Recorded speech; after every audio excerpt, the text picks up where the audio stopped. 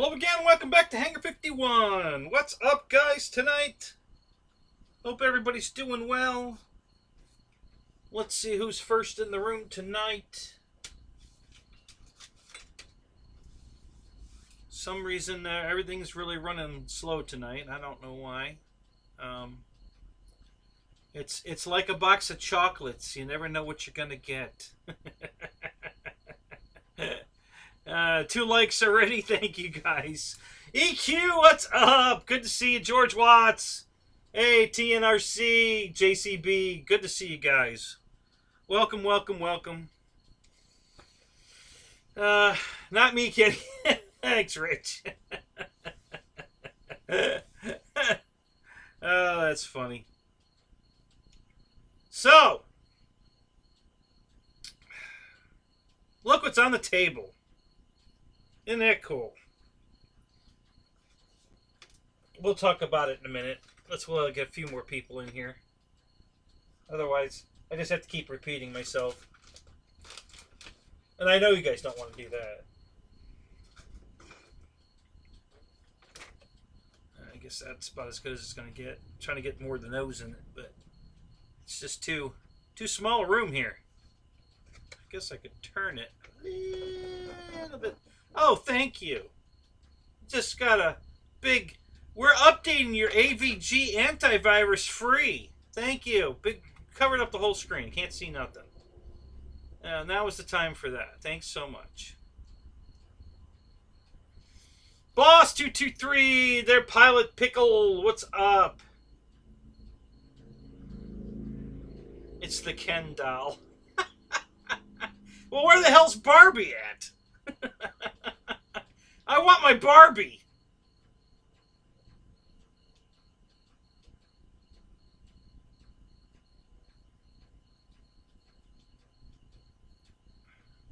You need one for your fat Albert?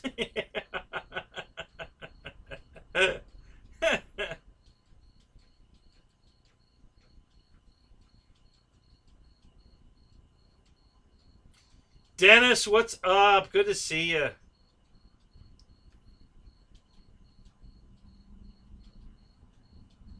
We had 10. Somebody bailed already. Back down to 9. What's going on?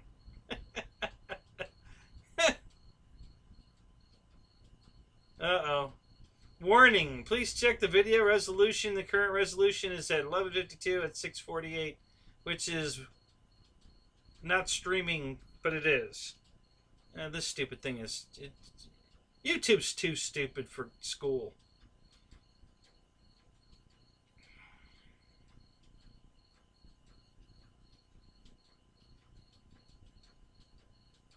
Oh, the Dude Ranch is just fine there, Eric.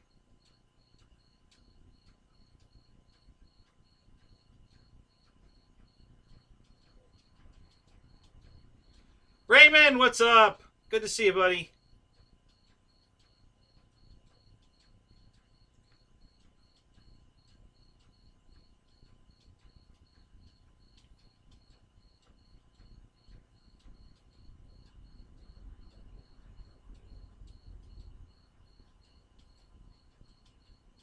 Message retracted. What? You can say anything in my show. Come on.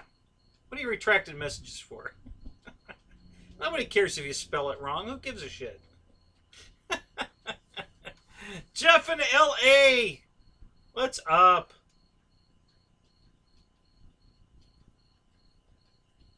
Cock and balls.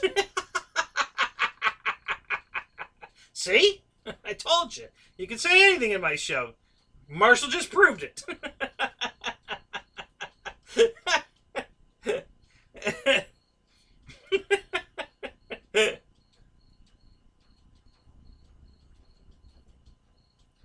Yeah, Squid Boy and your butt plugs. Alright, what's going on in the background? What's going on?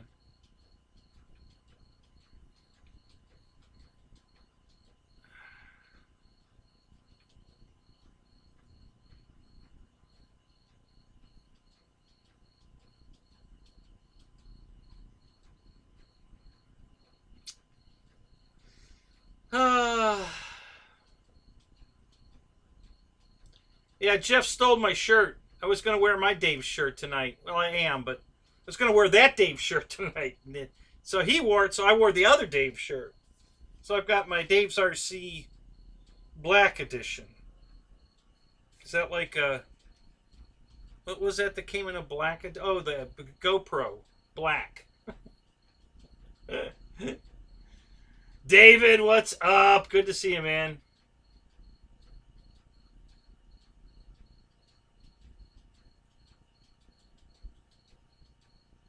Oh, what this F-18 look good next to your fat Albert? Yeah, it will. Yep.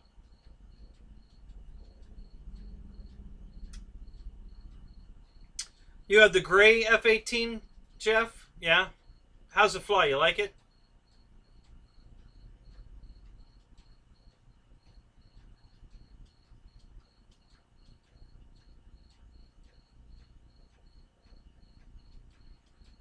Oh, so what's going on this week? Well, a couple things I can know.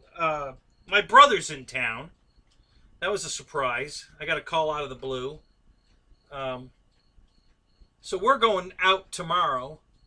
He wants to go to the flying field for a couple hours, fly a couple airplanes. He doesn't fly, but I think I'm going to get him flying tomorrow. And then we're going to go eat lunch, and then he's going to go on doing something else. Yeah, Dave's RC shirt. Yep, there it is. Dave's RC. David Martin Graff, what's up? Good to see you, buddy.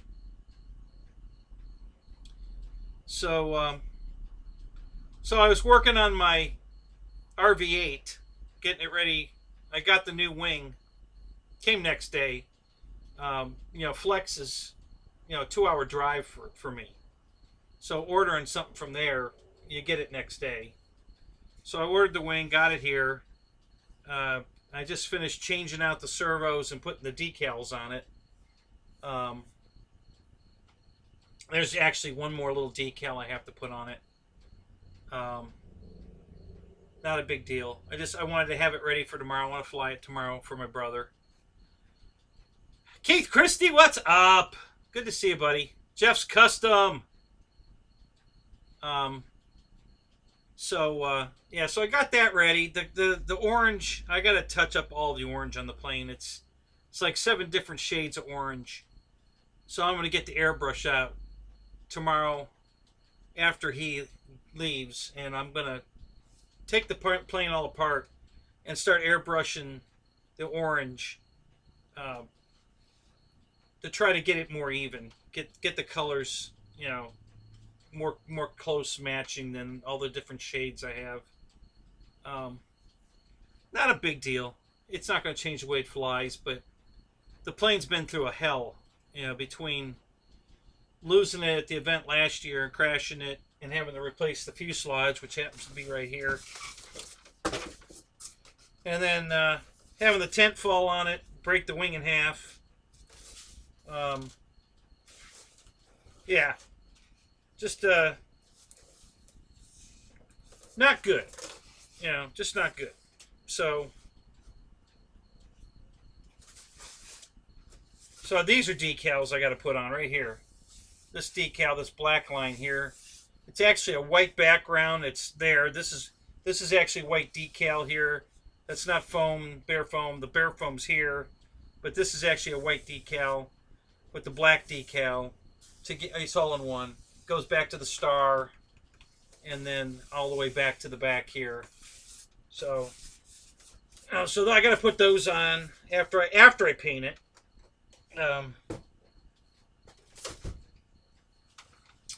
Should have done the wing first before I put the decals on, but we'll make it work. I'll just airbrush up to it. It'll be all right. It's not that critical, when you're airbrushing, guys, and you're only changing the shade, you can just blend, so I can get close to the decal and just kind of fade it into the lighter color around the decal, and you'll never even notice. It'll look fine.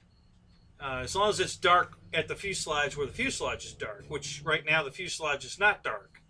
So I've got a light wing and a light fuselage, and then the old wing's very dark. So now I have to darken the fuselage and the other wing to match the dark one because I can't make it lighter.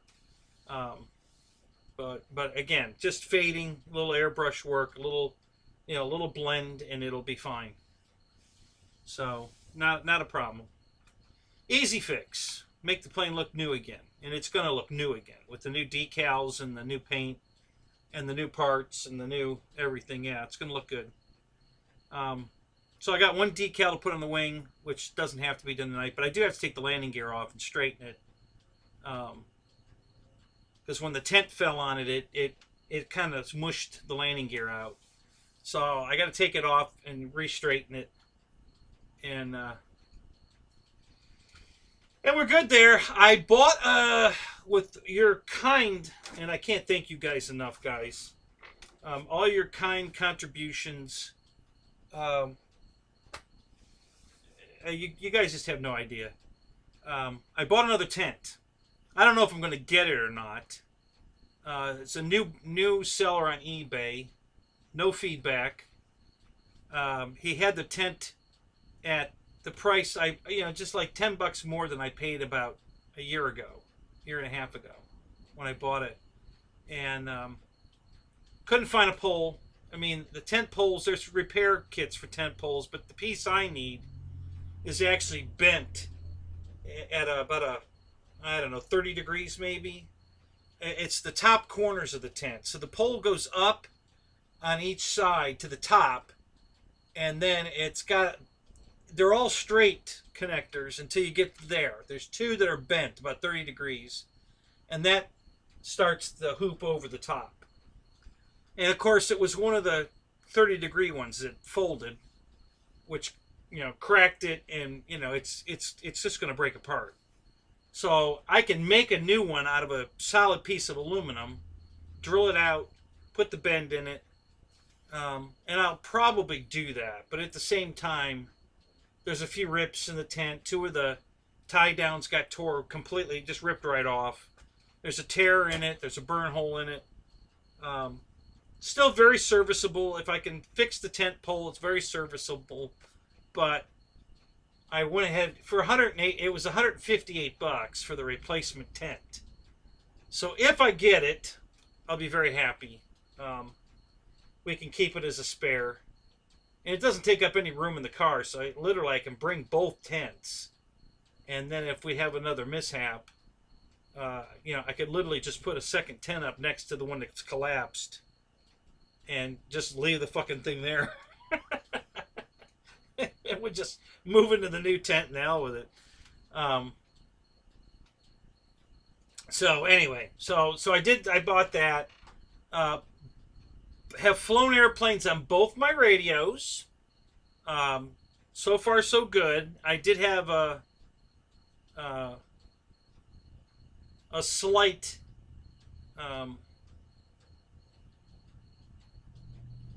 issue, but not with the two transmitters that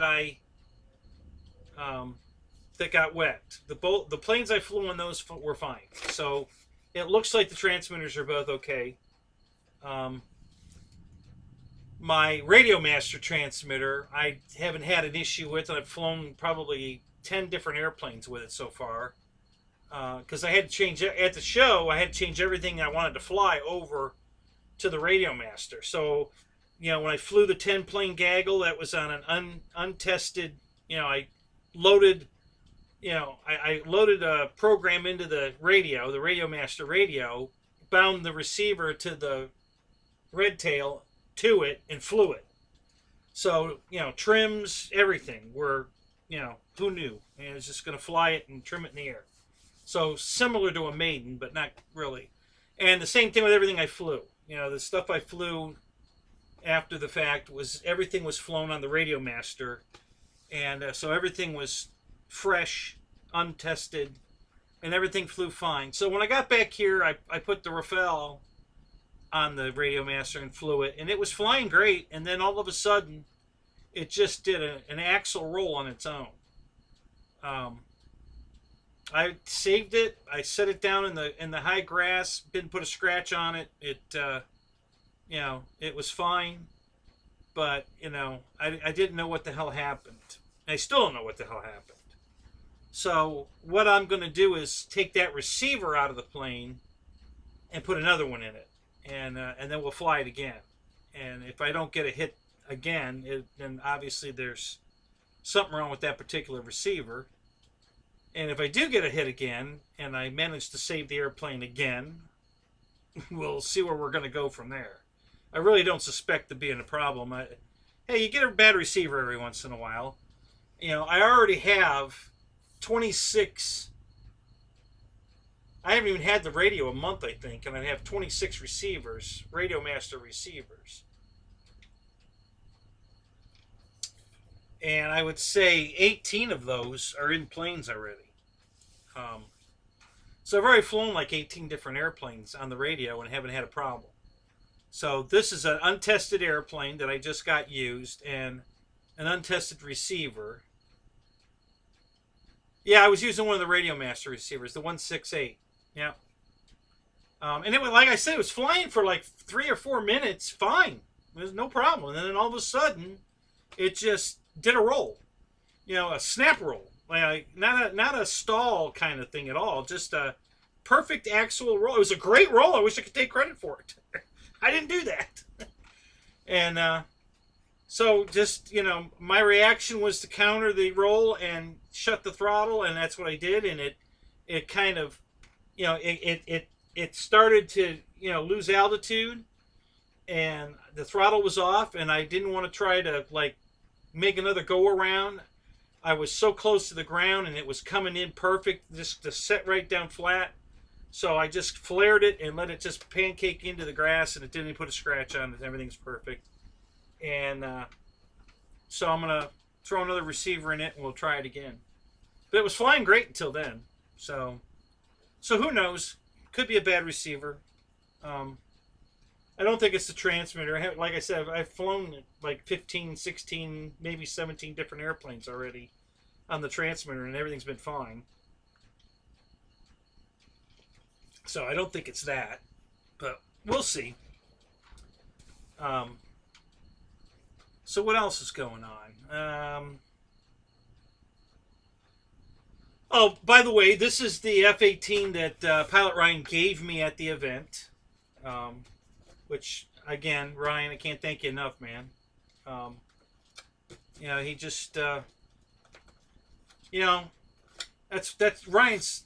He gives away so many airplanes to so many people. He's just such a great guy.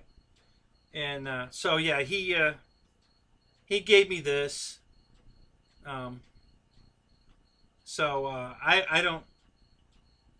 I haven't put a receiver in it yet, but I may. If I go flying this weekend, I'm going tomorrow because my brother's here and we're going to go flying. But I don't know if I'm going to make it out.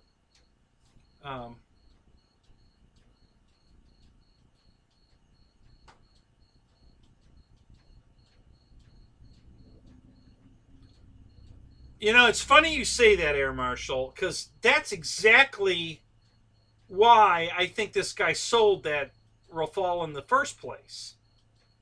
Because it's obvious he's had some issues with it.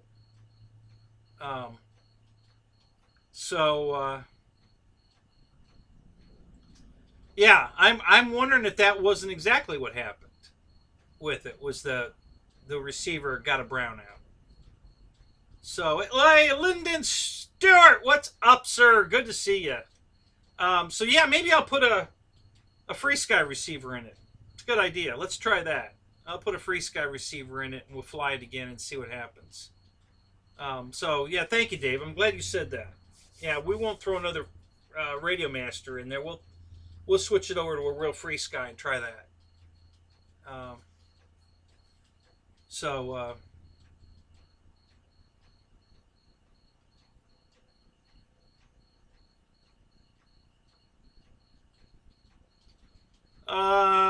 Jeff, what landed very hard? What do you...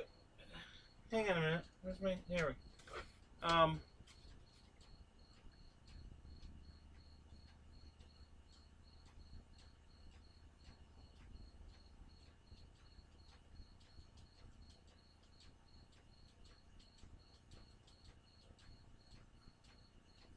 Hang on a second.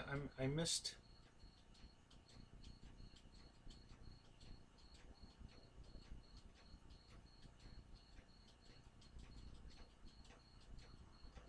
Airvic, what's up, buddy? Good to see you, man. Did you get a cheeseburger too?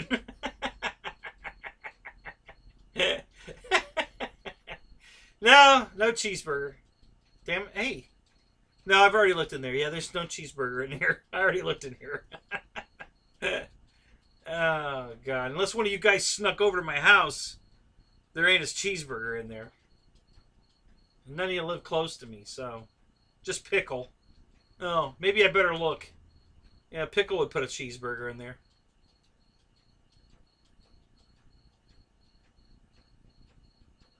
Did I land very hard? No, Jeff, it was a very soft plop in the high grass. You know, it was a beautiful landing. I mean, I wish I could take all the credit for it, but you know, my stick correction and just a little bit of luck got it into a position where I could just flare it and just plop it, and so it went in super soft, right side up. The only thing that came, one of the missiles on the wingtip came unglued from the little slider lockers. It just came unglued. You know, it wasn't.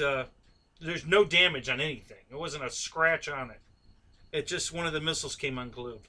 I repaired the other one that he had ground off on one of his landings or whatever. He was on the wingtip and ground the whole tip of the missile off. So that's what I was sanding last week in the show when everybody was giving me a hard time. I was remaking that nose of the missile because it was gone. It had been ground off. And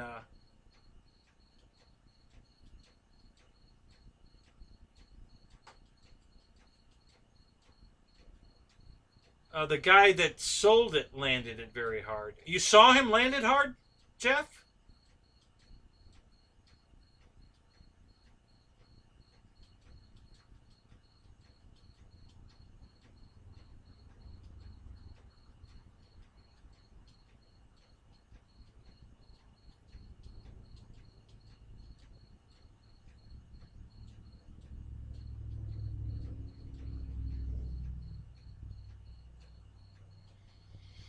Yeah, that's an option too, Marshall. It's not a bad idea. You know, just put receiver packs and everything. What day did he fly that thing? Was because this took place Saturday morning is when I bought it. Did he fly it Friday or Saturday morning before he put it up for sale? Paul, what's up? Good to see you, buddy.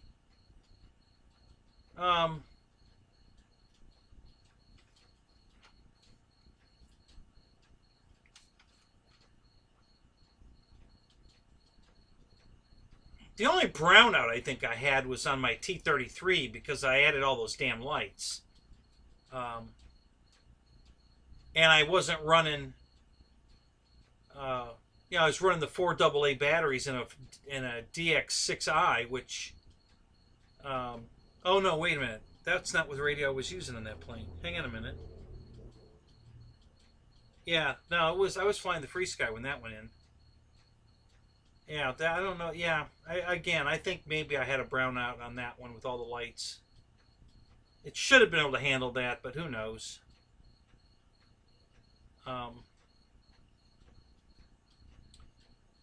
David yourself, what's up? Good to see you, man. Don, good to see you. Welcome back to the show. GBLynden, what's up?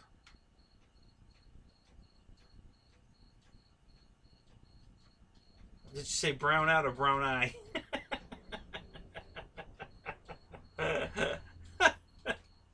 Oh, Miko. Oh, man, that's hilarious. Need a little Australian humor here.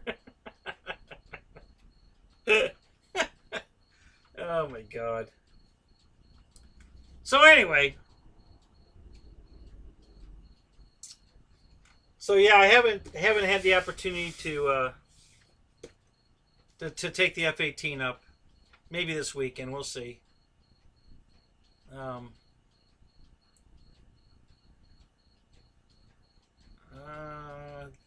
haven't had a chance to land. I did a nice takeoff.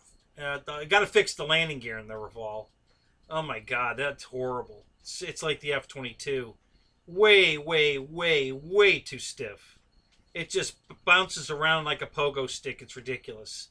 Just like my F-22 did before I cut like 5 loops of the spring off to shorten it, to take some of the pressure, the preload off of it. I gotta do the same thing on the Rafale. That thing's terrible. It's just bouncing all over the place. It almost flipped itself over, just taxiing it. So yeah, and after I got it, I picked it up out of the tall grass. I put the gear down and put it on the runway, and it taxied it back. So it was fine. But yeah, just bouncing around ridiculous. So I got to fix that. But my F7F, guys, is awesome. It doesn't fly quite as good as like the Carbon ZT-28, but boy, it lands just like it. Oh my god, it is just such a baby doll to land. Half flaps, you just bring it in, and it just flies in without doing anything stupid. And I was flying it in some crosswind, not as bad as we had at the event, but still. And it was rock solid. It wasn't moving around, no gyro, nothing. It just coming in, little flare at the end, just touched down on the mains, on the nose gear, rolled out. It's got ball bearing wheels. It rolls forever. And, I've had 5 landings with it now, and every one of them has been spot on. What a beautiful airplane. God, I love that thing. And the owner of my field, Bo, is crazy about the airplane. He was taking pictures of it and everything. Oh my God, what is this? Holy crap, never seen one of these. Oh man. And he's out there taking pictures, and he called up the jet guy and told him all about it and sent him the pictures. And Bo and I have very similar tastes, because he loves every airplane I bring out there. I mean, every time I bring a new plane out there, he just goes crazy over it. When I brought the Avanti out there, he was nuts over it. He ordered one right then. And he's crazy about the F7F. And these guys don't go on the internet much, so they don't get a chance to see this stuff. Hell, I live on YouTube, so I see all of it. But, so he it's just like a whole new world to them when they see something that they've never seen before. So, yeah, he loves the F7F. And I do, too. Got it. It's a little. Of course, I was flying in a pretty heavy crosswind, and hey, look, Papa Tug. How you doing, Bruce? So it was doing the tail wag a little bit. Not bad, nothing out of control or nothing, but a little waggy on the tail in the wind. But when you're coming in for a landing, that all goes away. You put the flaps down and just gear down, flaps down, and it all goes away. It's rock solid, on the landing. But in the flight, it was just kind of doing a little, every now and then, it'd just do a little tail wag. No big deal. And they had a problem with that on the real one. That's why they made the tail bigger, because they were getting some of that oscillation in the air. So they made the tail a lot bigger. And, so on the model, I don't think it's big enough yet, even though they made it bigger and it's scaled to the real one. I think the model still needs a slightly bigger tail, but nothing. Like I said, it doesn't get out of control or do anything stupid. You just get that tiny little wag, and yeah, God, what a great flying airplane.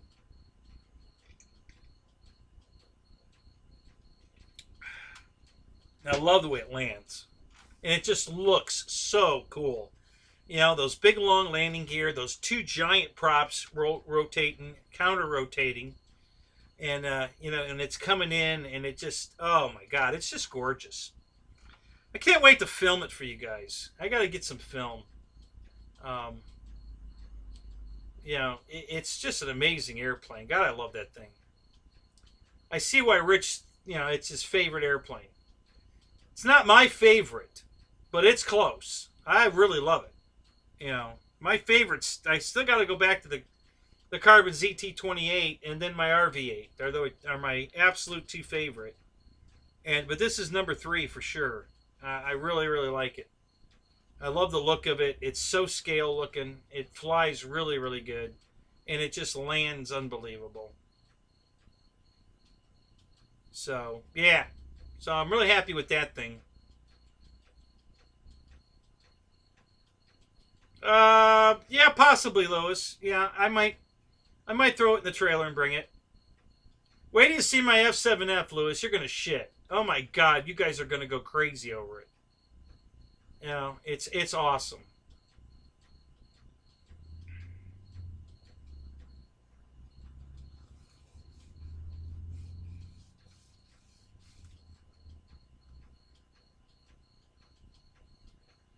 So Dennis has got, what is that? Is that hot dog and bread, or is that cheese?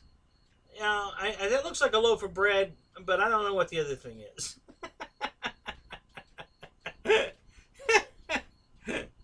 I'm not quite sure. It's not a cheeseburger for sure. I know what a cheeseburger looks like.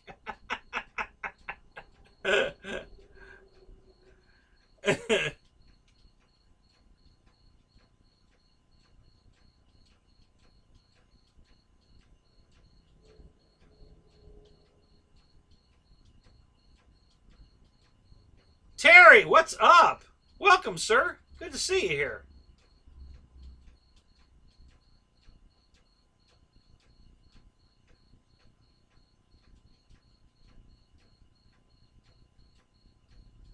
Ron, what's up? Good to see you.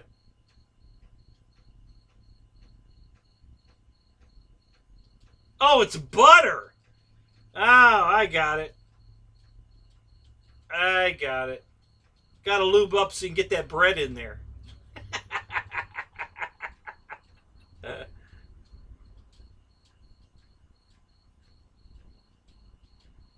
Yeah, Paul, I got to tell you, I'm not knocking the Flightline one, but oh my God, the FMS one is just so much better. I know it's more money too, but oh my God. The landing gear on that thing is so scale. It's just so cool. I preferred it, even though it's more money, because of the single battery instead of the dual battery. I'm not a big dual battery fan. That's 2 flights for me. If I have to put 2 batteries in one airplane, I've lost a flight on another plane.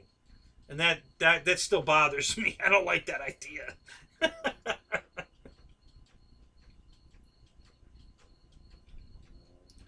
Brad, sir, how are you tonight? Another awesome, awesome guy. Holy crap. How many planes did you donate to the giveaway? Like 12? I mean, holy crap.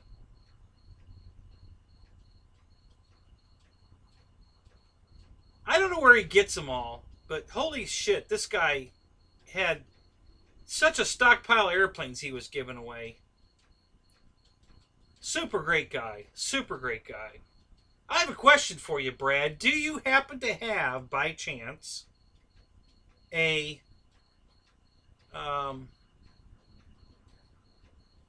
E-Flight Spitfire?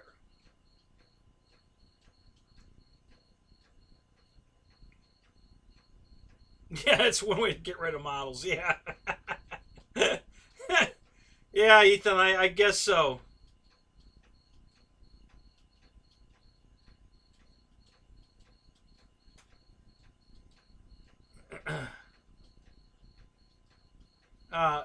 I'm way ahead of you, Pickle. Look again.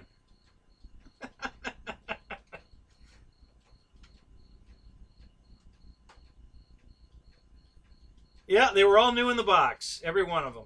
All the planes he gave away were all brand new in the box. He made so many people happy that weekend. I'm telling you.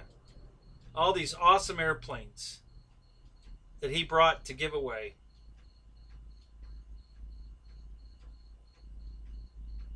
KBRC, what's up?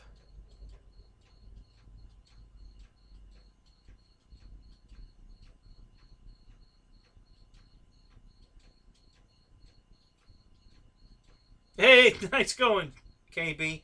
Yeah, this was Ryan's. He gave it to me at the show.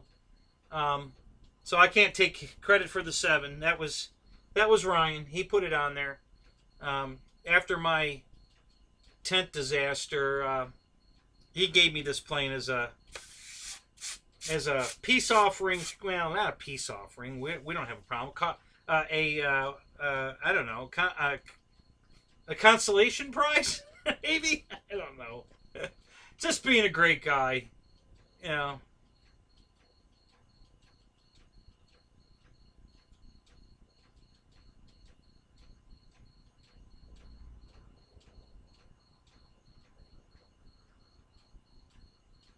Oh, no kidding. So you had a Spitfire and you gave it to Wesley, and Wesley gave it to one of the young kids that was there. Well, there you go. See, there you just one more person that went home happy as can be with all these new airplanes. Man, that's awesome.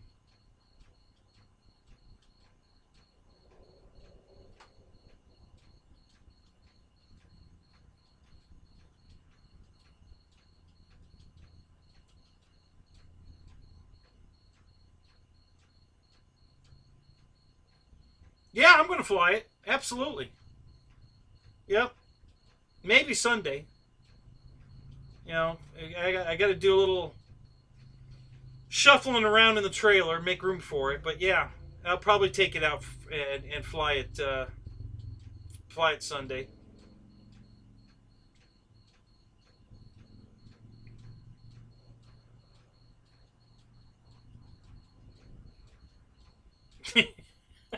Everybody made out better than me, Marshall.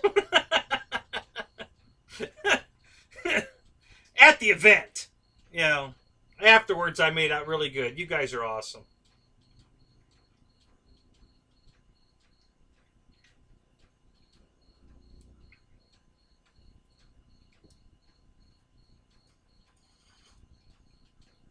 No, I won't be flying at 7 a.m. I'll probably be on my way to the field at 7 a.m., but I don't fly until at least the dew's off the ground. Because on a grass field like ours that's been freshly cut, all that grass just gets flung up on the bottom of the wings. It makes a mess. You know, the wet grass just gets flung up and stuck on the wings, and it goes through the fan and gets stuck in the tube. And yeah, it's a mess. You don't want to fly a jet off of wet grass. So yeah, I won't be flying it until probably about 10 o'clock.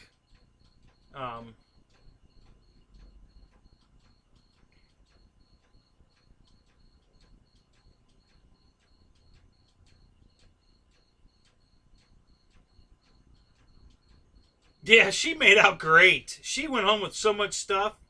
Her RC career is well in hand already. You know, just from one event. With all the stuff she went home with, man, she's set up. I'm surprised she didn't go home with an NX6.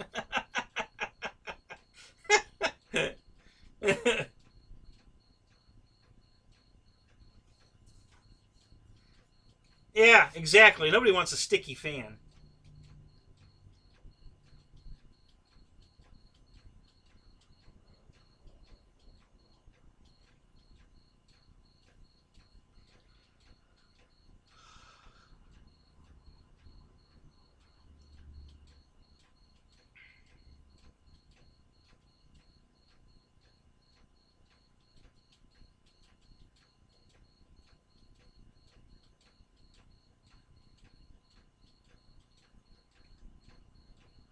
Yeah, sticky retracts. That's no good either. Sticky anything. Jeff's got it right.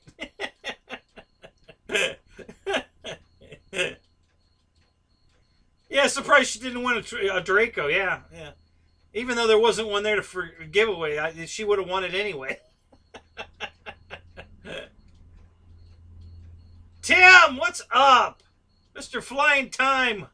Haven't seen you in a while. Good to see you, buddy.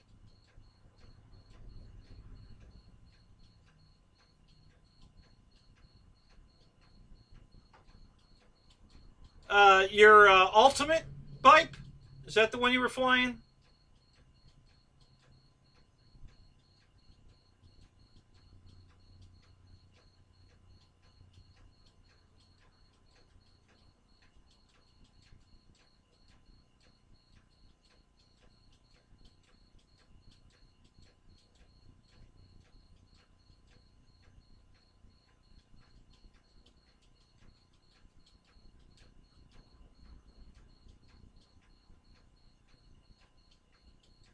Yeah, Brad, it was. I'm sure that was a good feeling for you guys.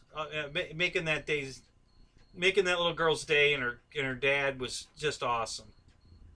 I know we were all happy for sure.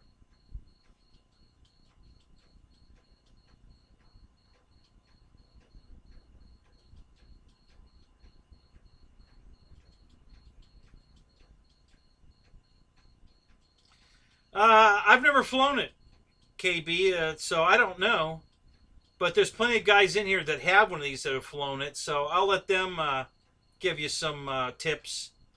Um, anything I would offer is just speculation. So I think Air Marshal's flown his. I think he has one of these. I know there's guys in here that have it. Oh, Jeff in Alabama has one of these in gray. Um, so yeah, there's a lot of guys in here that can give you some advice.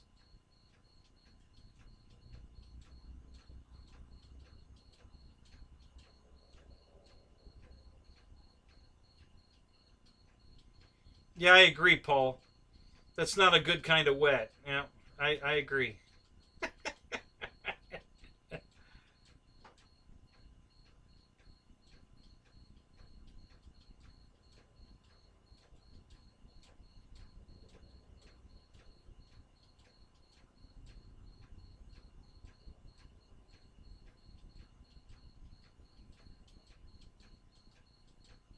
Oh, you have the same shirt. I thought you said when you said you had it in gray, I thought you meant you had the F-18 in gray.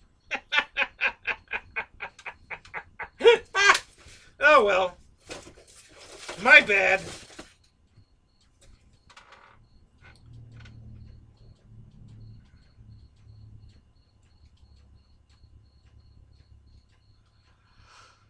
Oh golly, golly, golly.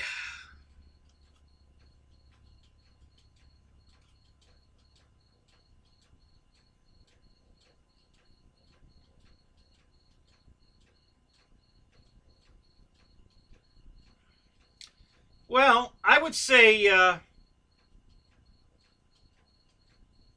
just throttle up consistently. Don't just hammer the throttle. Just ease in the throttle. Let it get some airspeed before you yank it off the ground. Get the gear up quick. Clean it up. Get it more aerodynamic by getting clean it up. Get the gear up. Flaps up if you take off with the flaps. I don't, but some guys do. Um, get it up to about 3/4 throttle and let it level off and build a little speed. And then if you're going to pull the throttle back a little bit, that's fine. And altitude's your friend till you trim it out. So don't be afraid to let it climb. Just don't, not too steep, but let it climb. Get some altitude. Yeah, there you go. Full throttle, pull back, fly. Repeat. Full throttle, pull back, fly. Repeat.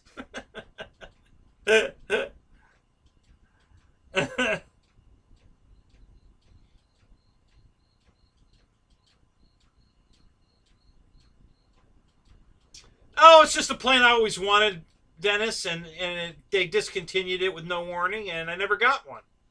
And that's a really good flying airplane. I love that thing. So I'm kind of on the lookout for one. Not that I'm desperate or anything, but I'm on the lookout for one.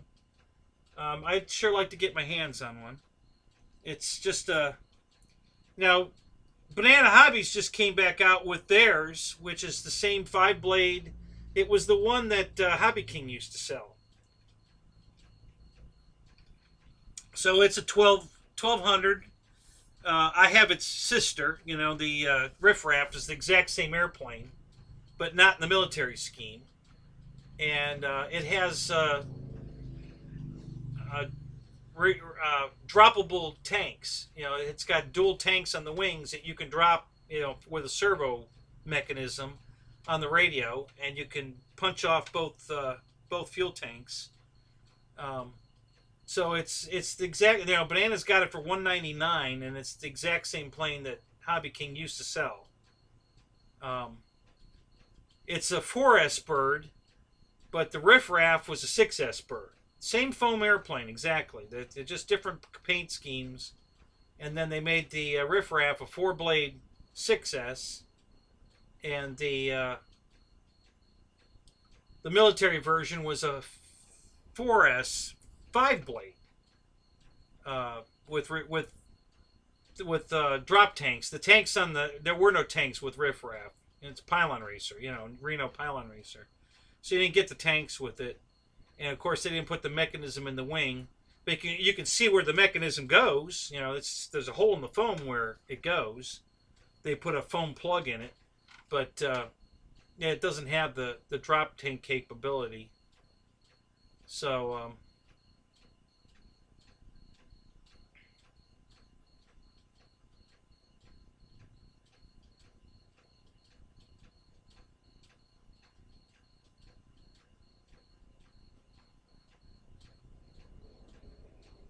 all right, I'll take a look at it, KB. And I'll put a comment in there if I see anything. I'll put a comment in there.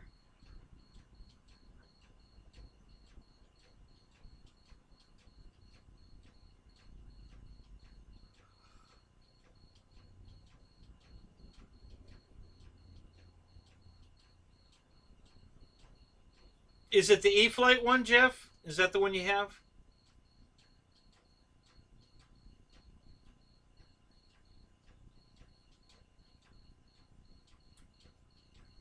I'll tell you what, Marshall, I'll make you a deal. You buy a plane from Banana Hobbies, and I'll buy a Spitfire from Motion RC. So there you go. Because otherwise, I want nothing to do with Motion. I don't care how good that Spitfire is. I'm not buying anything from Motion. You won't buy anything from Banana, so I'm not buying nothing from Motion. So there's the deal. You buy a plane from Banana, I'll buy a plane from Motion.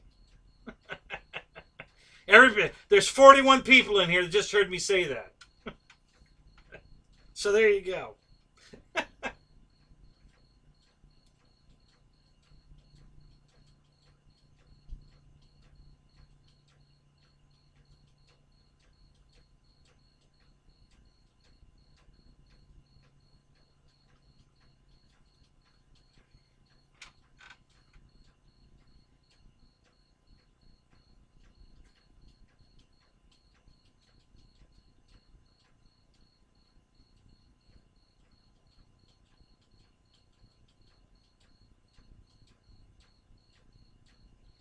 Yeah, Pickle, I bet you would trade your F-18 for my F-18. No doubt.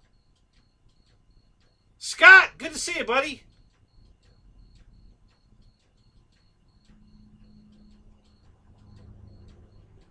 Yeah, I remember you telling me that, Scott. Yeah, I'll take a look at it before I fly it.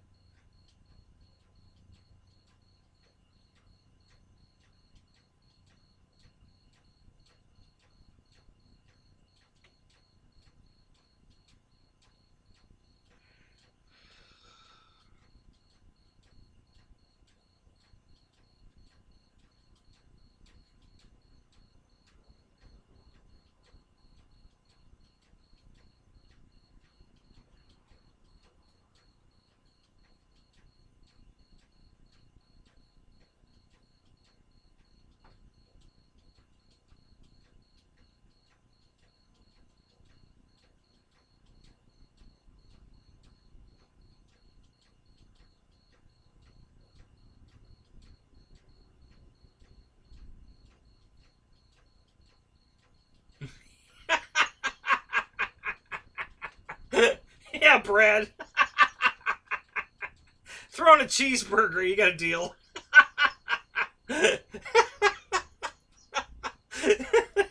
Oh, that's hilarious.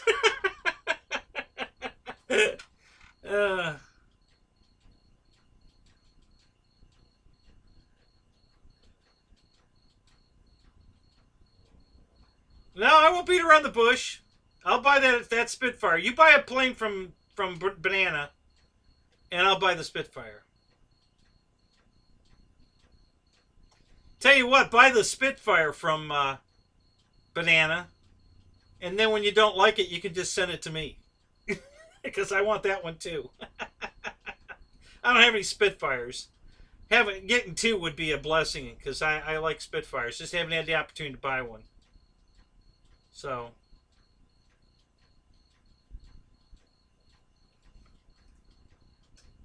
yeah, did Dave say Bush?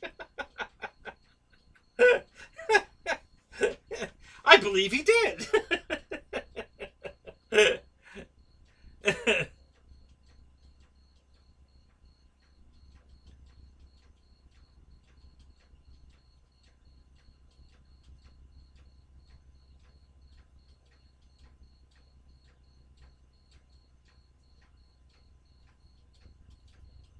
Yeah, there you go.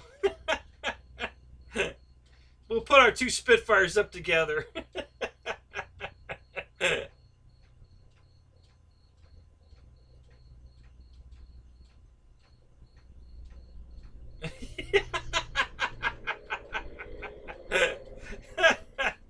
Oh, poor Air Marshal.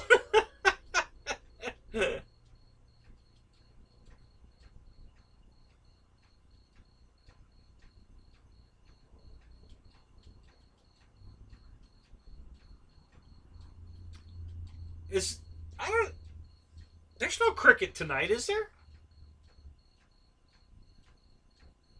Well, God, there's kind of one, but man, I can barely hear it. I can't believe you guys can hear it.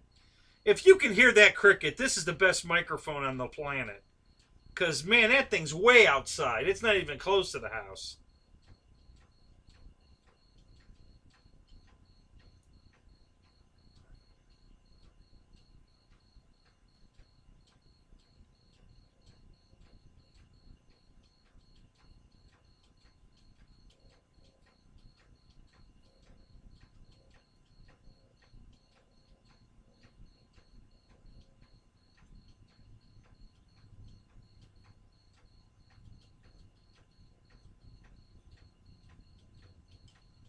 Well, any of those... Listen, the planes that... The new planes they just came out with, the 1100 and 1200 series planes that Banana has, are the same set of molds that all the Aeros planes are. Okay? So the Bearcat and the Mustang and the Corsair and what else? All those molds were the same molds that they were using when Hobby King was putting out those airplanes. That what were they? The 8. What did they call those damn things? Or 11 hobbies or whatever? I forget. Anyway, so the molds that Aeros didn't buy, Banana did. So, which are the same planes that Hobby King was selling under the Avios line. Listen, I never had a problem with the foam plane part from Hobby King. It was the crappy electronics they put in it. It was the servos and speed controls and crap. Now, they finally stepped up their speed controls, but they're still putting crap servos in them. But that was always my issue with anything I got from Hobby King, was never the foam. The planes themselves were great. The foam. Now, the tail wheel on the riffraff was a once and done. First flight, both planes. I had two of them. Both planes on the Maiden, the tail wheel snapped off. So, you know, the quality was consistent at least.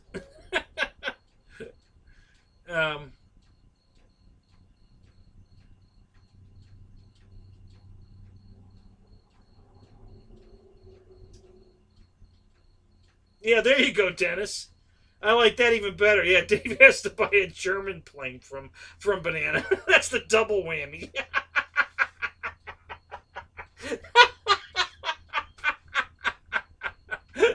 I think he'd have a stroke.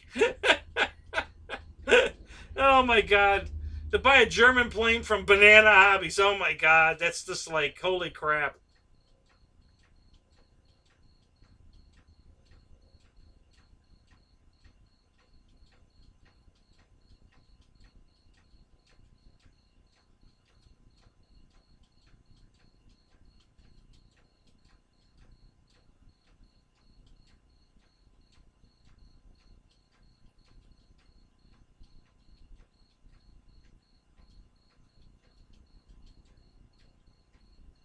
Yeah, there you go. A Banana Draco.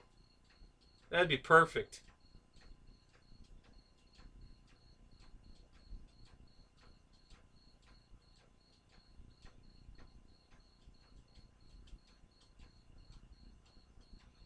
Right, exactly, Marshall. That's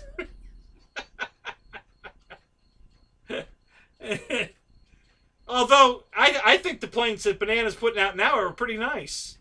You know, it's a new company. They're back to, you know, I mean, Rich Baker's endorsing it. So what do you think?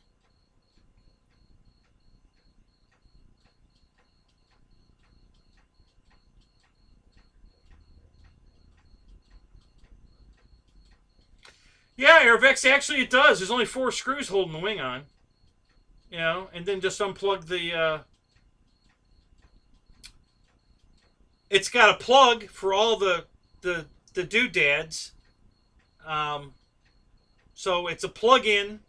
The only thing you have to plug in is the um, and it's already harnessed. It's got a plug on it. It's got a each nacelle has a wire coming through the wing with a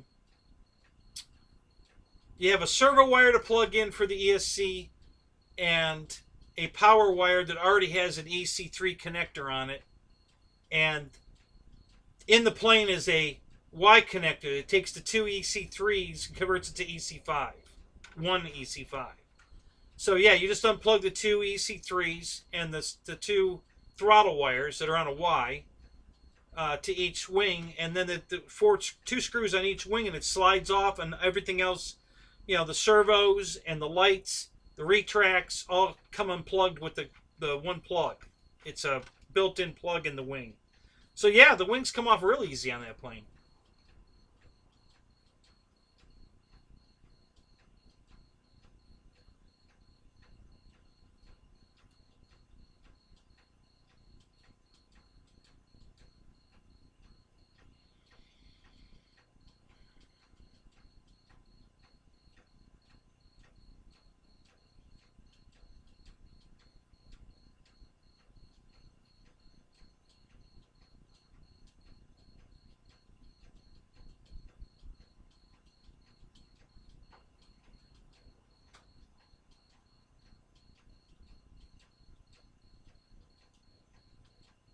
The Cirrus the SR-22, Jeff, is that the plane you're talking about?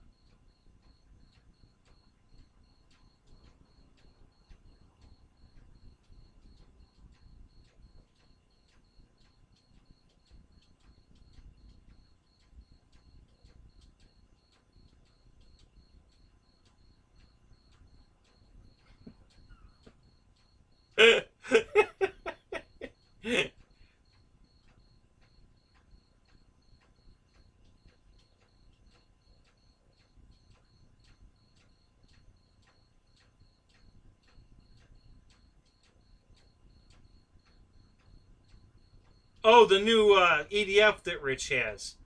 Oh, um, how much is that thing? Yeah, I kept looking at the thing, but I don't think he ever said how much it was.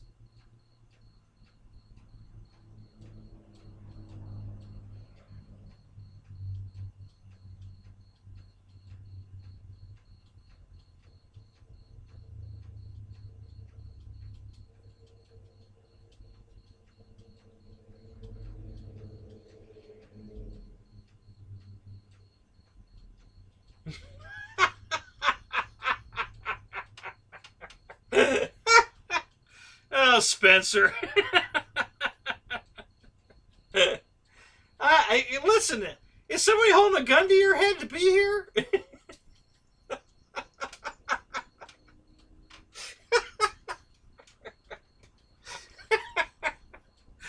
That's funny.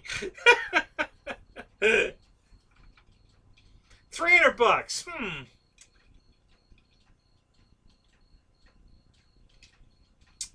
You know what? That's not really a bad jet for $300, right? It's not bad looking.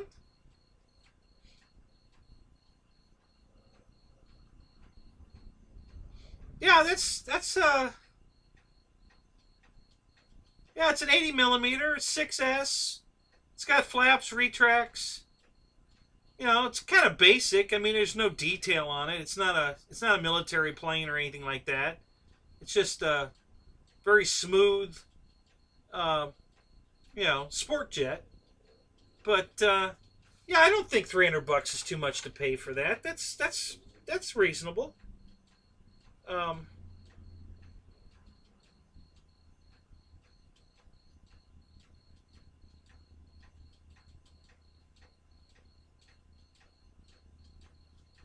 Not sold in the U.S. yet? You're shitting me. Rich Baker's advertising this thing and pushing it, and he can't even buy one yet? What the fuck?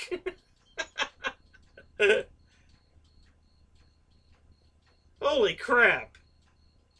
That's fucked up. Wow.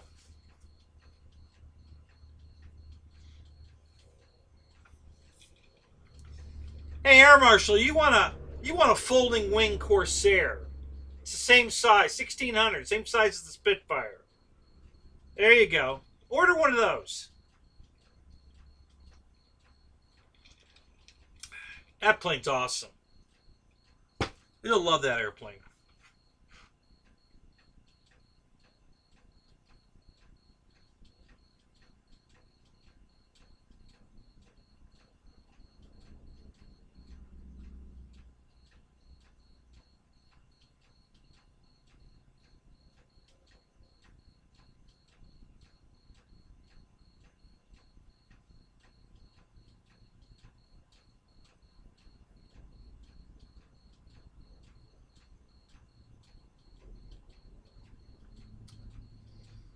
So that's not even a Banana Hobby plane then, right? You're telling me that Rich got one to do a test on, and there's nobody in America that's even advertising selling it. Oh, that's kind of fucked up.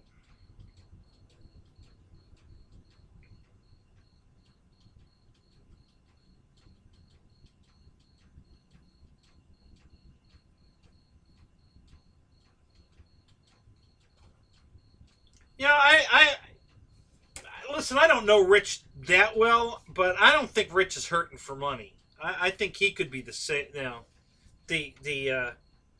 he could be the distributor for that jet. Get his feet wet. You know, he could buy you know 50 of them or 40, 30, whatever the minimum order, and get them here and pimp them out. I think he could do it. You know.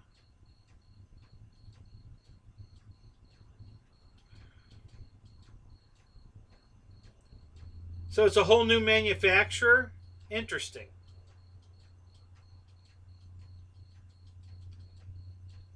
Well, they have to know somebody. How'd they get Rich's name? You know, somebody obviously told whoever this new manufacturer is to contact Baker and say, you know, hey, I want to send you a plane to look at for us. So, you know, he got referred from somebody.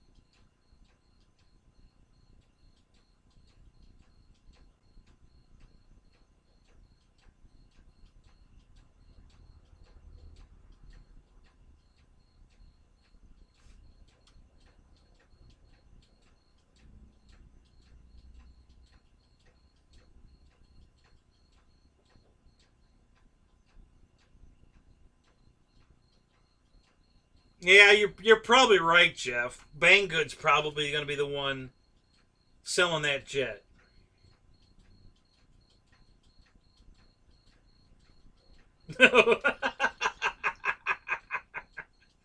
Yeah, they could have sent it to Brian Phillips. No, it's not a kid's jet, so no, it's. Oh, that's hilarious.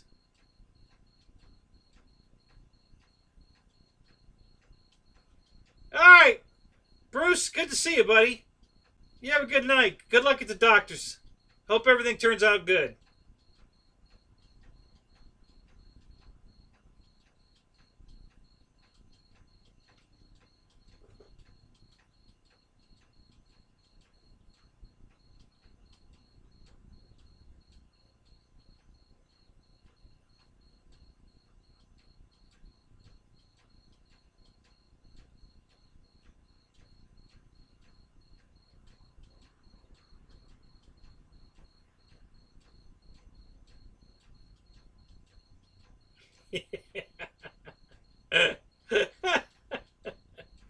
Yeah, but the Flightline one's like 469 or something now, and the wings don't fold.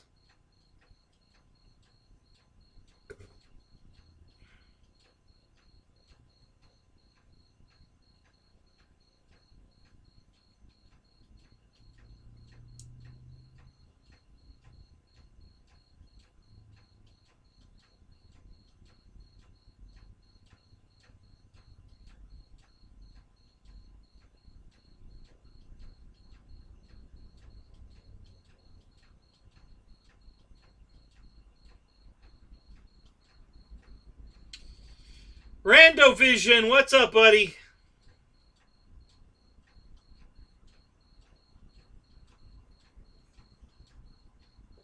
Yeah, Bobby can fold any wing.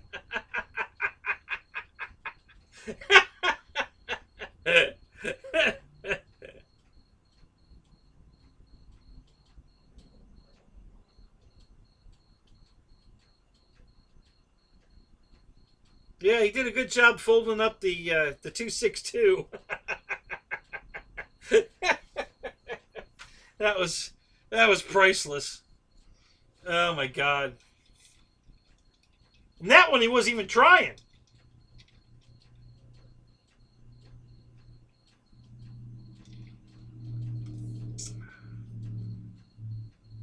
Oh god, did it jump up to 520 now? Oh fuck. Yeah, I would never pay that. Yeah, that's insane. I'd never pay that. I'd buy the FMS one first. For sure.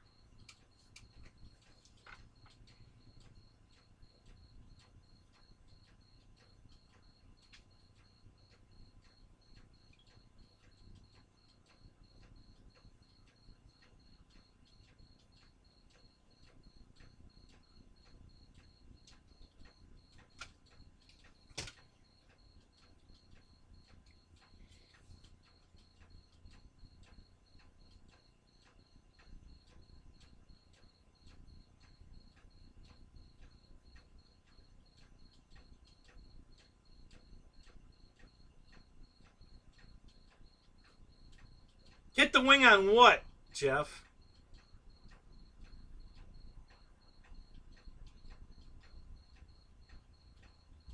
Oh yeah, if you leave the spar out, for sure it'll fold.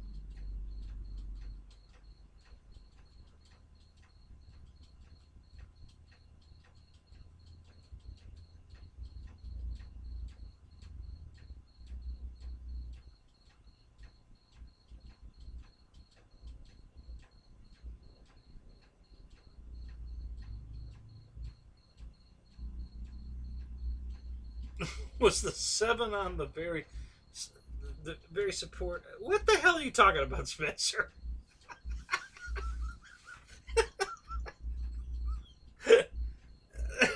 Oh, the 7 on the plane? No, I guess that's the size it's supposed to be. I didn't even put it on it. That's Pilot Ryan. You know, it was already on there. Ryan put it on there. Ryan gave me the airplane. I I can't take any credit for the 7. Big, small, whatever. I can't take any credit. This is the 2-seater version, though, so the 7 is correct.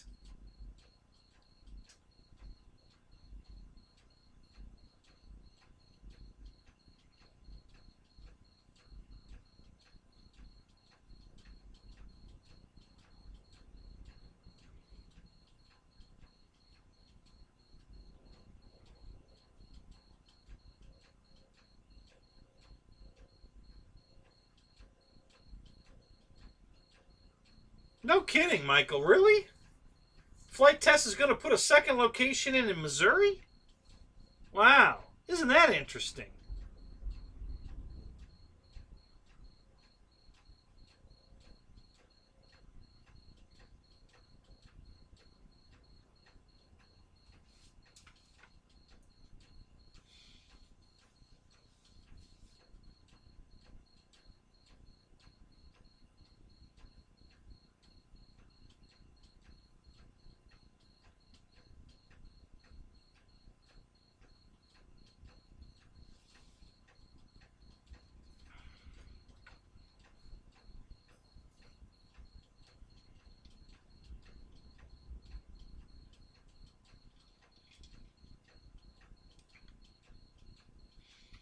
Yeah, this is the E-Flight one, Lyndon.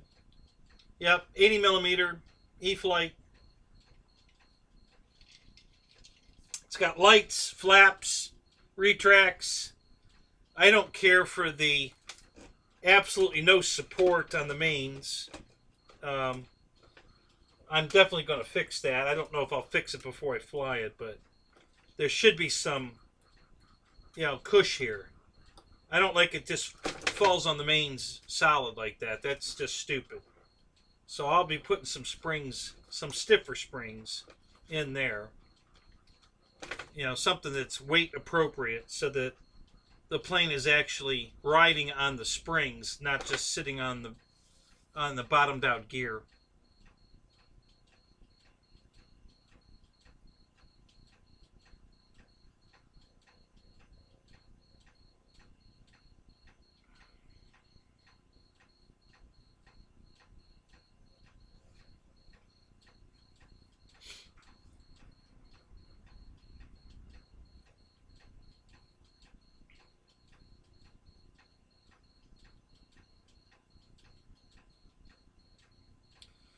Jeff, what do you mean they're going to end up like Tower did?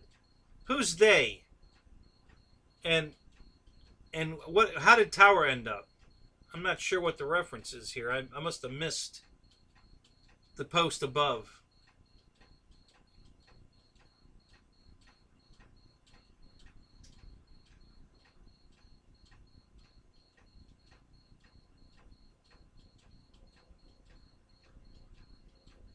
Yeah, Michael, you may be right, actually. I mean, a lot of guys think they're still getting a lot of airplane for the value, and I'd be lying if I said that that's not true. But at the same time, I think there's still plenty of airplanes out there you can get cheap, and I'll give you a perfect example.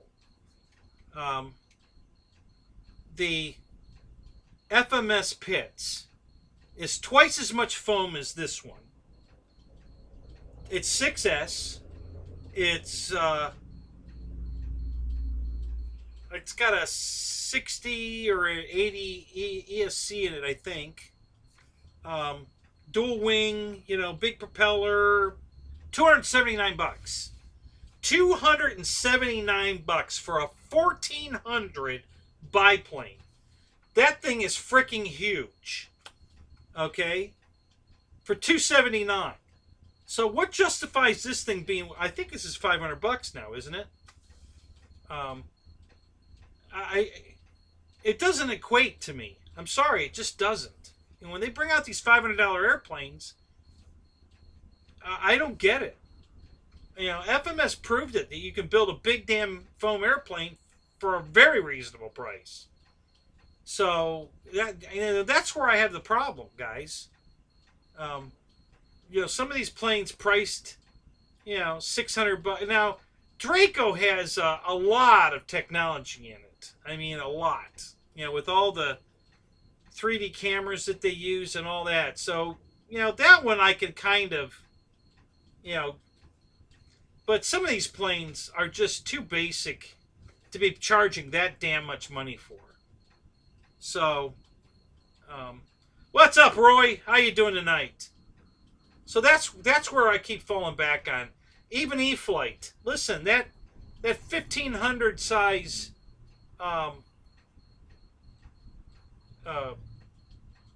ag wagon, the crop duster plane.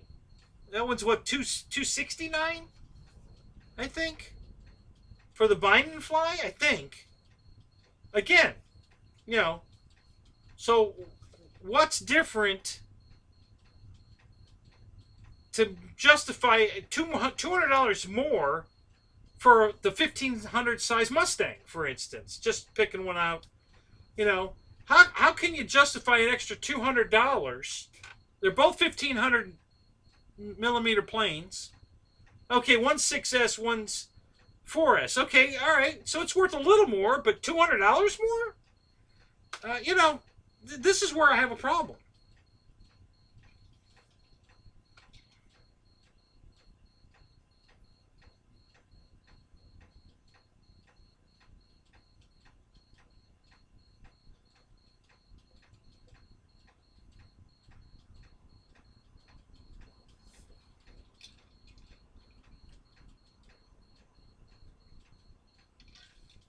Thank you, TNRC. Yes, the air tractor. Yeah.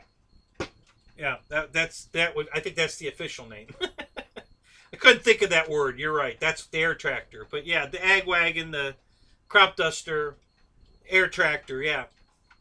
That's a nice lot of airplane for the price, I think. Just like the Pitts from FMS is an outstanding airplane for $279. So, when they come out with planes that are $500, I just,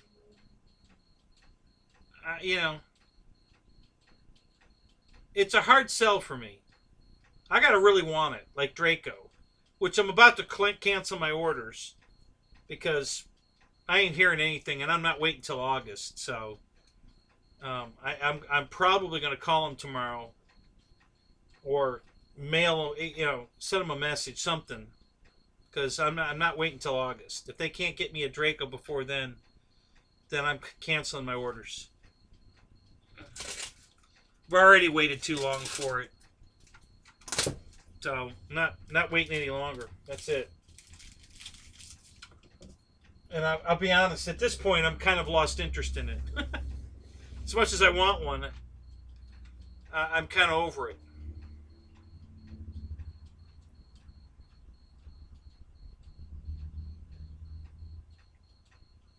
Roy, I can't agree with you more. That's the only thing I'm going to say about the new Timber is it's a top loader. I love, they copied exactly what they did on the UMX. They made the battery door on top, and it comes off exactly the same as the UMX. It's perfect. That's all I have to say about the new Timber. Love the new battery door.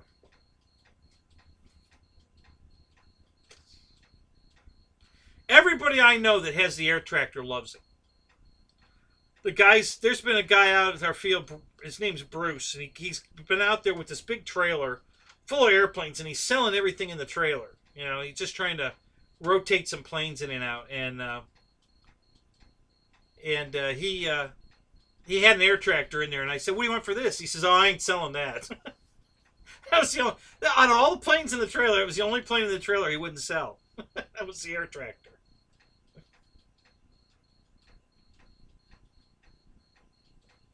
Jeff, I did buy one bind and fly with the intentions of selling it. I would never have flown it. I am not putting a $600 airplane in the air on Spectrum. No way, no how. It ain't happening ever, ever again. So I ordered 2 plug-and-plays. So yes, I got the bind and fly one to sell, and I sold it. Because I was not going to fly it. So that was the one I got. I ordered 3 of them, and I ordered them all right before 9 o'clock. Before they even went live, I ordered them ahead of that. So I know I'm at the top of the list, but I'm being pushed down the list because I already got one. Well, that's bullshit. I've had enough of that. So I'll be just as happy to cancel those 2 orders and screw it.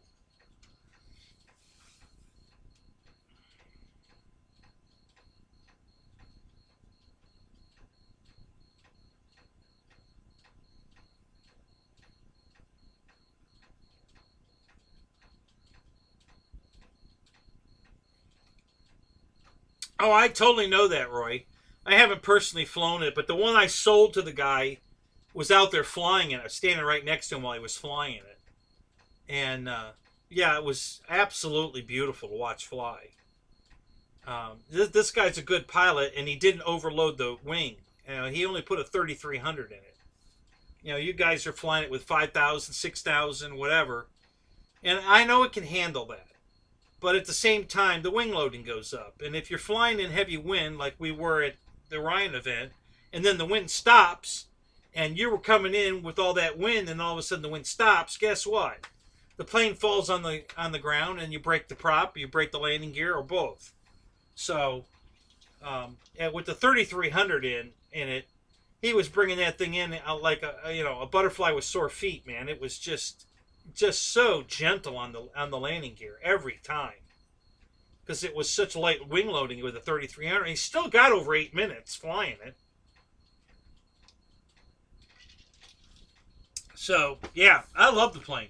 I definitely still want it, but I'm not going to wait till August. So that's the end of that. If they can't, they're supposed to be delivering them this month. And if they can't give me one this month, well, then they can just keep it. I'm done with it.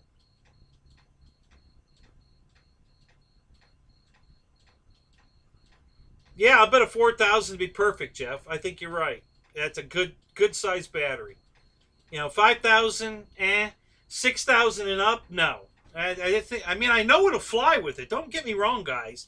A lot of planes will fly with a bigger battery in it. But it doesn't mean it's going to fly good. Perfect example is my airliner. I put a 6,500 in it. Flew fine. But landing sucked. Okay? As soon as that thing started slowing down, the wing loading got really bad. And it didn't want to fly anymore. It was a bitch to get it on the ground. It just did not like that at all. So, but takeoff and flying was fine. The landing was the problem. And I didn't slow it down that much before when it started feeling really shitty. As soon as I started slowing it down and had the flaps down, it started, you could feel that it didn't like it. I got it on the ground okay, no damage, but it definitely didn't like that much weight in it. So, just because you can doesn't mean you should. And especially guys flying the Draco new should definitely not be putting heavy load batteries in it. Start off with a 4,000, 3,300. Get used to the wing, get used to the wing loading, get used to the plane.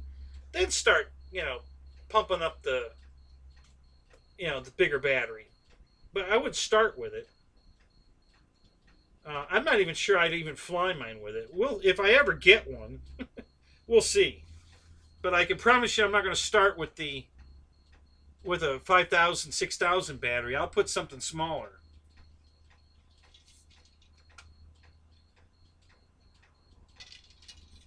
I have some 3300s. So I'll probably throw one of those in it to start off with.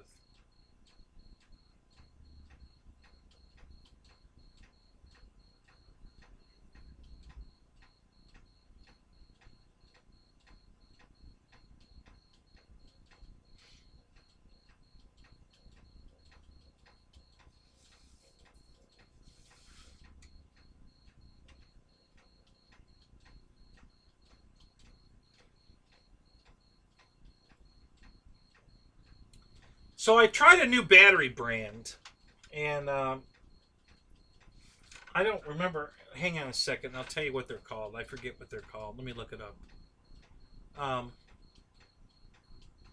And very good price. And they seem like they're very nice batteries so far.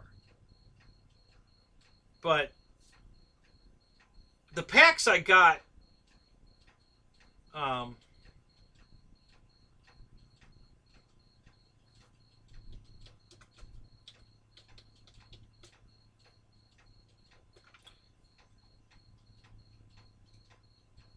were I bought a couple of 5,000 packs.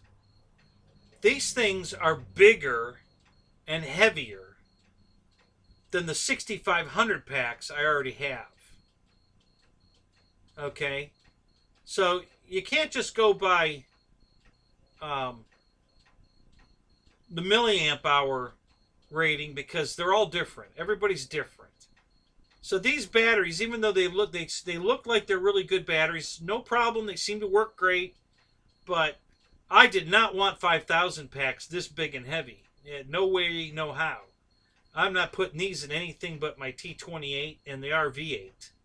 Because the other planes I want to run them in, like the jets, they're way too heavy. There's no way that these jets would handle these 5,000 packs that are bigger and heavier than my 6,500 packs I already have that I won't fly in the jets. So,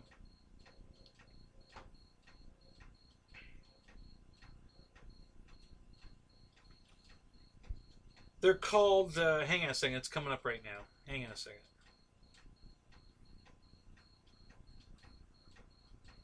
You can go look them up yourself. The battery, it's called RC Batteries. No, I'm sorry. RC Battery, singular. RCbattery.com.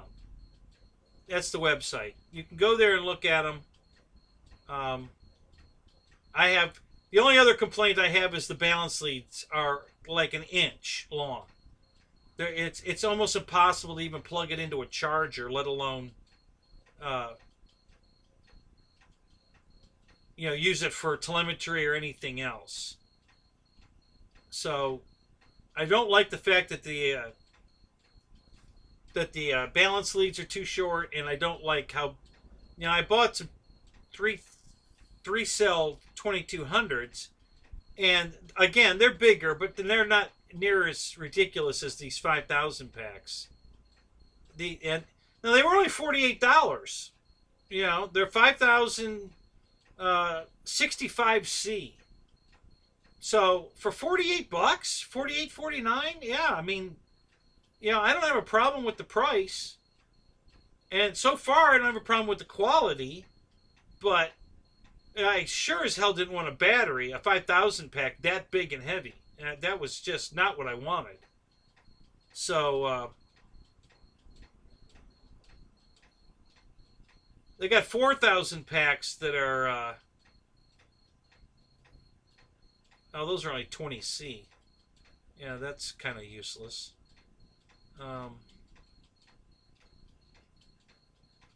So anyway, I'm just testing them out. I only got a couple of flights on them. They were new when I got to Ryan's event. So I only got a few flights on each one, and no problem. Good power. They work. Price was, good price. We'll see how long they last. But as far as, I'm just not happy at all with the size. The size and weight was just ridiculous. For a 5,000 pack that's bigger than my 65, bigger and heavier than my 6,500. It's a monster of a battery.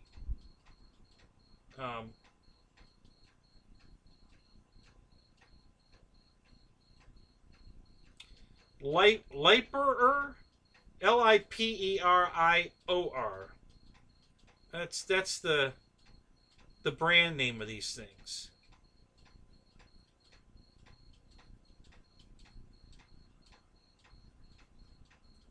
I don't know how to pronounce that, but it's Liperior.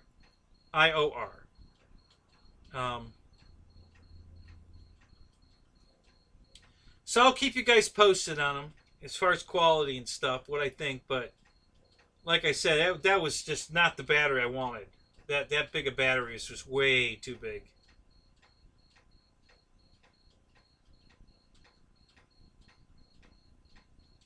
What do I think about two 3300s?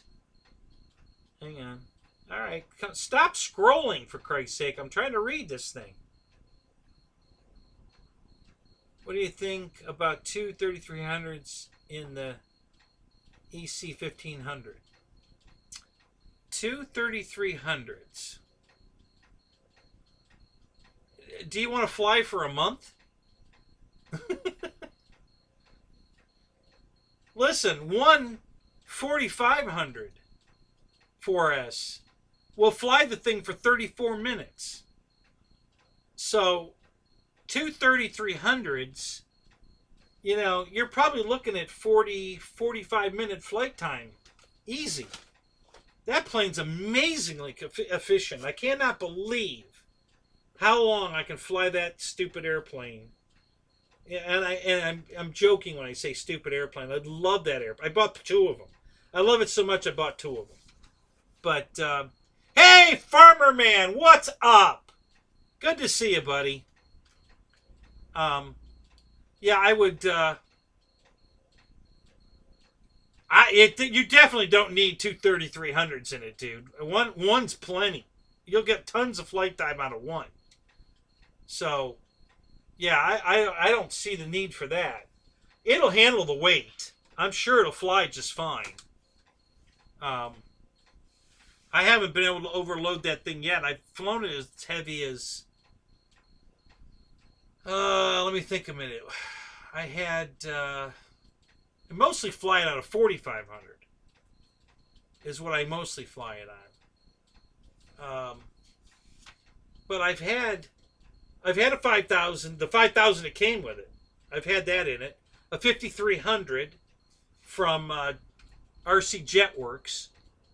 I've had that in it. Yeah, no problem. It doesn't care about the weight. It'll fly it. But flight time is going to be ridiculous with two 3300s in it. Yeah.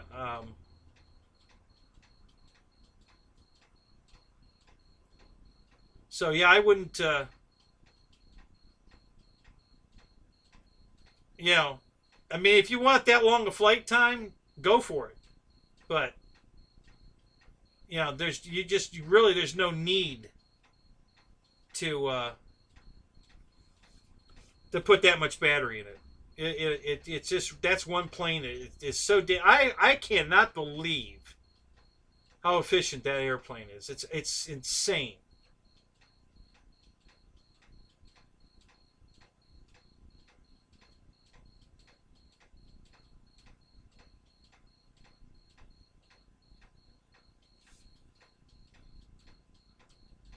Yeah, I'm sure it'll fly it.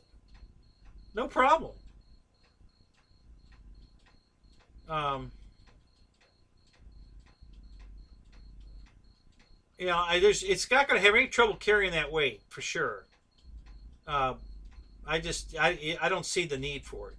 You know, but if you want to fly, if you're going for the longest flight, go for it. It'll work for sure. It'll work.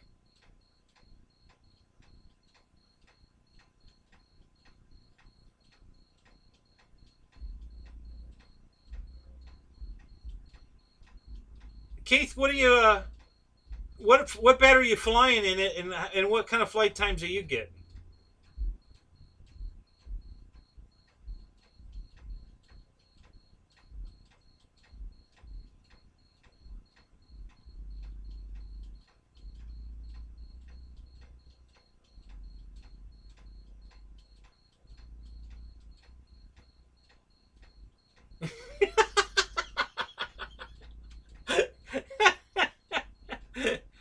Which German plane are we talking about, Dave?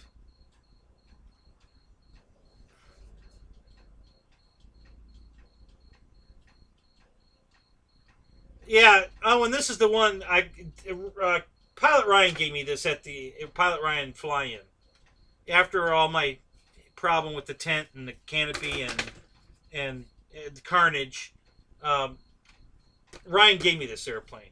So, and I can't thank him enough.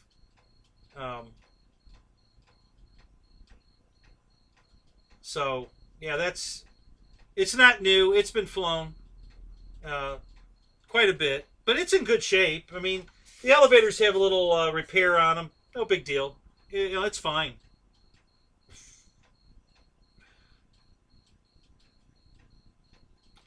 Hang on. Something's... Damn it, I hate this thing when it scrolls like that.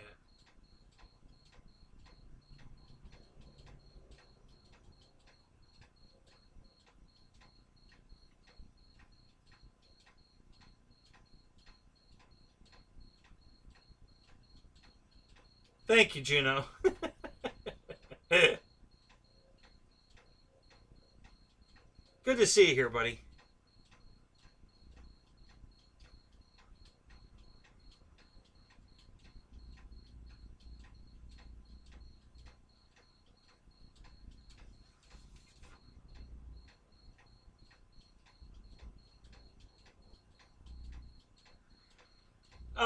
Have I had any luck with HSD on parts? God, that's a tough question. I haven't needed any parts per se. I haven't tried to buy any parts. My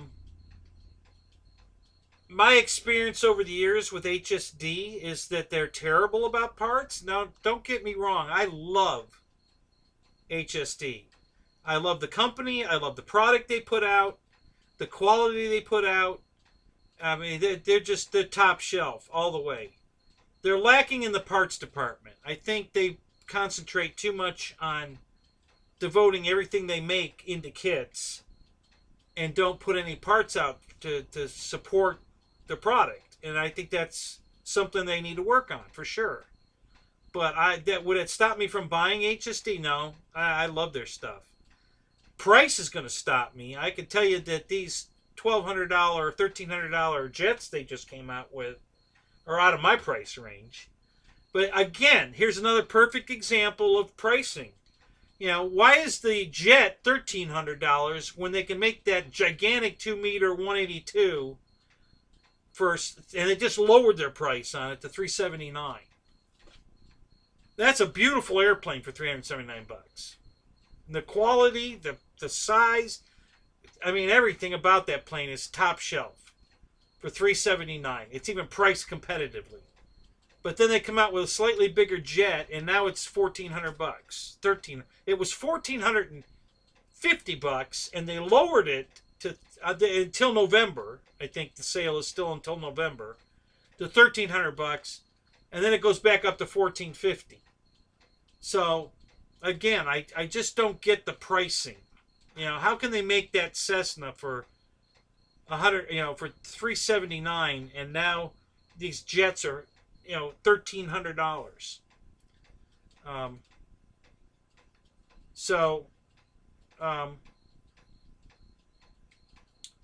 I have a lot of HSD airplanes, guys. I have one I've never flown because a parts issue. It was missing the wing hole down in the box when I took it out of the box. It was missing the wing hole down. So there's no way to hold the wings on. I mean, I can make one, and I probably will when I finally get around to it. But that's what's kept me from flying that particular airplane.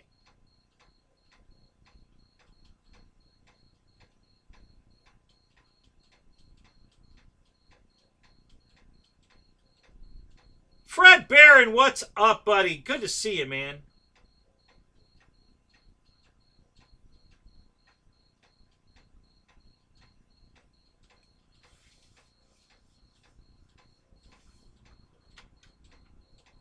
So, oh, man. Juno, man, thank you, buddy. That's awesome. Thank you so much. You're the man. God, that's awesome. Thank you. Yeah, Brad, and I haven't actually called HSD directly. all my HSD dealings were through Banana Hobbies, and you know, same thing. You know, they couldn't get anything. You know, a couple of times I needed a part, and they couldn't get it for me. Um,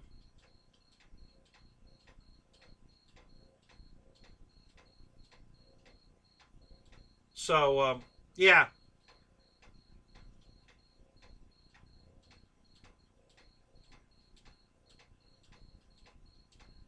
So you have it, but you had a mishap with the spinner. Yeah.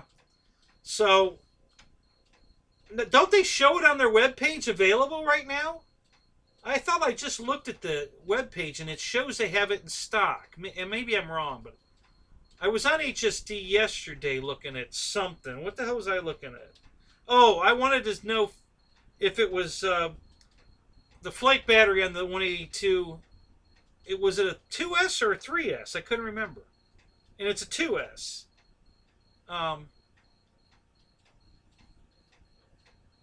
But while I was there, I noticed that they had some parts listed. But I don't remember. Honestly, I don't remember if that said they had them in stock or not. They had them listed. So I'm going there right now. And I'm going to see what it says.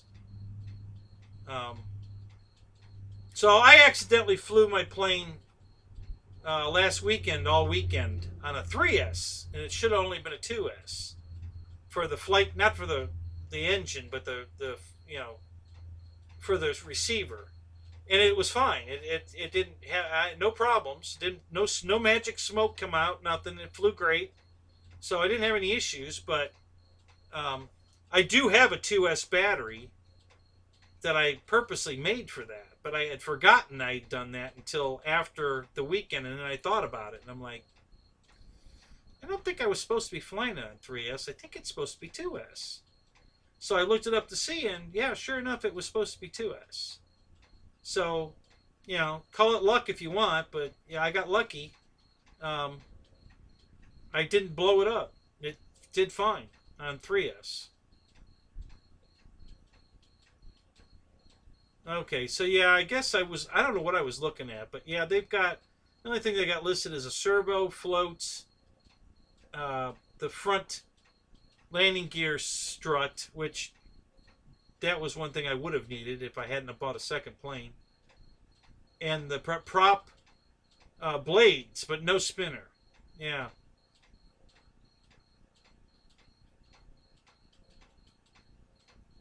Yeah, well, hang on a minute. Let me see.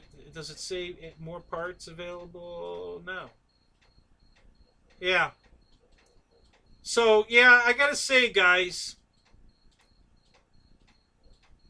and that would definitely stop me from, you know, the fact that they can't support a plane with parts is definitely going to stop me from buying a $1,300 plane that I can't get parts for sure. Because if something happens and I can't fly my plane because I can't get a part after spending that kind of money on it, now that's not going to work for me. So that alone, the price is already hurting me, but the fact that I couldn't get parts for it will definitely kill the deal for me. There's no way I would, at this juncture, that I would buy any of the jets from there. Only because of the price and support, not the quality. Believe me, the quality's top shelf, guys. So it's not about the quality. It's strictly just availability and price is my complaint.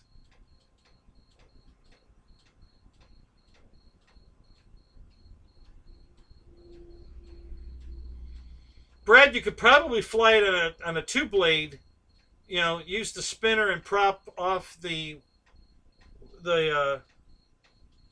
E-Flight 150. I know it doesn't look as cool as the three-bladed prop, but it's an alternative to get the plane back in the air. I think that'll go right on. The spinners are very similar in size, shape, everything. The only difference is, you know, the E-Flight's a two-blade.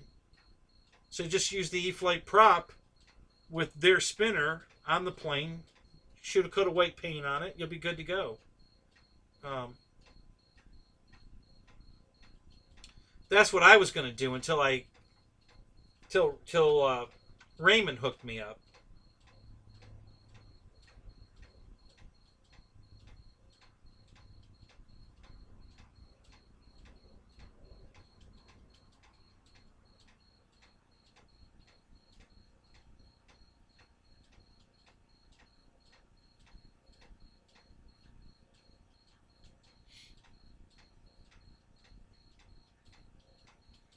Che, what's up, buddy? Good to see you, man.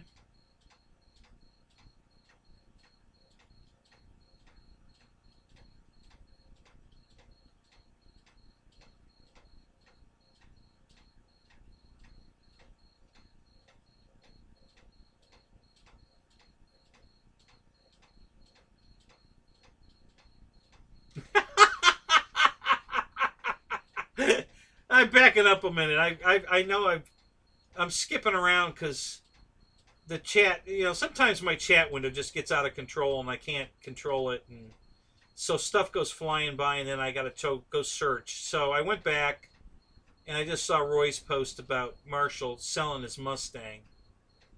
So he's officially a Nazi. That's funny. So I think I've been missing.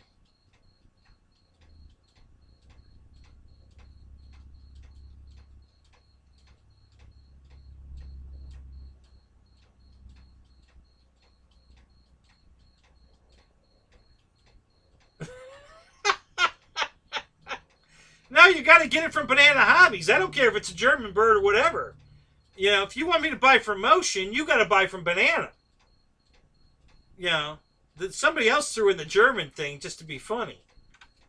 But no, you got to buy a comparable plane from Banana, and then I'll buy one from Motion. That's the only way I'm buying a plane from Motion.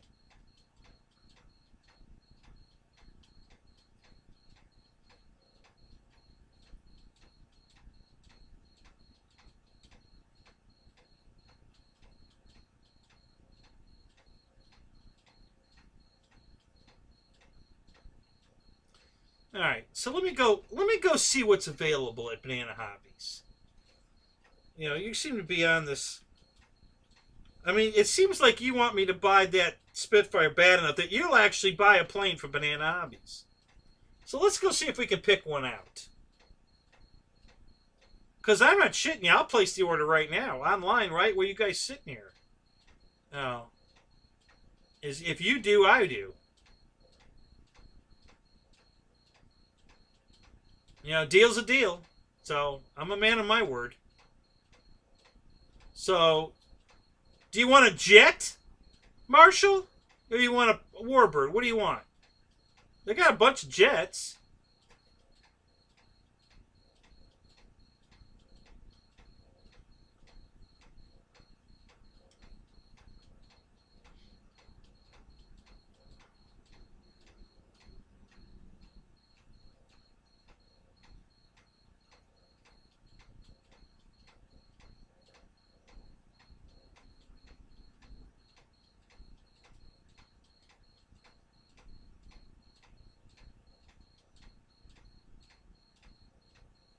Boy, that fan's really slapping. Might have to fix that.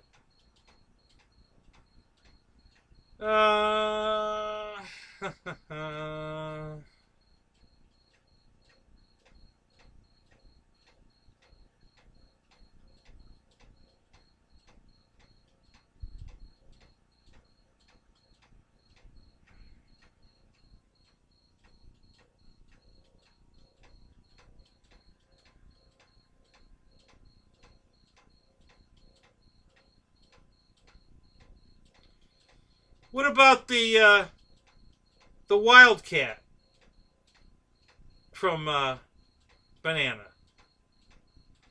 What do you think of that one?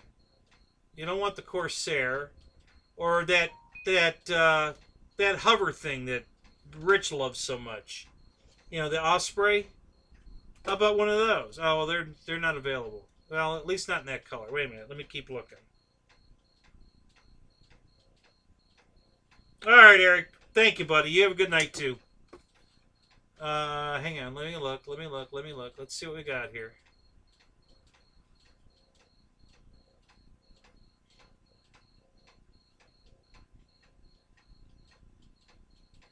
Yeah, there's one. Receiver ready. So you can get the Coast Guard Osprey for $219. Rich loves that thing.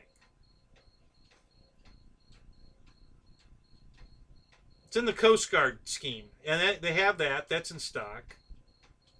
What else we got? How about the Pilatus PC9? I know you have one already, the 21, but the 9 looks almost exactly the same. It's $150, receiver ready. Now, come on. Seriously? You can't swing that deal? They got a 1200 size Mustang. That's $150, receiver ready. I still think you should get the folding wing Corsair like mine, because you'll love that plane. It's beautiful.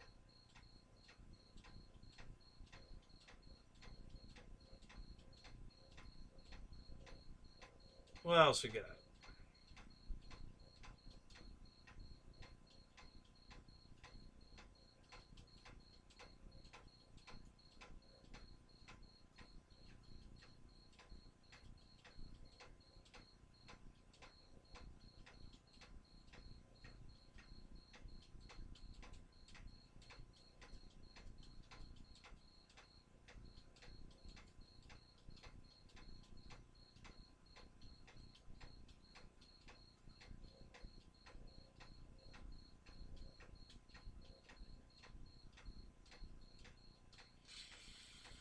All right, let me go. Let's look at jets. Let's see what they got in the jets.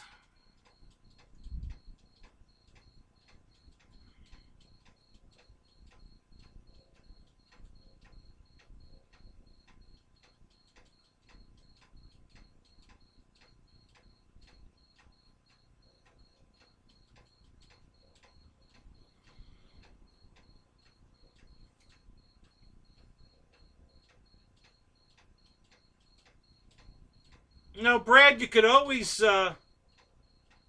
get a...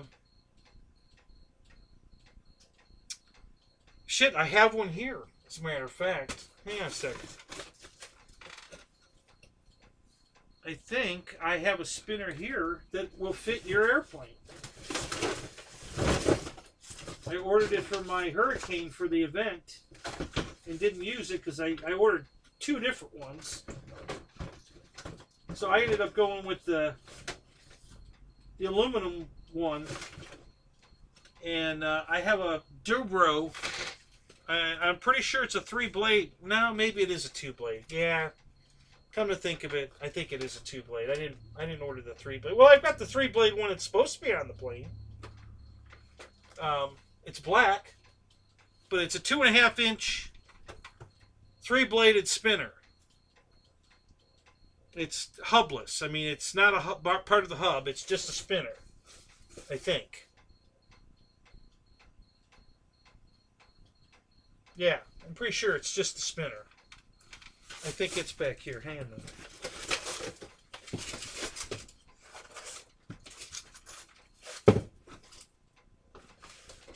Yeah.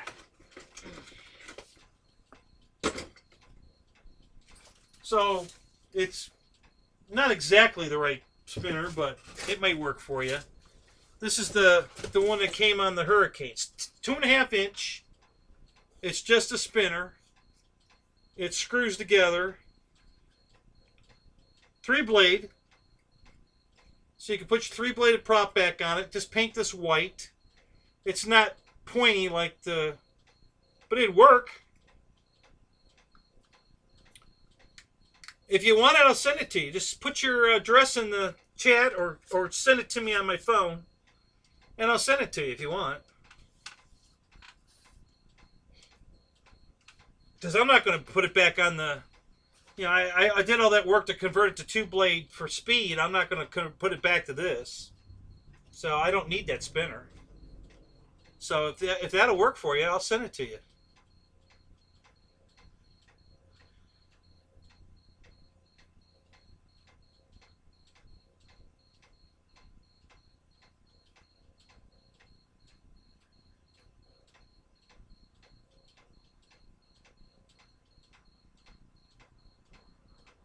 All right, I'm still catching up, guys. Hang in there. Let me get caught back up.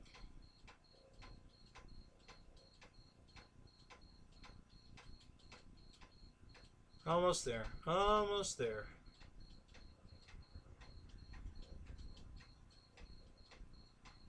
See, it skipped up again. Damn it.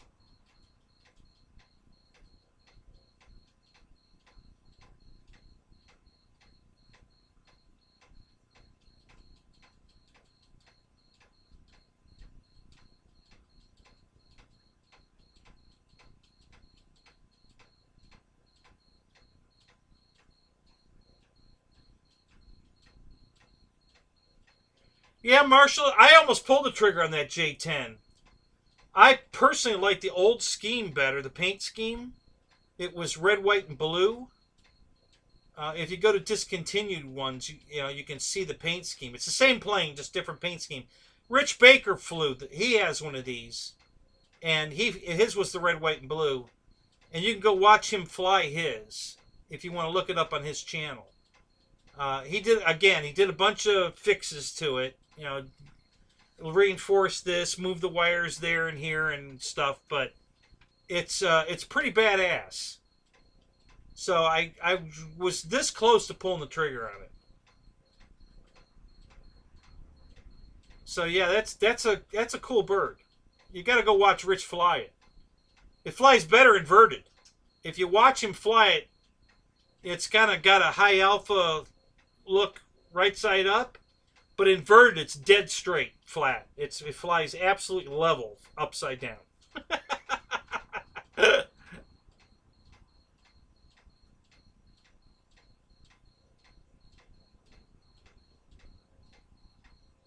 Well, Marshall, thank you. I appreciate that. You're being fair about this, so that's very, very nice of you.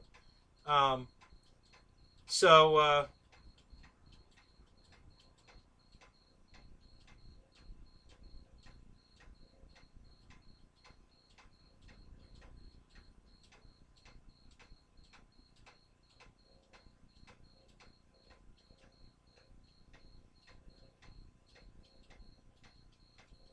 Oh, it's not in stock? Oh, no kidding.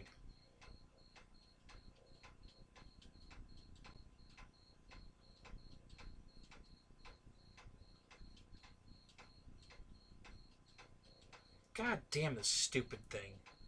So I get behind, it's impossible for me to get caught up because it just keeps skipping up and down all over the place. I can't get it to stop where I need it to stop to read what I missed.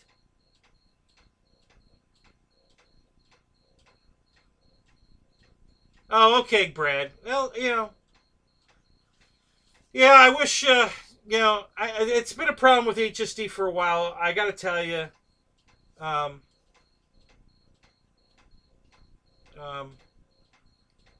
I'm hoping they're going to, I'm not angry, Fred.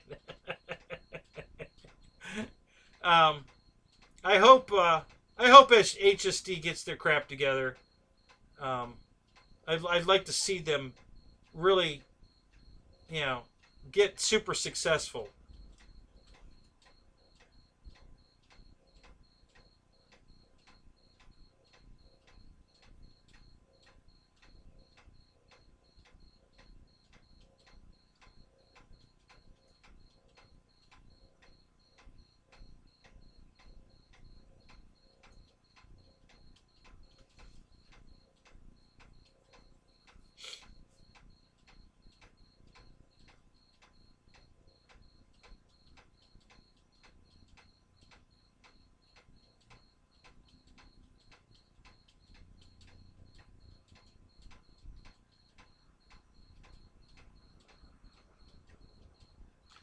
Yeah, okay, so the P-40 is a slow turd, but it doesn't need to be fast. It flies beautiful. It's a great flying airplane. if you want to make it fast, that's easy to do. Just put a two-bladed prop on it, you know, and I would say prop it up. You know, it needs more pitch. You know, the motor's, you know, screaming and the plane's not going anywhere. So, yeah, load it up a little bit. Two-blade, it'll go fast.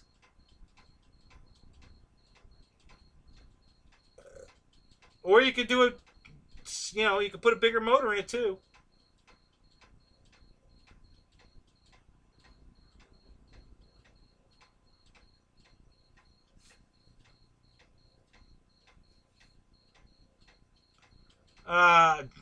David Graff, I could not answer that. Che might. You know, didn't he just put one of those fans in his L-39?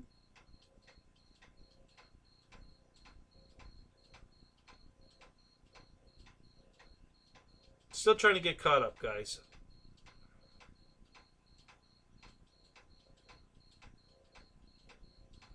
Yeah, I guess I can't get it. This is I'm all right. I'm caught up. I can't get back to the messages there. It won't let me.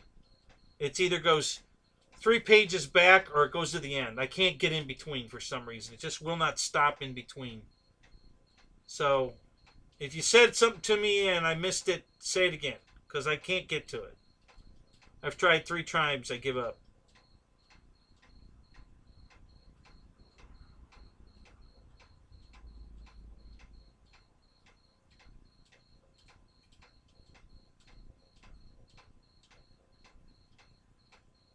Yeah, Brad, I agree. I hope so too. I hope HSD gets their shit together.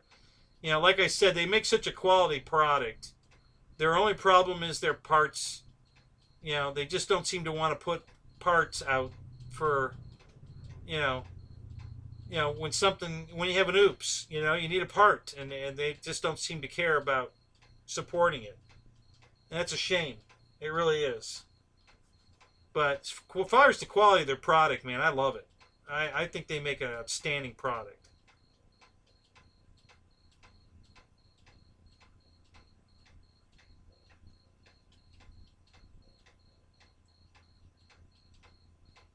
Roach, what's up? How you doing tonight, Michael?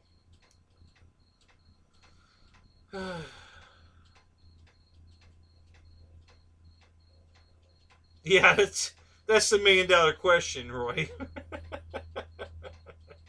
Why'd you put a 4-cell in a Bixler?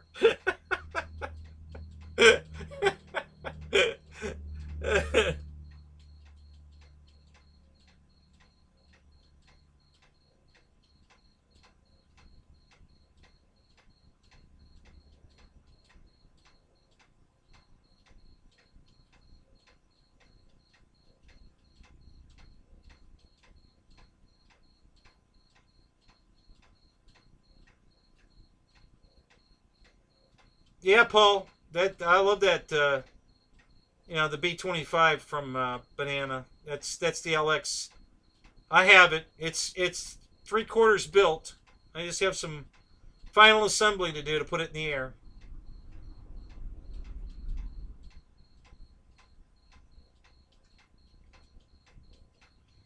Yeah, it was a race glider.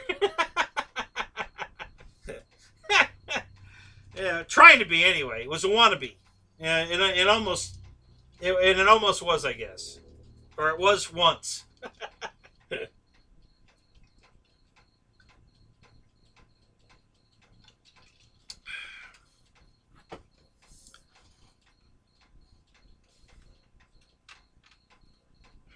Yeah, all right, so it's caught up now. I don't have to go back. We're good. All caught up. Sorry about that. I don't know if it's my wireless keyboard that causes the issue or if it's the computer. I'm not sure, but you know, sometimes I just cannot get the chat window to stop going 3 pages up and then all the way to the bottom. And I miss 2 pages of stuff and I can't get to it. It just sometimes just won't let me do it. I don't know why.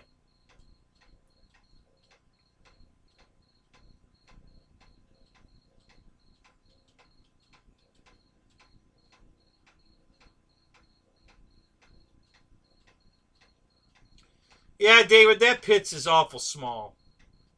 You know, and for a few dollars more, the FMS one is a way better deal. That thing is huge.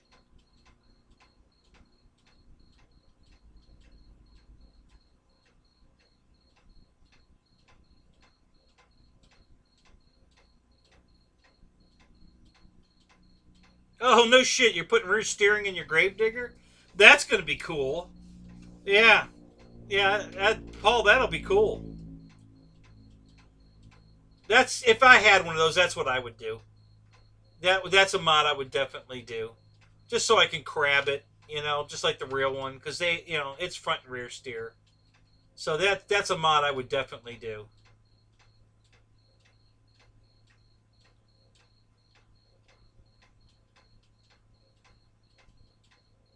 Exactly, Marshall. The E-Flight Pitts is only an 850 and the FMS is a 1400. I'm going to tell you guys, that thing is a beast. 1400 is a huge airplane.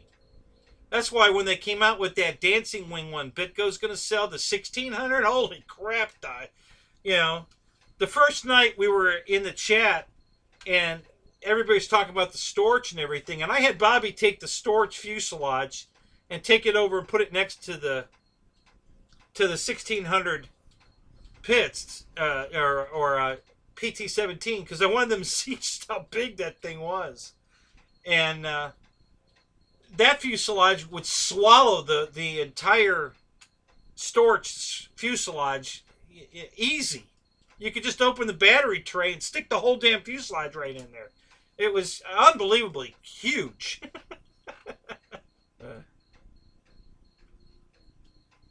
My Pitts? Yeah, I could go get it.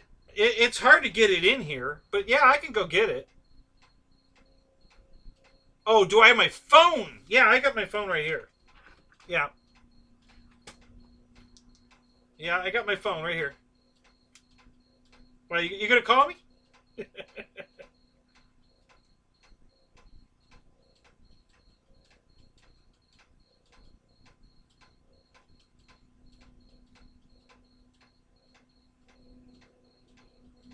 Thank you, David. I got it. That's great. Thank you, sir. I will commit that to the memory for sure.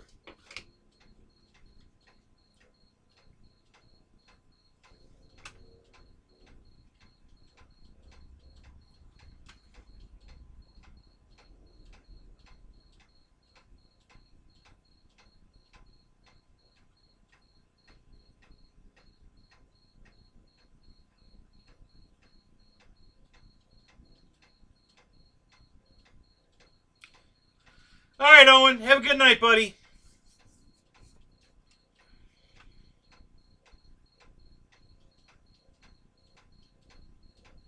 Yeah, let me pull the bus over for you. You take care of yourself, man. It's good to have you back.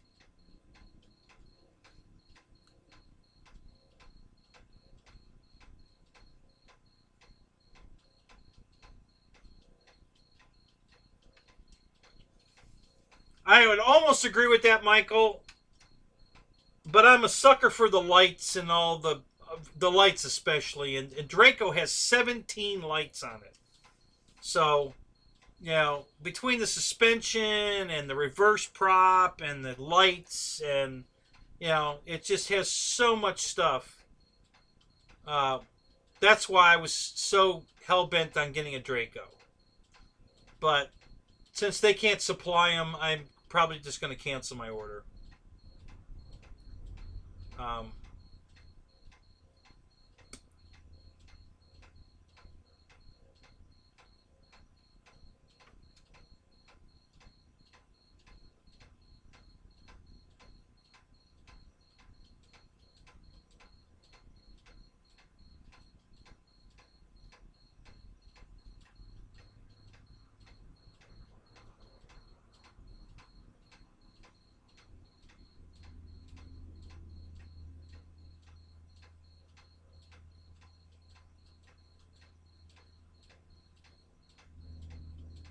I missed you, buddy.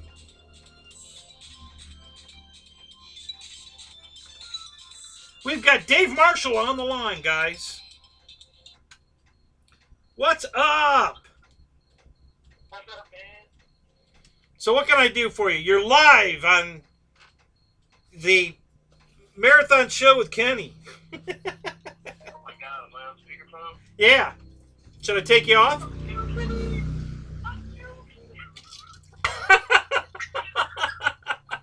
Yeah, you're going to get me demonetized. Go ahead.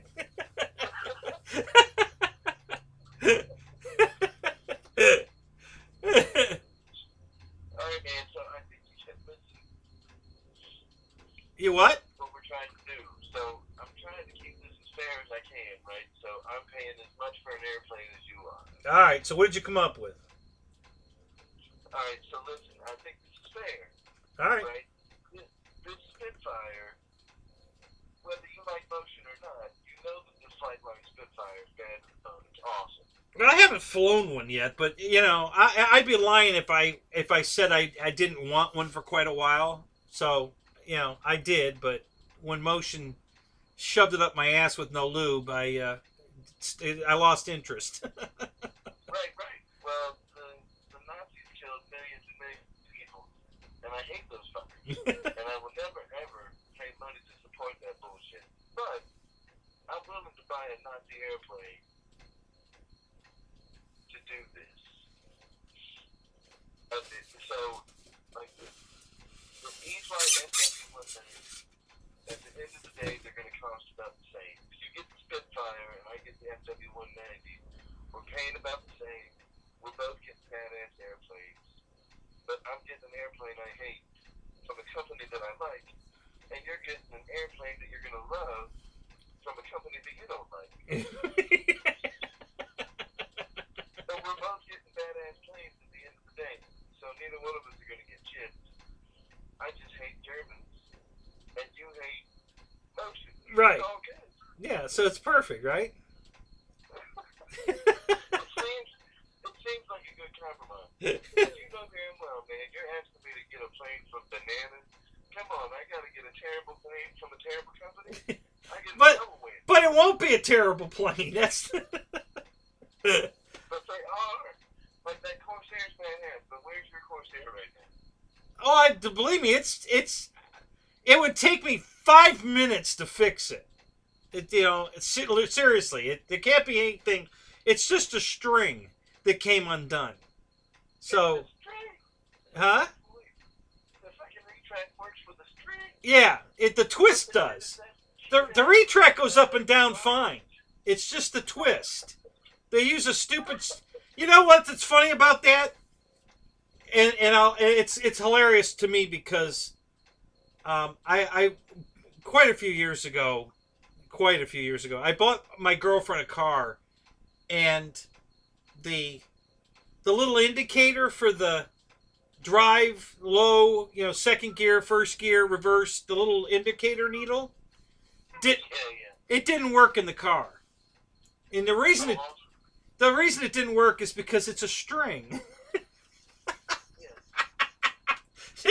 That's clipped to the side of the steering column. So when you pull the column, around to put it in drive, it pulls the little string, which pulls the needle over to drive. And that's all that was wrong with it. So I fixed the string, and then she was happy. So it's the same thing. I just got to fix the string on the gear, and it'll work fine. Right.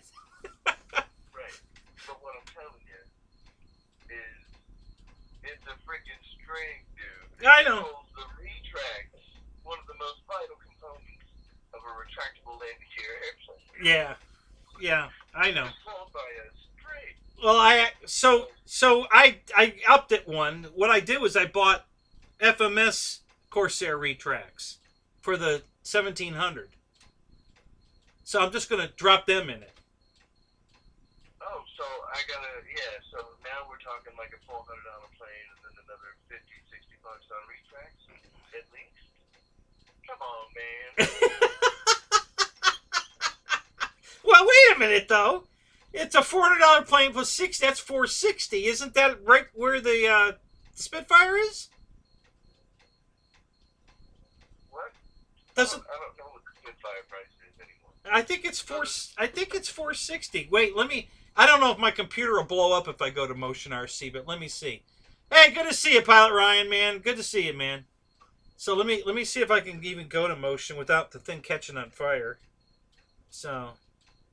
But that's what I'm saying. The FW190 is $500. Right.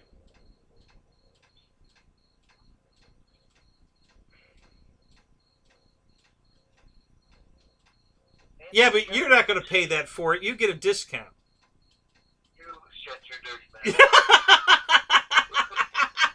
You didn't think I was going to catch that. I don't have to apply the discount code. Huh? I don't have to apply the discount. You don't have to apply the discount code. Hey, you know, you could probably get me a discount from James. No. I don't need to get a discount from James. Okay, so the 1600 Spitfire. Where is the 1600 Spitfire? Did they discontinue that bitch? Oh, don't. Go ahead. Tell me that. Just go ahead.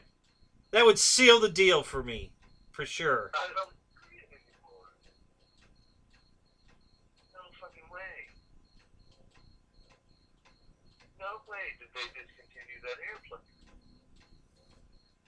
Wouldn't put it past them. Not at all. So, Kenny, you might be out for the Yeah, let me look.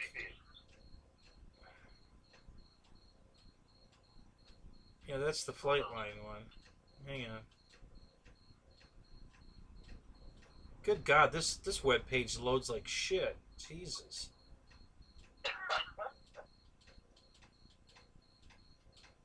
Alright, let's go here. Where's RC Warbirds? Yeah, that's where I am. And Phone, flight line. oh, I'm just doing all warp. 1200 Spitfire.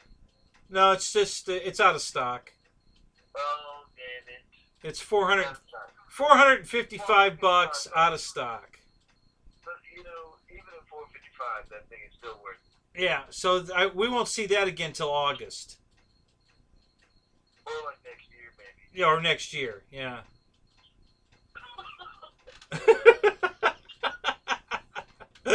Yeah, probably next year is more like it, but yeah, out of stock. They didn't they may have discontinued it because they do that a lot too. They'll put it out of stock and then it just disappears. Instead of it coming back in stock, it just disappears. That's how the I don't see that one going away, though. that's how the Yak disappeared. It goes out of stock so much because people buy the shit out of them. They're really nice. Or they only order 5 at a time. Yeah, maybe that's the problem. Yeah, maybe. I mean, I was ready, man. I was ready to buy some German shit. Holy cheeseburger. We're missing a lot in the chat here. Damn. When I said Motion's page, I'm missing all the fun shit in the chat. And I'm looking at web pages and crap right now, trying to figure out like what should we do. You know, funny enough, I'm sitting here looking at the scale military section of Horizon's webpage, and you know what they got a picture of? No, what?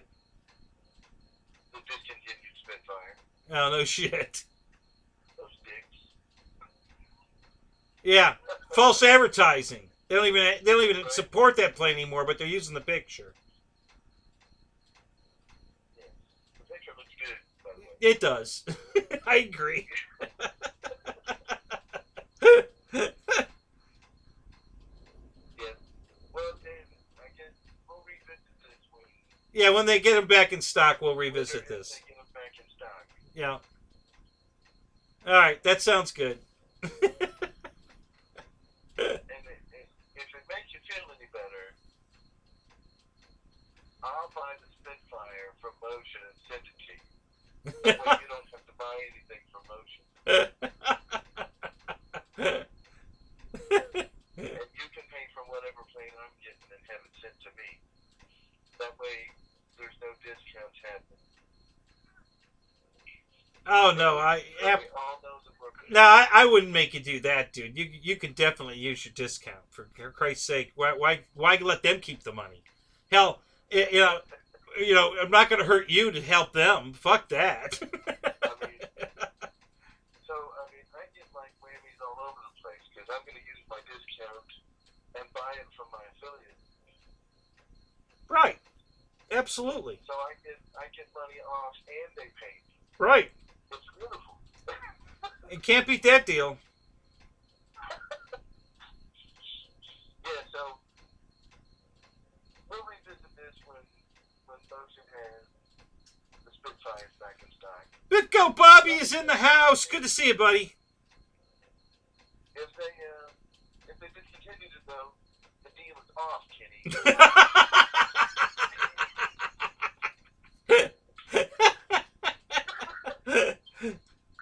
All right, buddy. I'll catch you later. All right, we'll see you. All right, bye. Bye-bye. That was hilarious.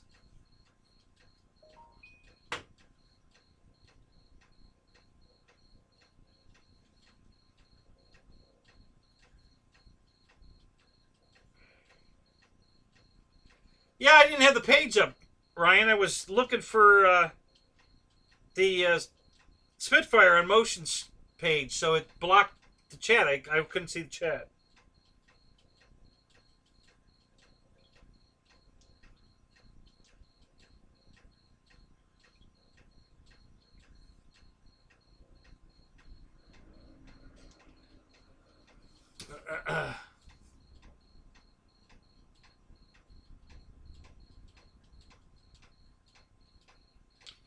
Ricky, what's up? Good to see you, man. How you doing tonight?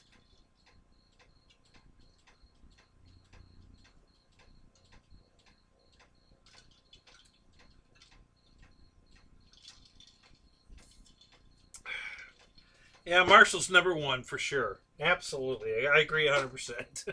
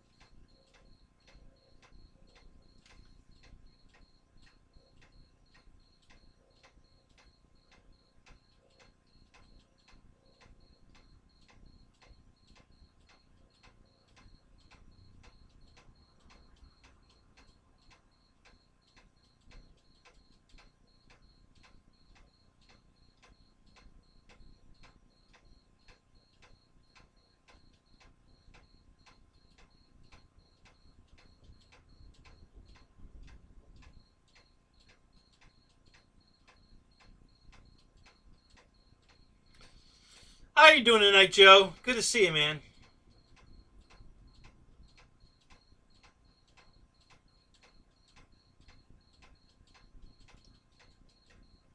So it looks like I might have missed another super chat. Let me back up, see if I can find it.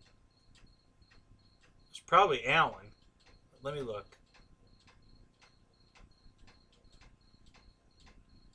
Uh-oh, I'm running out of space. Doesn't look like I'm gonna find it. No, too far gone. Damn.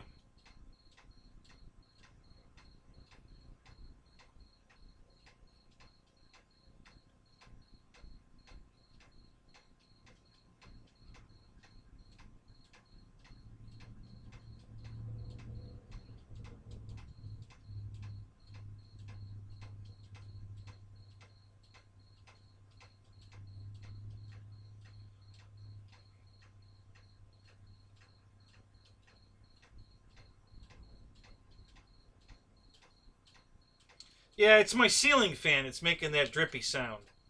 It's one of the blades delaminated, so it's a piece of it's hanging off. I'm gonna go see if I can fix it. Hang on a second. I'll be right back. I gotta see if I can stop that. It should be making that noise.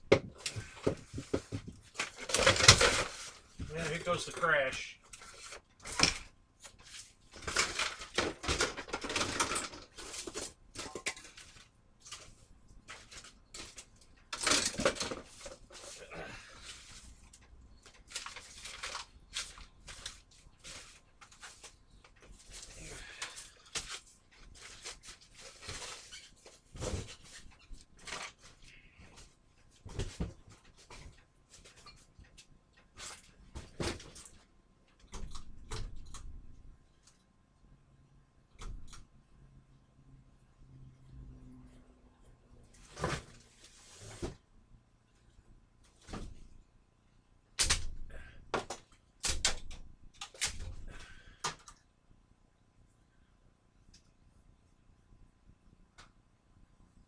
Alright, let's see what that does.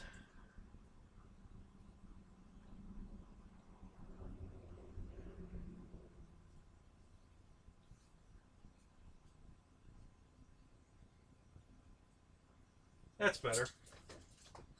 No more drippy sound.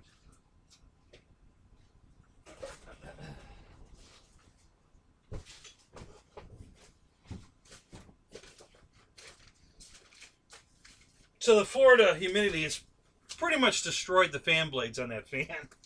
They're so waterlogged, for lack of a better word, that when the fan stops, they just kind of droop like this. You know, they go, whoa, yeah, and they're just, because they're made of particle, you know, that particle board shit. So I'm surprised they aren't flying off the fan. At least not yet, but they probably will. But at least the drippy sound's gone. That was driving me nuts too, so. You know, that was definitely irritating the shit out of me. It normally doesn't do that, but tonight decided it's going to start doing it, so.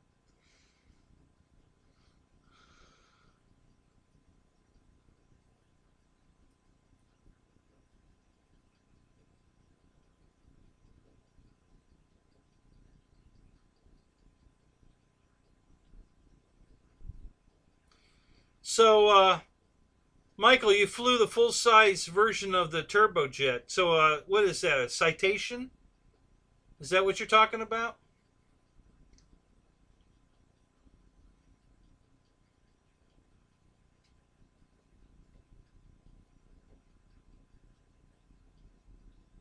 How did they go? Fred.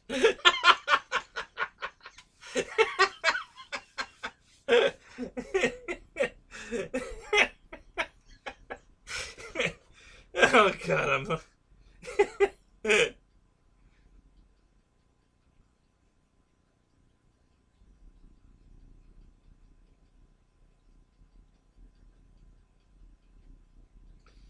Michael Bird, what's up? How you doing tonight?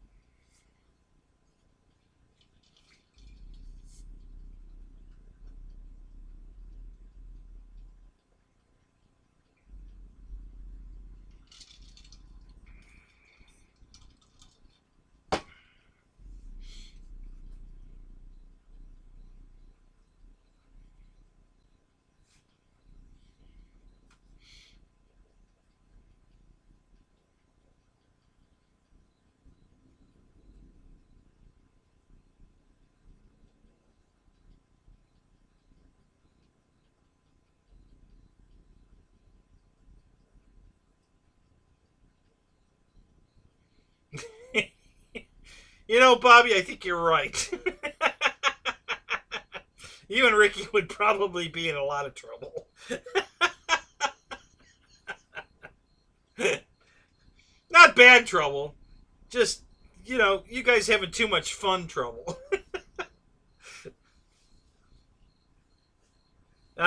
Citation 560 Ultra. Ooh. Wait a minute, everybody together now. Ooh.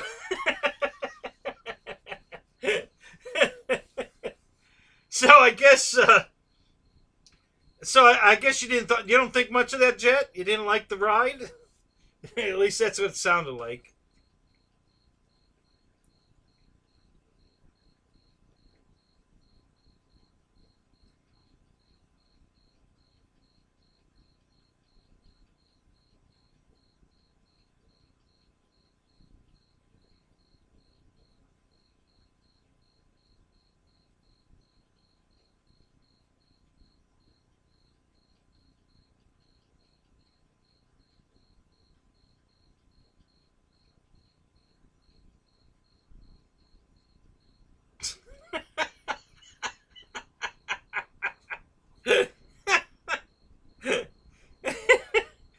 Oh, Ricky.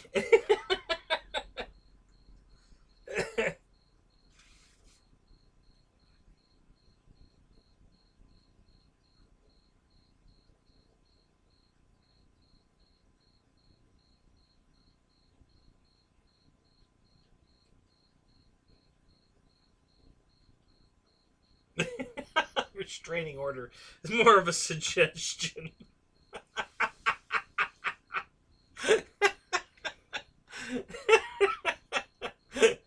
Oh, Fred, that's hilarious.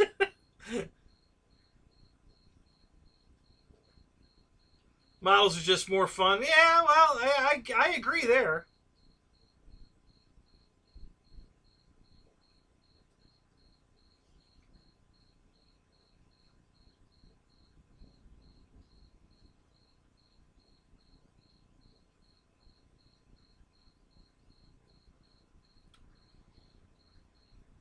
GB, you're a married man. You can't do that.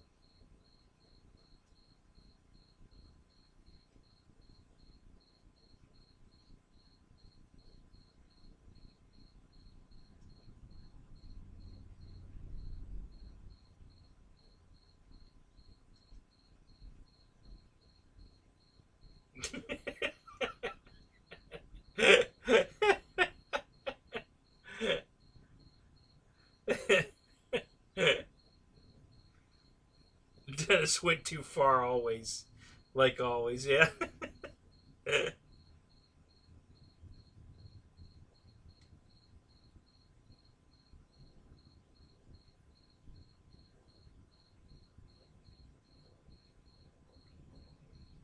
Oh, yeah?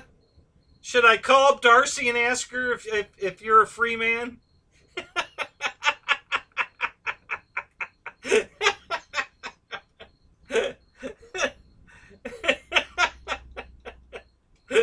Can't wait to see how that turns out.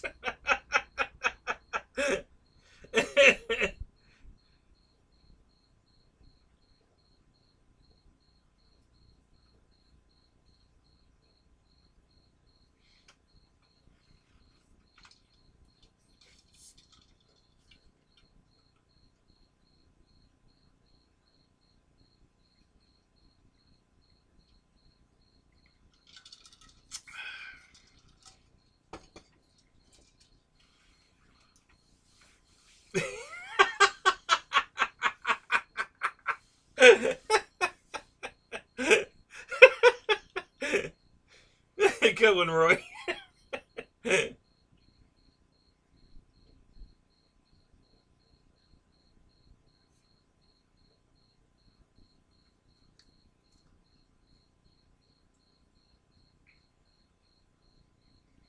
Yeah, that's for sure, Marshall.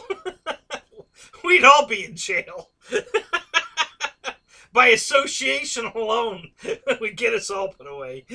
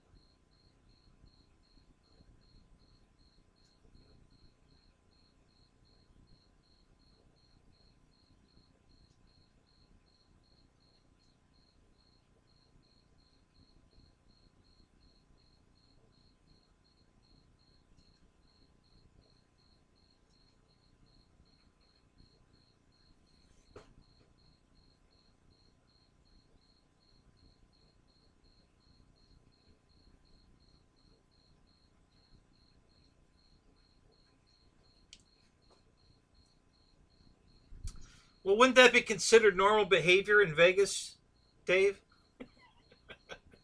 I mean, they kind of expect that, don't they?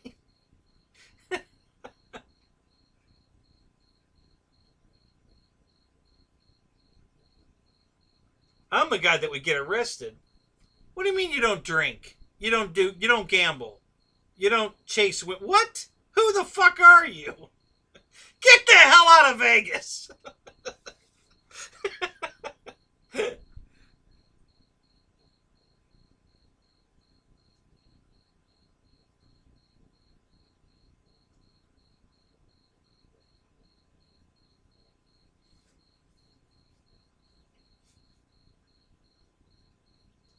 Yeah, exactly. Whatever happens, just blame me.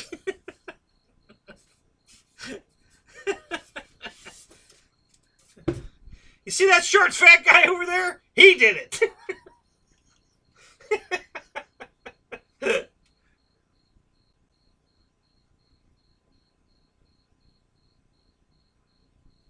All right, Jim. Good to see you tonight. Glad you got your work done.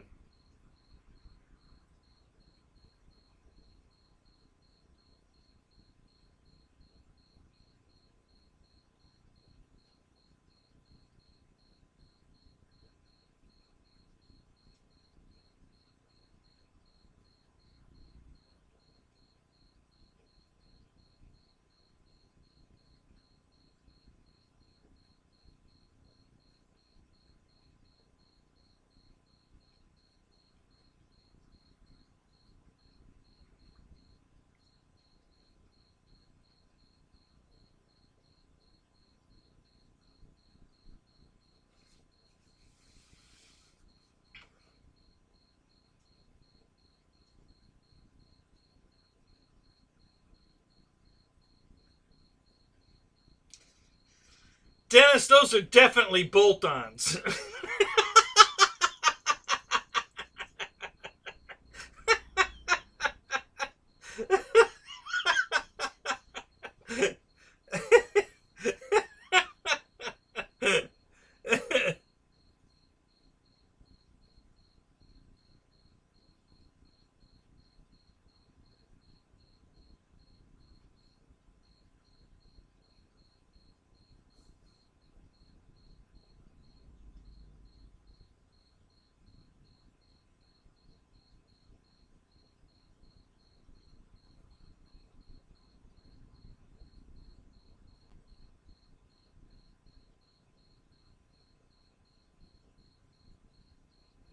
How you doing tonight, Christy?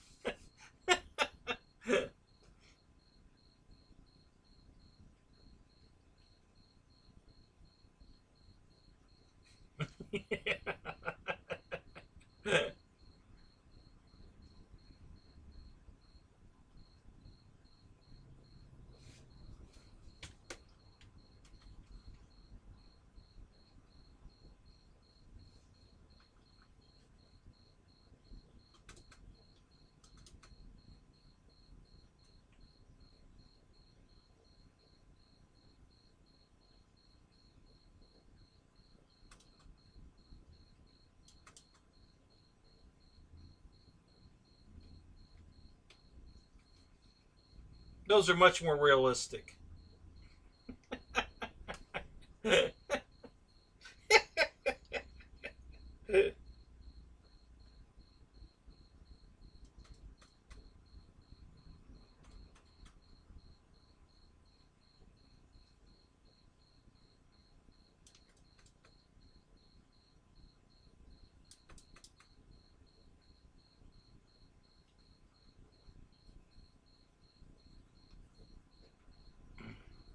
Oh, it's cutting them off. Damn it.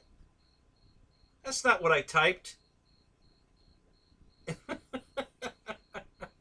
They're not doing them right tonight. What the hell?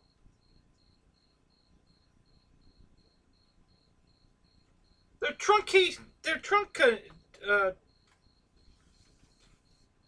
cutting off my spaces. I do like tiny ones, but that's not what I'm trying to type. I'm typing Gigundu ones, and it's taking it's taking them away. It's deflating them. I don't know why it's doing that. It's truncating all my spaces out. So, yeah, they're not. That's not what I'm typing.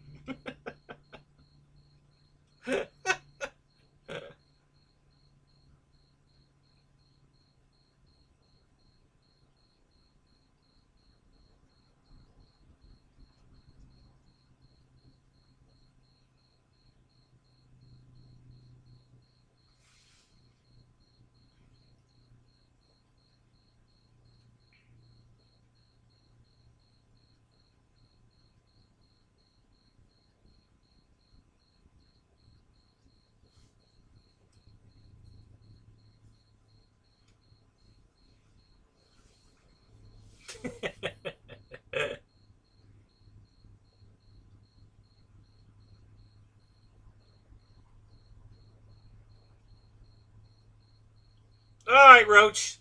Let me. Okay, open the door. There you go. Have a good night. It's good to see you again. Come back again.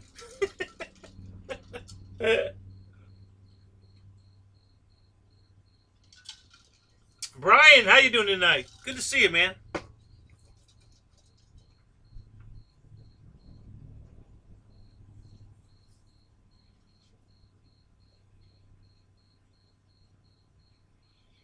Oh, we're just getting warmed up, Brian. You didn't miss a thing. It's just now getting interesting. You know, now we're all going to Vegas with our air marshal.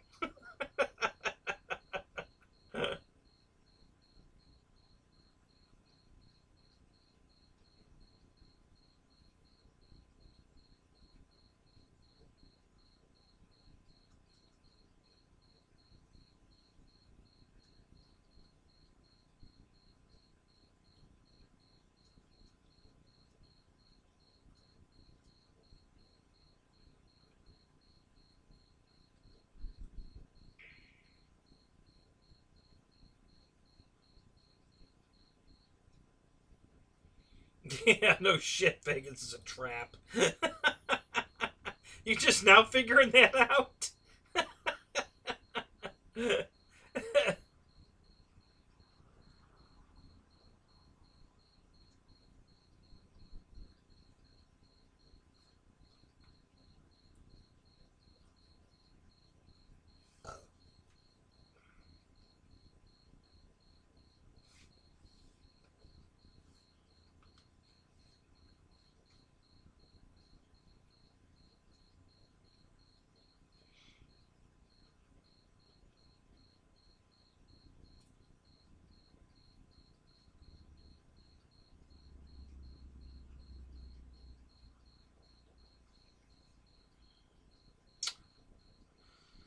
Oh, crap. What was I just going to look up?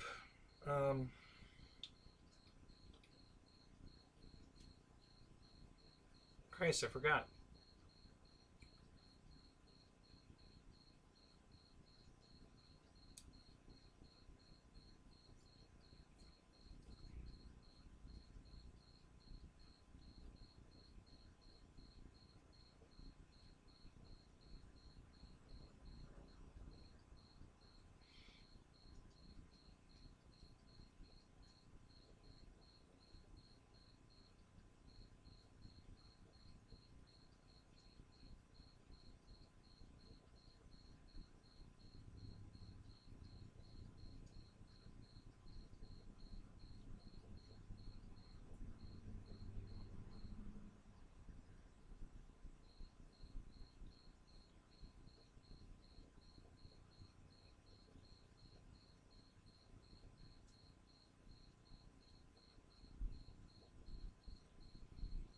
Aren't we all, we as in men, aren't we all horny? I thought that was just standard. Uh,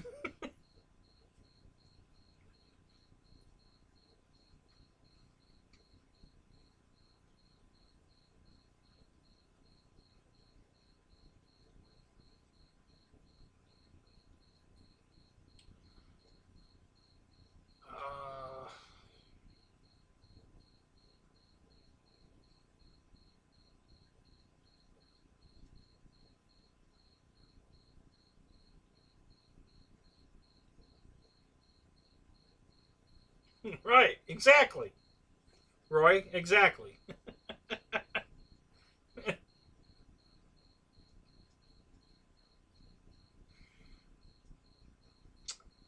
What was I just going to look up? Damn it.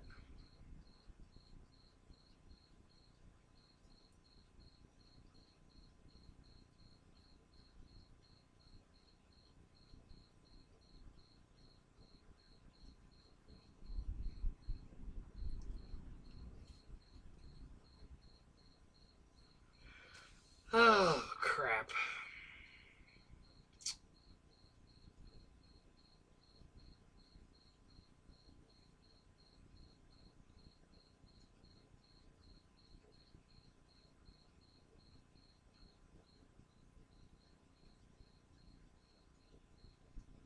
Anything will do. You know, what do they say? Any port in a storm?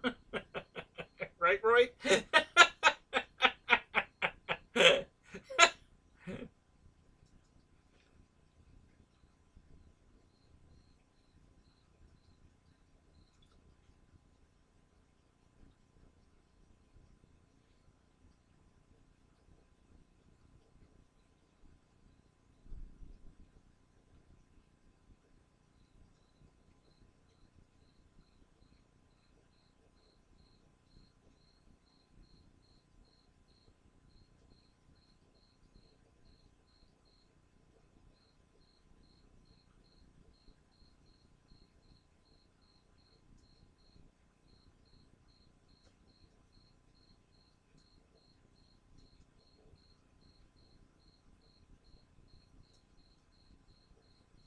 Yeah, me too, Christy.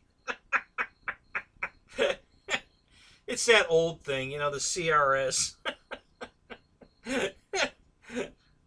uh,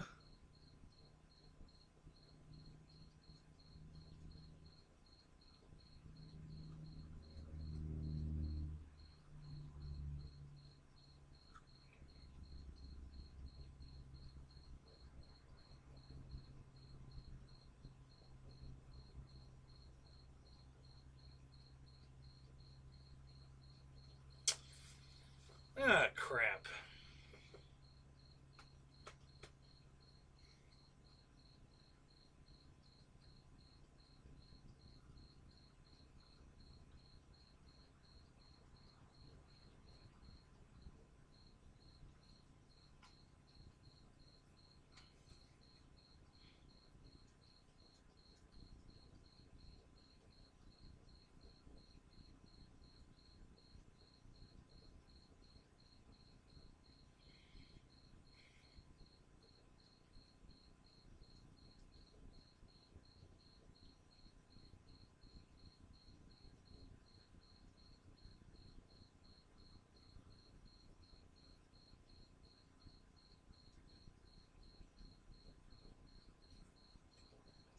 Yeah, that never works for me either.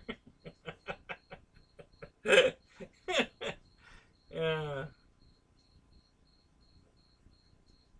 That's like when you lose your keys and somebody says, "Where'd you have them last?" Well, fuck, if I knew that, they wouldn't be lost. What the fuck?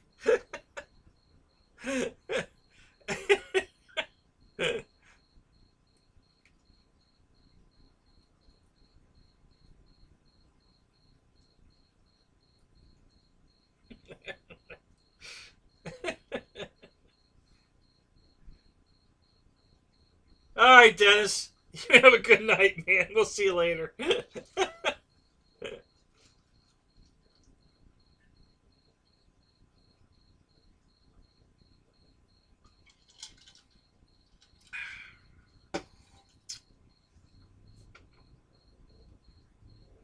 Damn, I wish I could remember what the hell I was going to look up.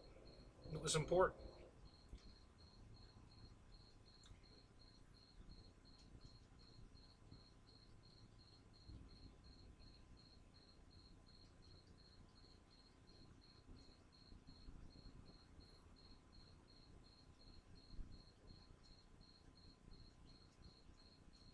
Oh, I just remembered.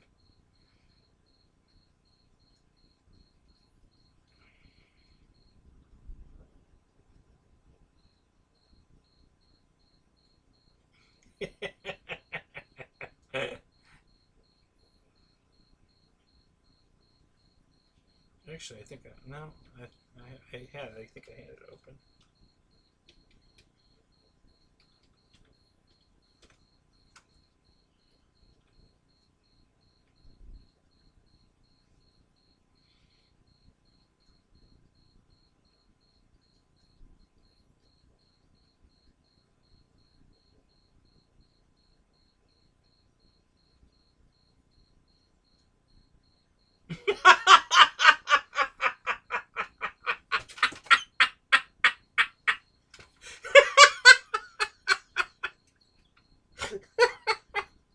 Oh, Fred, that's so true.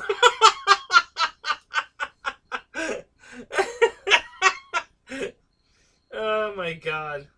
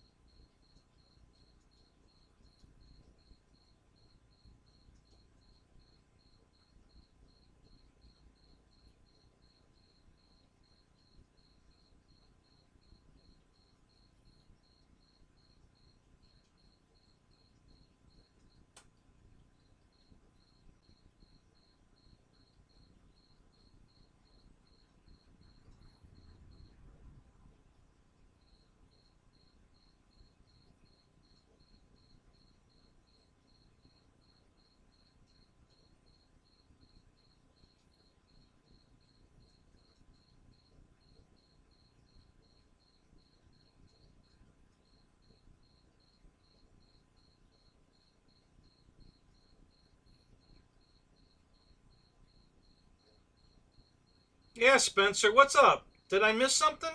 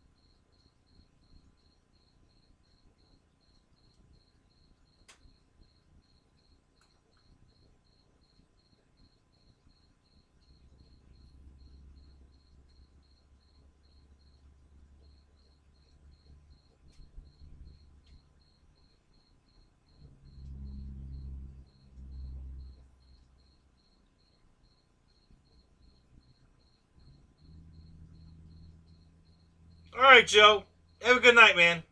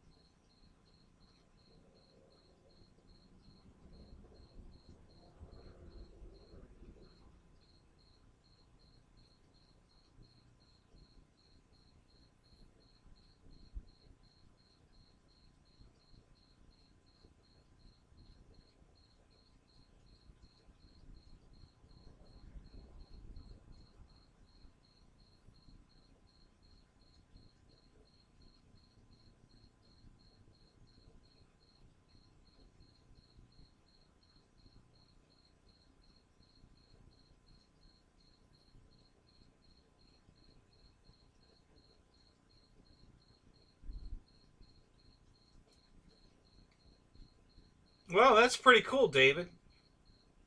Good to know. So it doesn't eat the foam, huh?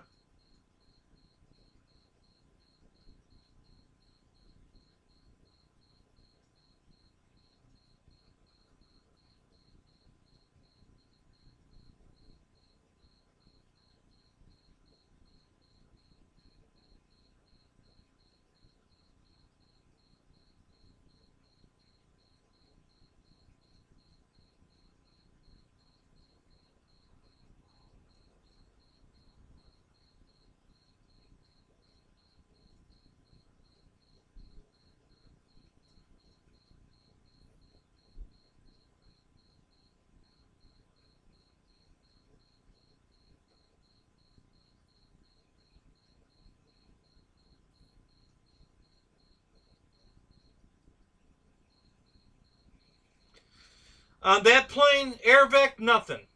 You're not going to gain anything with a 70 seat pack over the 50 seat pack. Nothing.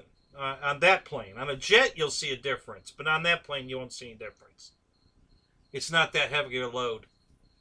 That plane can handle it, no problem.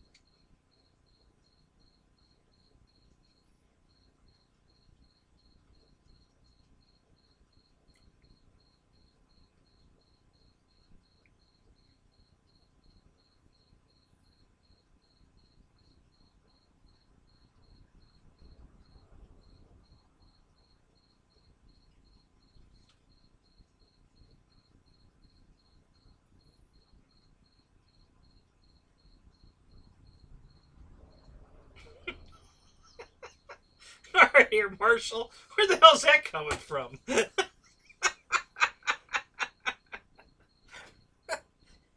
It's Diet Dr. Pepper. A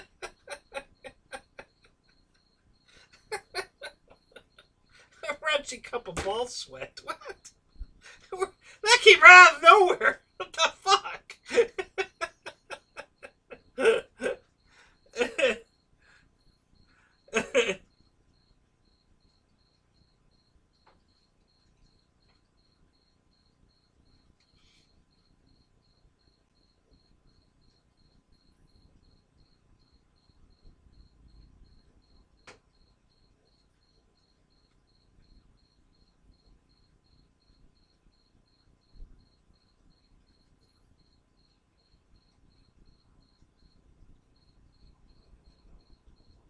Oh, that'll be cool, Paul.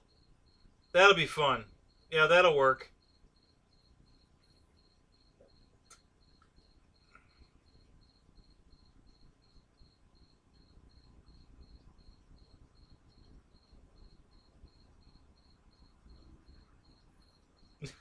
My shirt's not touching tips tonight.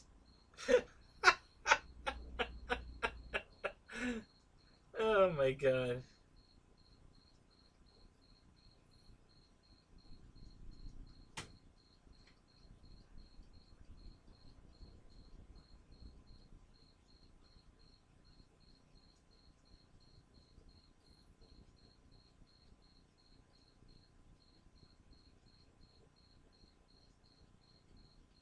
Oh, I said load.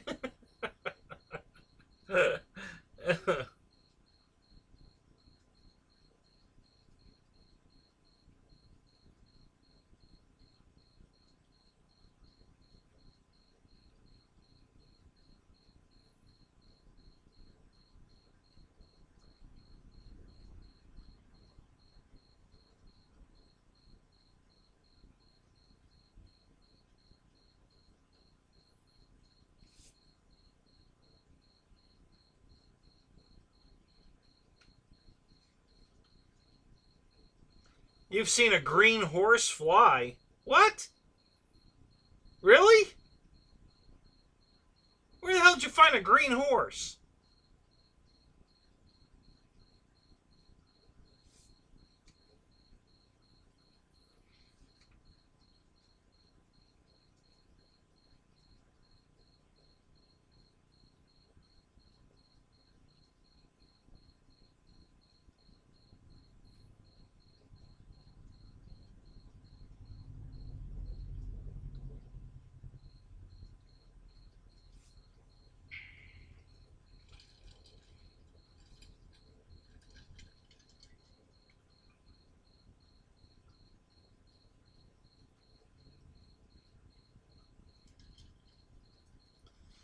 Oh, a horsefly in green. Oh, now I get.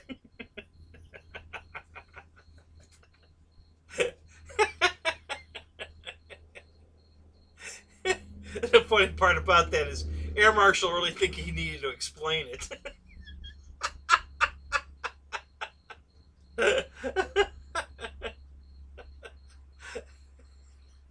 Keith Christie thinks he needs to explain it.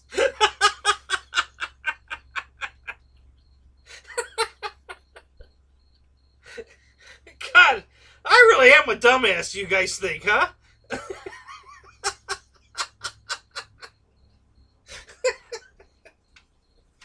When Marshall says shit like that, you guys laugh. When I say it, you guys all think you have to explain it.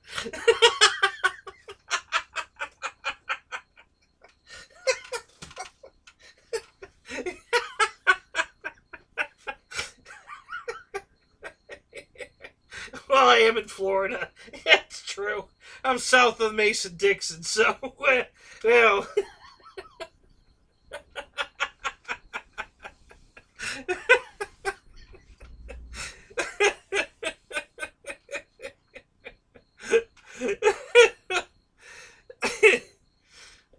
There you go. See, Matt got it. Look at that. I was thinking a green horse that flies is a Mustang. Dummies.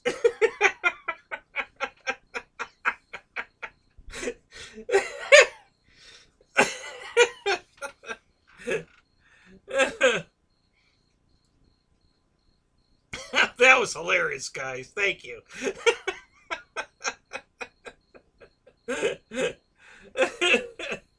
Oh my god, that was hilarious.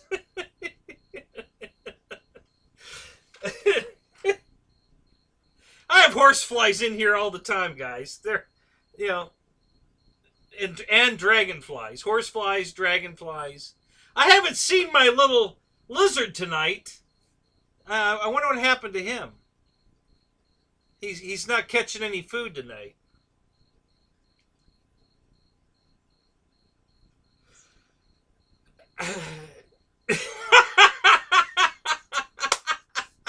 Thank you, Mike. That's what I'm here for. It's entertainment at its finest, guys. Thank you.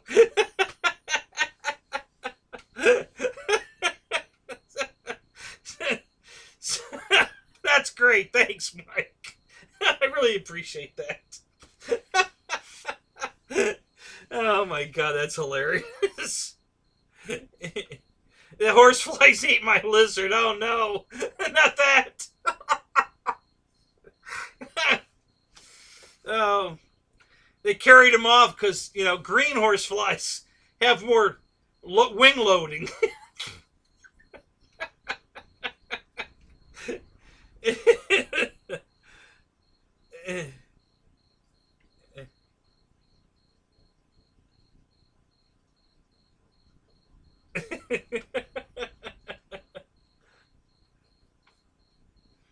Oh my god. Christy Spitter drink.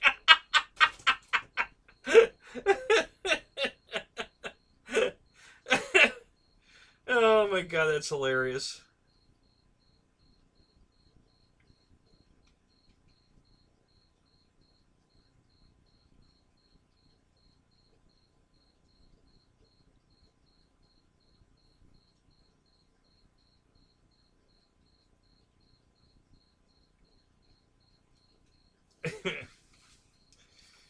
Oh my god, that was hilarious, guys. That was really good.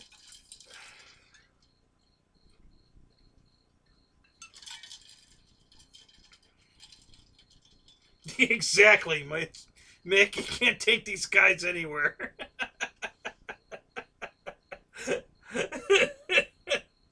uh,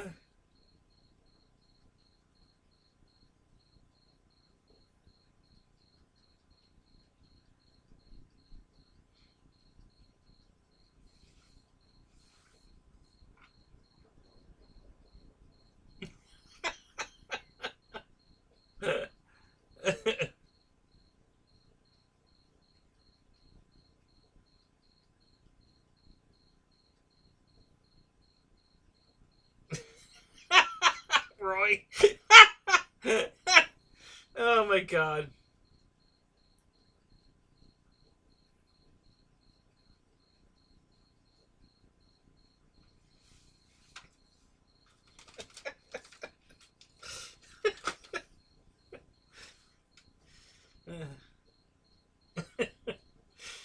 Oh my god, that was hilarious.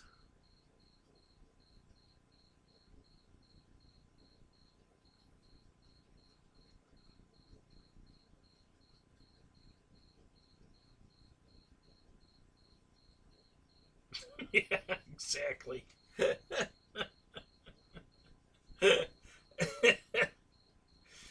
uh,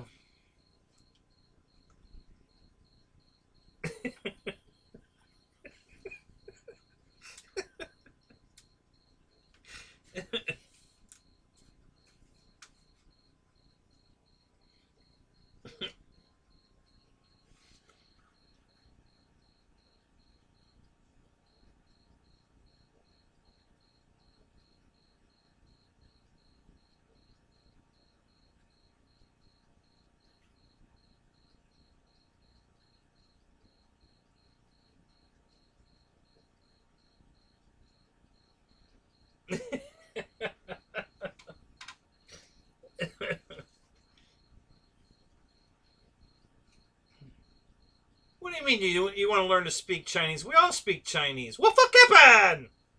That's Chinese, right?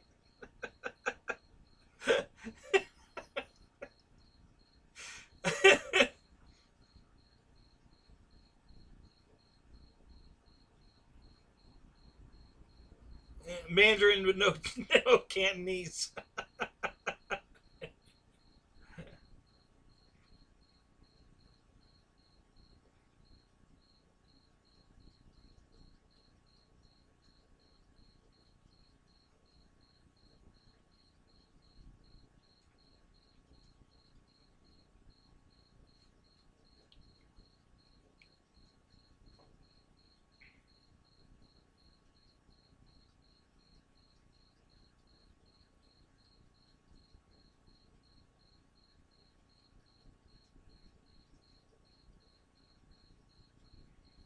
Hey guys, Hobby King's got some planes on sale. I don't know if you knew that.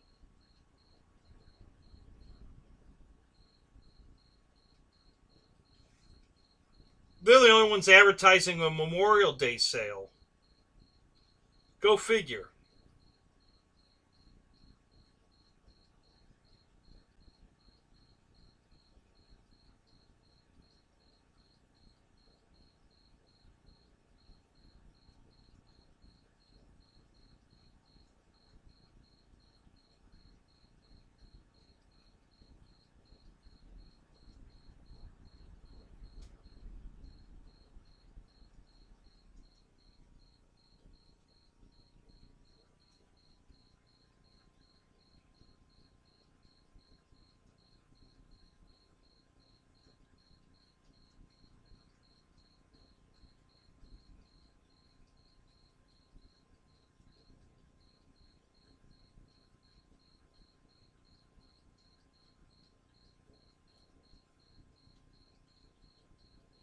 I'm looking for the Albatross on Hobby King's site. It ain't there.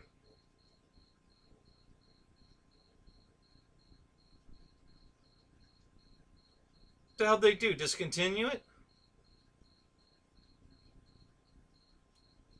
That sucks.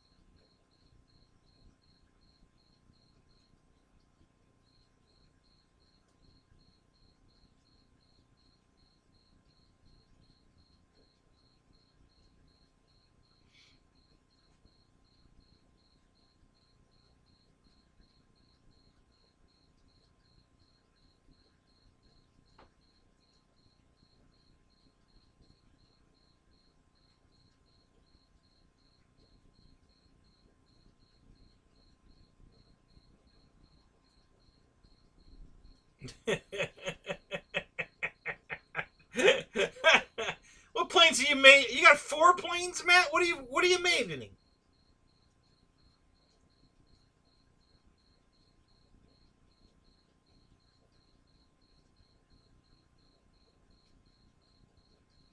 Yeah, they definitely scare me more than Banana Hobby for sure.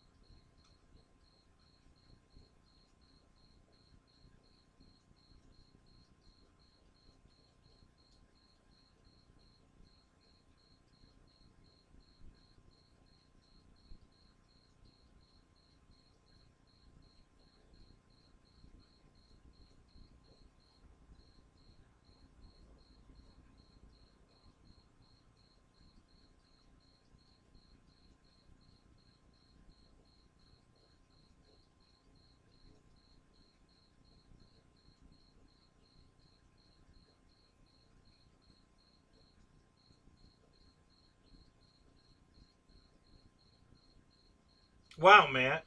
That's cool. Good luck on all of those. I hope that everything goes well.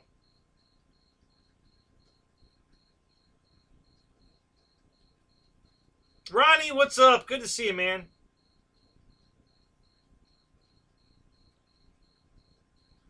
Yeah, exactly. We got a room full of seventh graders. So you've been lurking for quite a while, Ronnie.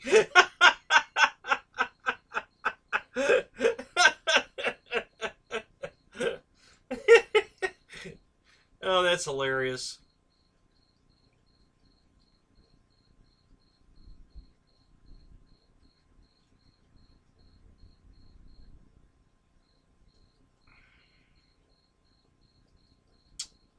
Come on.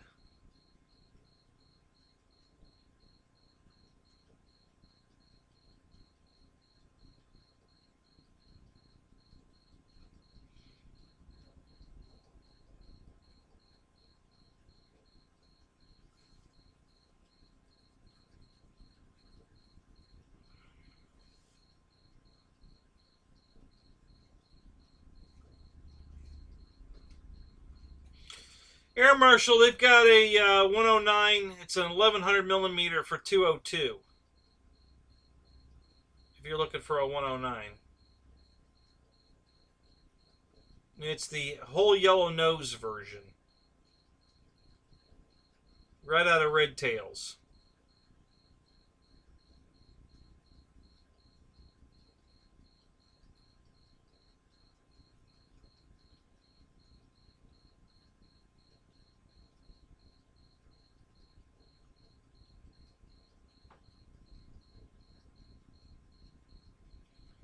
Where's Dana tonight? His beloved Spitfire in the camo is on sale at 35 bucks off. He already bought one, but maybe he'll buy another one. It's on sale.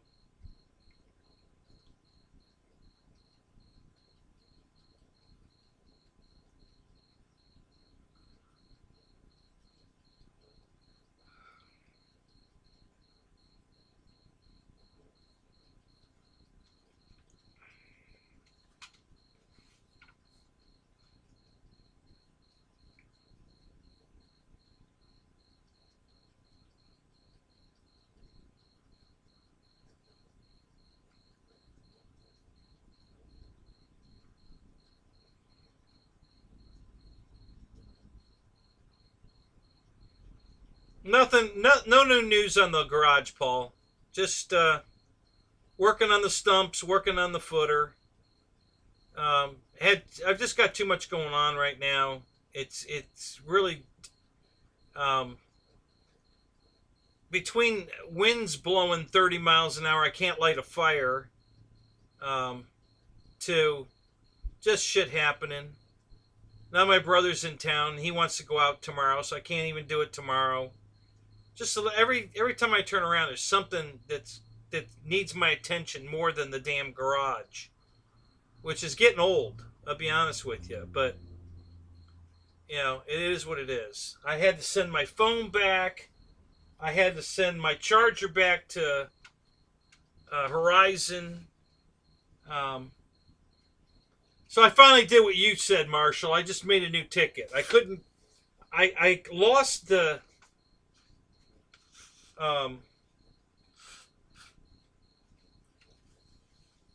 When you file a claim for return, they give you a print that you have to sign and put in the box, right? Well, my computer shut down and I lost that page.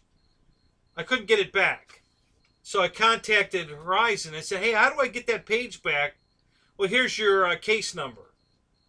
Okay, so now I've got a case number. What do I do with this? You know, I tried putting it everywhere you could put it, and not found, not found, not found, not found. I'm like, what the fuck? So I sent him 2 more emails, no reply. So I did what Marshall said. He said, just make a new ticket. So I made a new ticket, printed it, signed it, put it in the box, and mailed it. So I got that mailed off today. And I got my phone, my replacement phone, the old phone sent back today. And oh God, I'm telling you. Life just gets in the way sometimes. So, and it's been so windy here all week. They actually made an advisory in our county that no burning. You know, because it's just going to blow out of control and start a fire. I mean, and that's what would have happened. Everything's so dry right now, because we haven't had any rain, that if I started burning the stump with the wind, it would have just lit my lawn.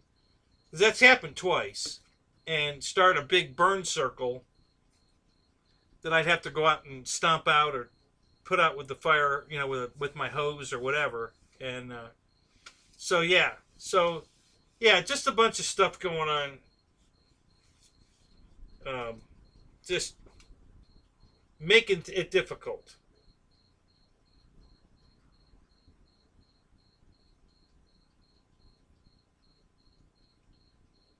No, that was Matt's Cap 232.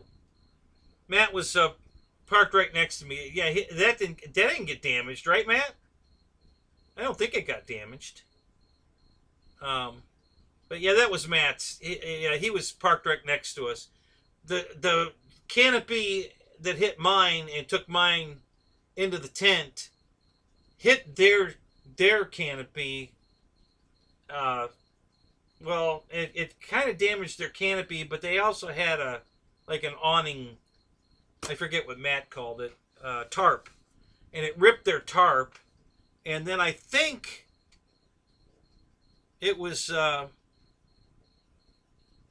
Tony's canopy. I think went over their canopy and got Dave's RC's canopy on the other side.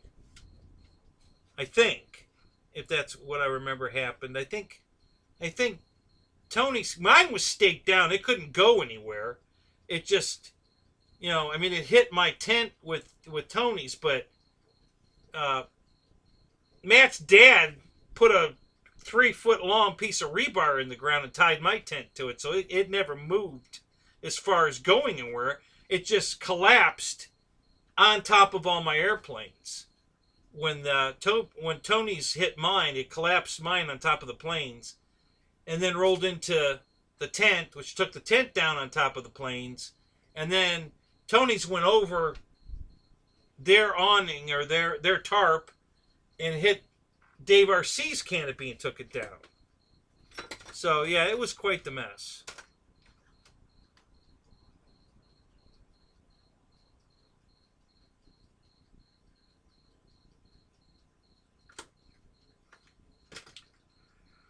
Wow, Keith, why did that cost you $500? What the hell?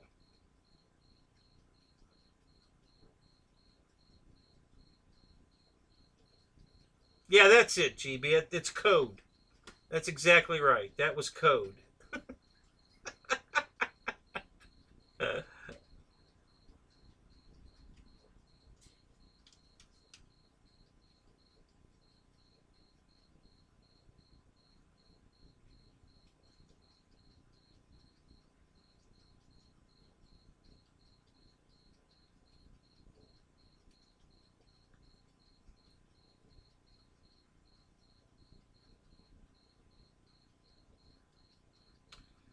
All right, Victor.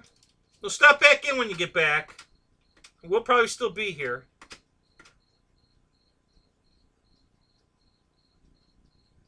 Yeah, it kind of was, Fred.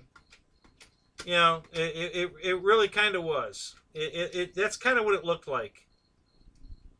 There were legs spread all over the place.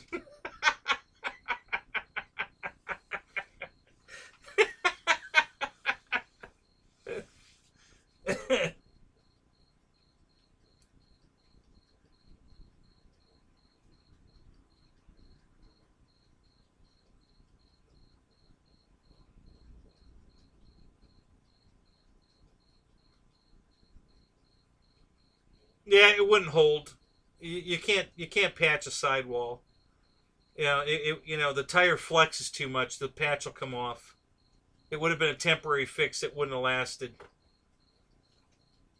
But they sold you on the idea that you have to replace tires in pairs. Yeah, whatever.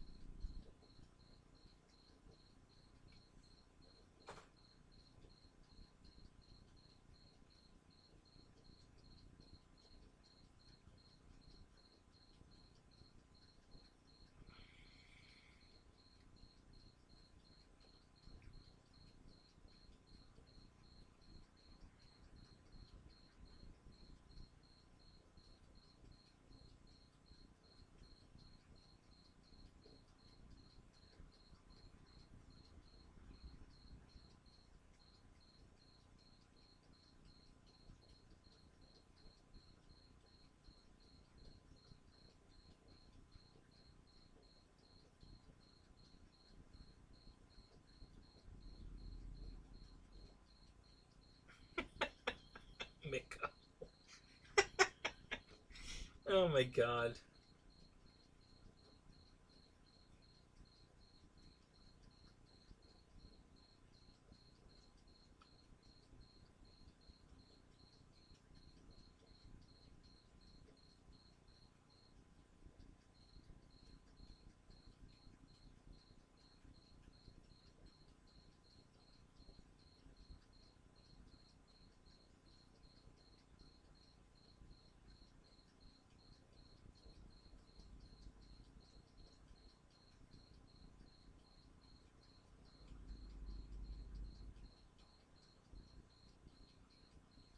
That's probably what saved it, Matt.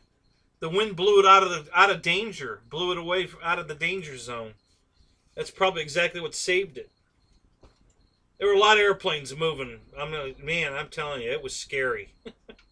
All those planes were dancing around. And I'm like, oh god, this is not going to be good.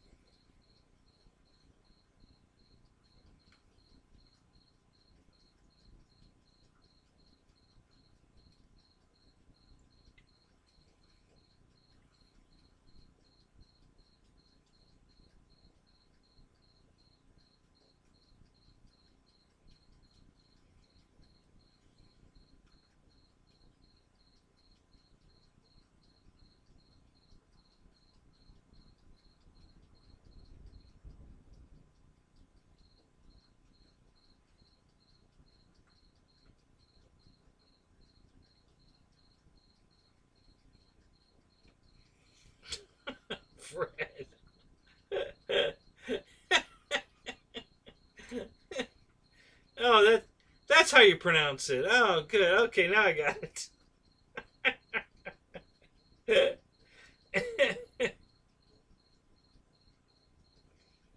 Oh my god, you guys are hilarious.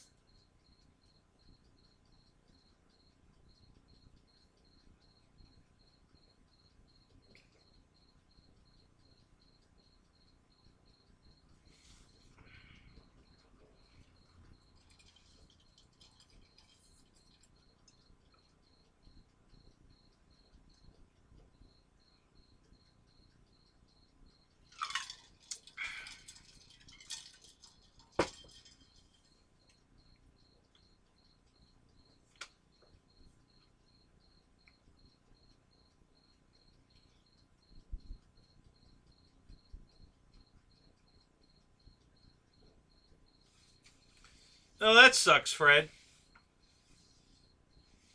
It's supposed to be that way tomorrow and Saturday? What's going on? I haven't even checked the weather. I don't know what our weather's supposed to be like. I'm assuming it's going to be good.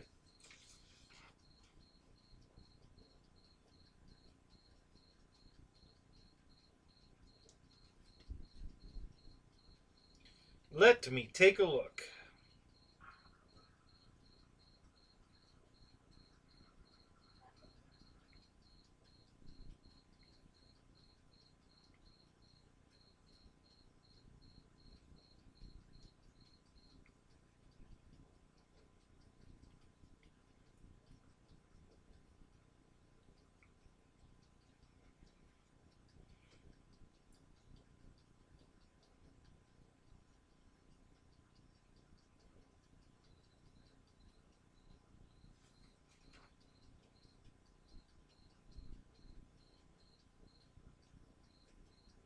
Apparently I can't see the weather.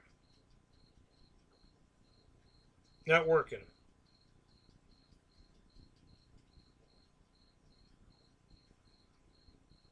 I got 3 bars, but I'm not getting any, could be the metal roof. I don't know. Yeah, I'm not getting my tomorrow forecast. So much for that idea.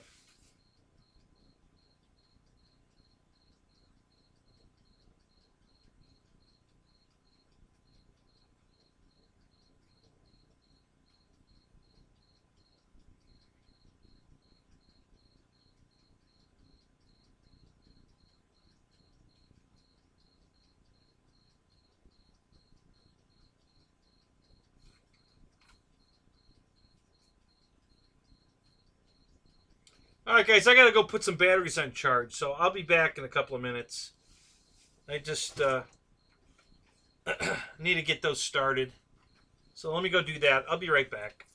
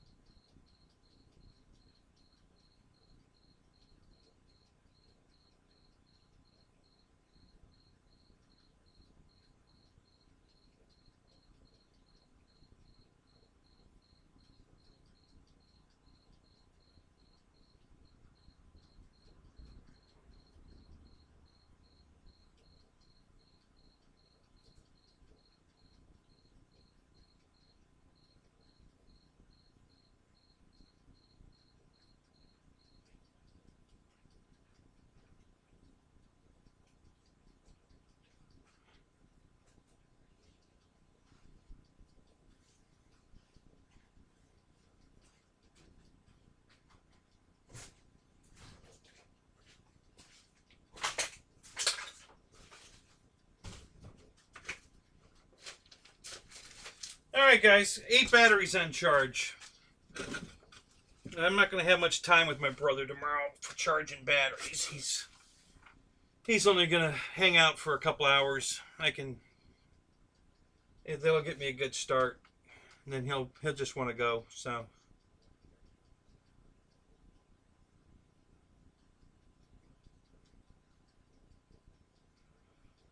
no, Air Marshal, you should get a flex plane. Honestly, you know, I had this phobia that they were overpriced, but they're really not. When you think about it, they're not bad at all. You know, you should get an RV8. You'd love it. You'd absolutely love it. It flies like a like a T-28. Carbon Z. And if you don't get the night version one, it's less than $500. It's $489, $469, I think. You know, and it's a big airplane. 6S.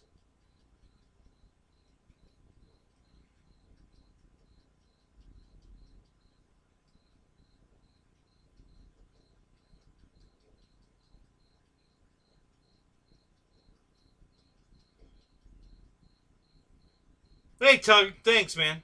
Yeah, if you want to go, you can still play with the Aura 8 if you want to buy the QQ. Another great airplane. You know, I just bought the QQ night version, and I bought the extra lights to light the tail like the RV8. So I haven't put them on yet though. But yeah, that's less than, what is it, $269 for the day version and $289. No, I think it's $249 for the day version and $289 for the night version. So if you want it with lights so you can fly at night, less than $300. And they both come with the Aura 8s in them.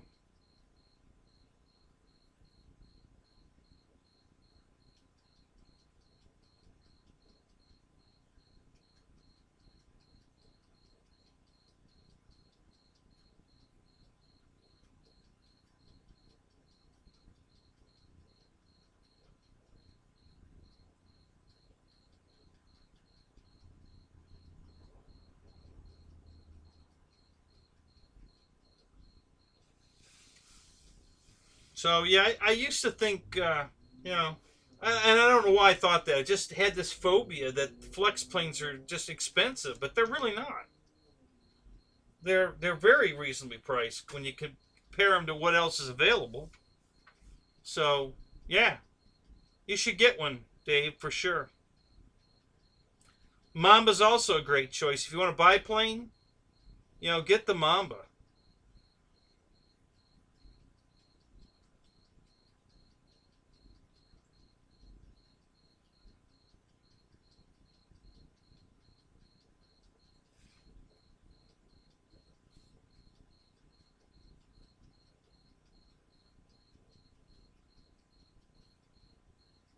Christy. Oh my God, he actually came back.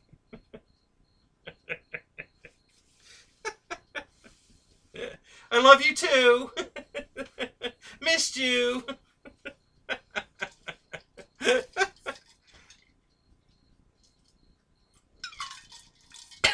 really did just go put batteries on charge.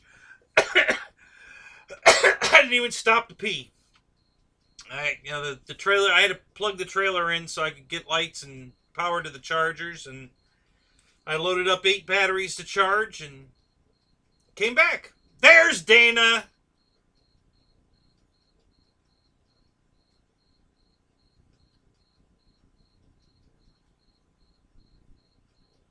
Oh, that was a good buy, Dana.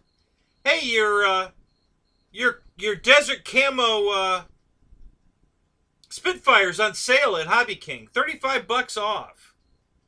I think you need a second one.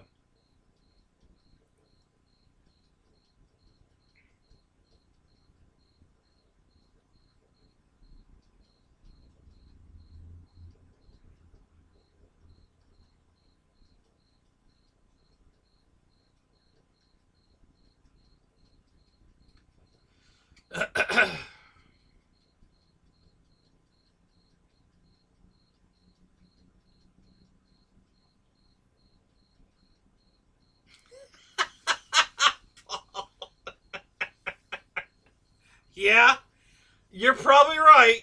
This is the retire capital of the world here in Florida. So, yeah, they probably do sell a lot of adult diapers here in Florida. I guess I can't argue with that.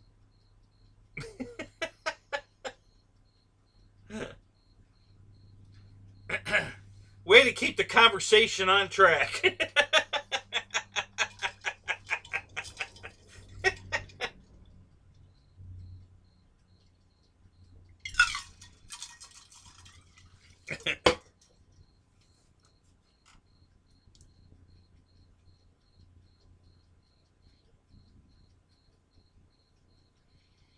Yeah, Tug, that's a great question.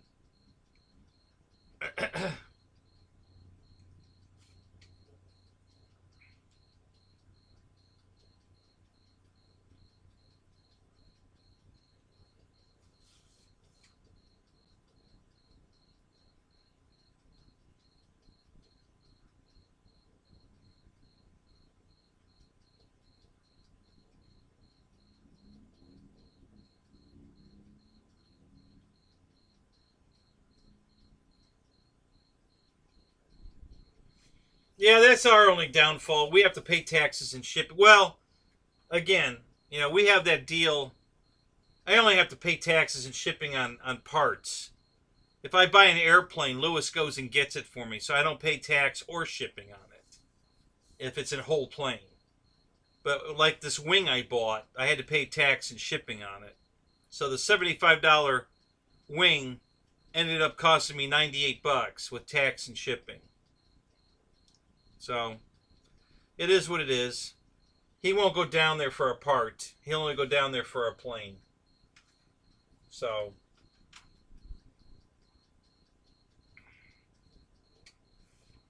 I don't know if that's a deal he made with them that, he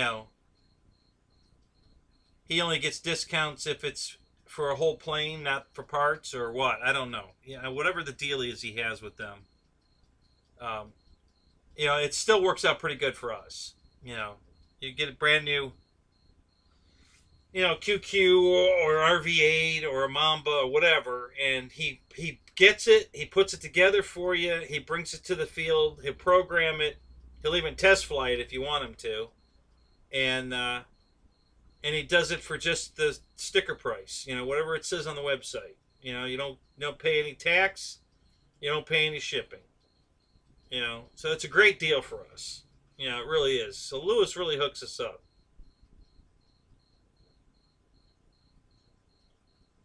You did the RV8? Really? Did you both have a smoke afterwards?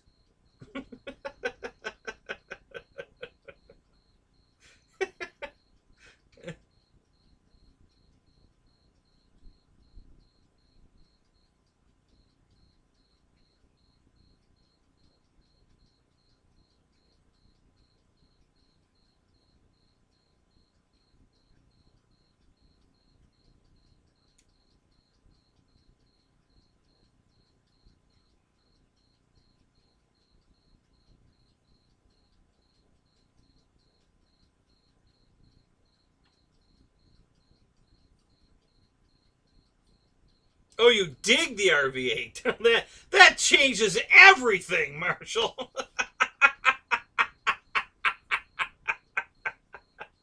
It's amazing how one little letter makes a completely different meaning. Yeah, Dave, you should definitely get the RV8s. You'd love it. You really would. It's a great airplane. You'd have a ball with that.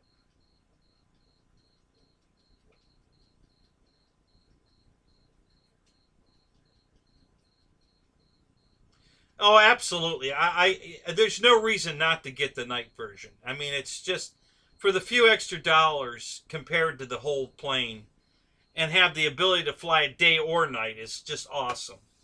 So, yeah, it's a sweet deal. You should get one. Let's see, when are you going to be down here again? Because if you get one while you're here, you won't pay. Well, you're not going to pay. I think you'd still have to pay the shipping.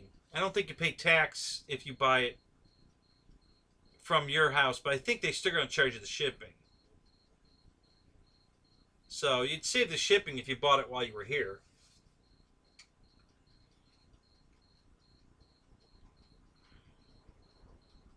Or hey, you know, if I go to Jet Jam, you know, I could have Lewis pick me one up, and I could bring it with me. So there's the thought. So you wouldn't have to pay tax or shipping. I'll just get one. Lewis, bring it to the field, drop it off. I'll put it in the trailer and bring it to you. So, yeah, keep that in mind. If you want a plane, you know, anything from Flex, just let me know.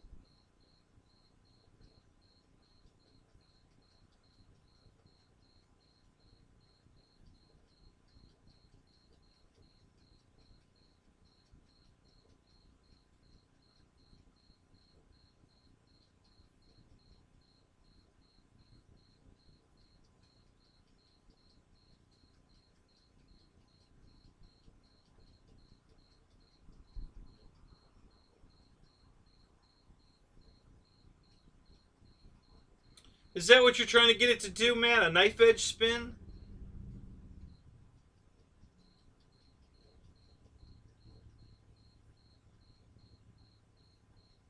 Ronnie, spin this.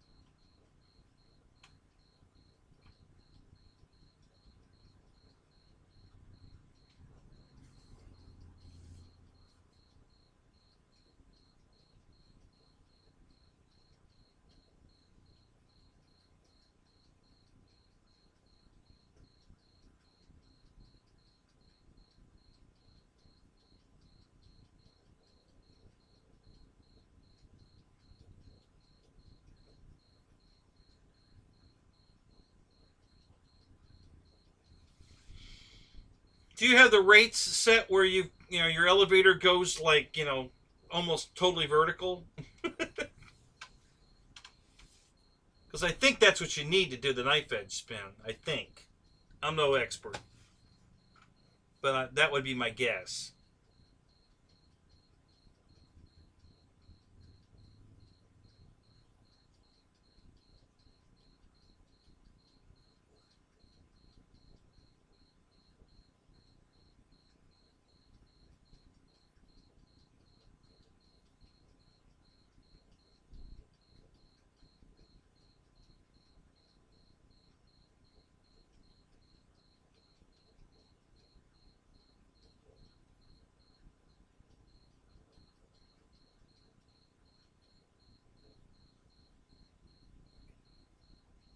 No, I'm back, Paul.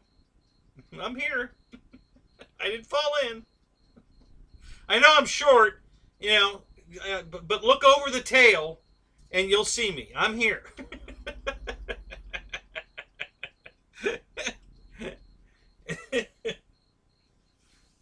Still with you.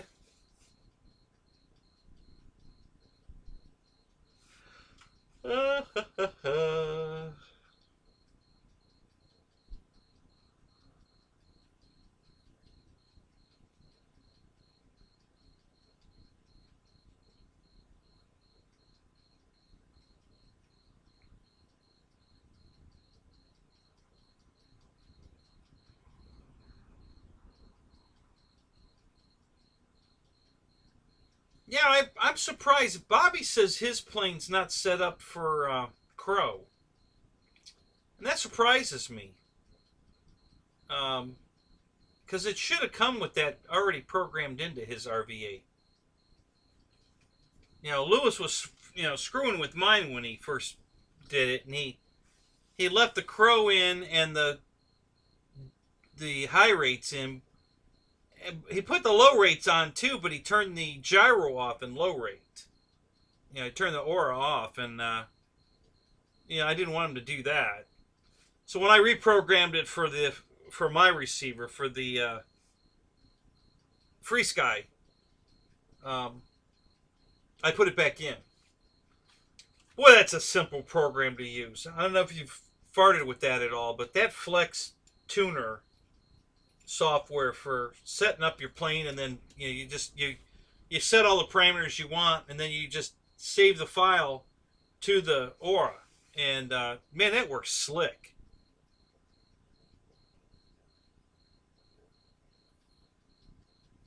Yeah, mine was, but that, like I said, Lewis did it. But no, you know what though? The standard setup, for the RV8, when I put it on the Free Sky, the Crow was already there.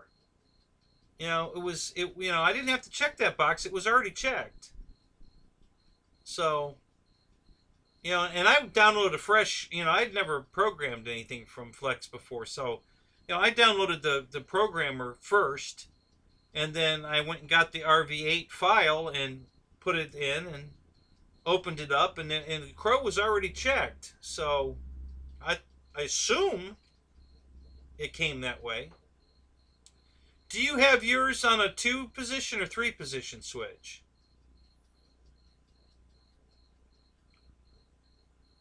$675 for the RV8. What is that with tax and shipping? It's got to be.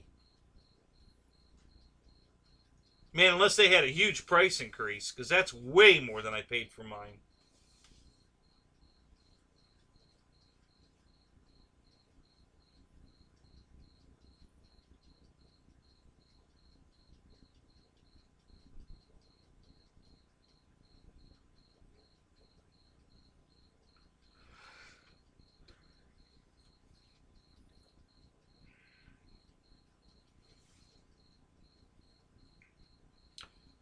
I'm looking it up right now, Marshall. Give me a second.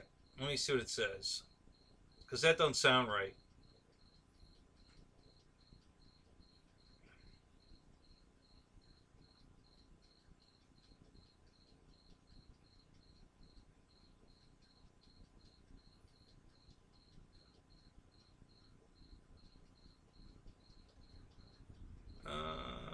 Let's see. Aircraft. Airplanes.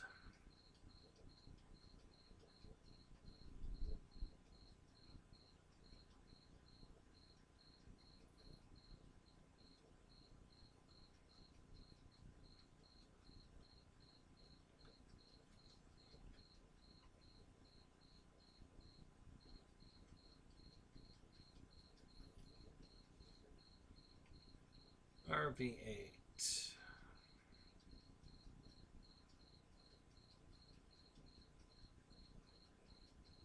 Yeah, they went up. Wow. That just happened. Because I bought my wing Monday. And the prices were the old prices. Yeah, these are the new prices. They went up. About $50. Damn.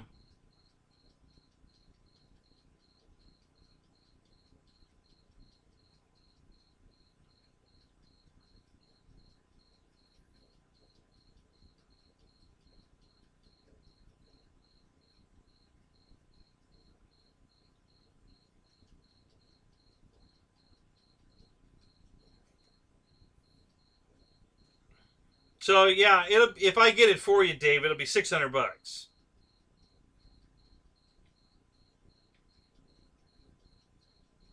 Because if Lewis gets it for me, it no shipping, no tax. So it'll be $600. And yeah, it's worth $600.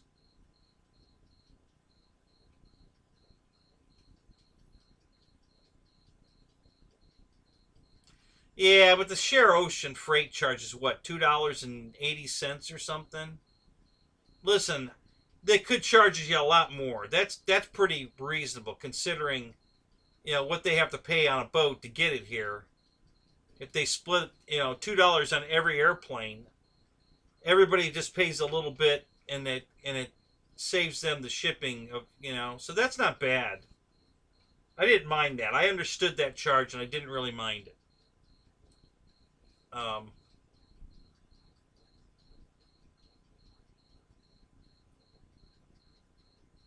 It's up to $15.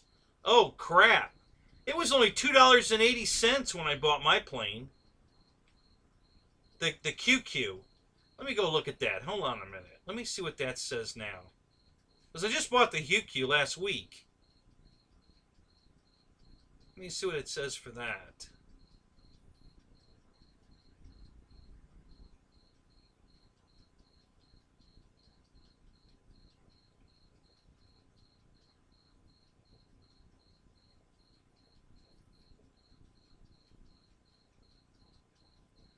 QQ didn't go up. It's $259 and $289. That's the same price it was. So they didn't raise the price on that one.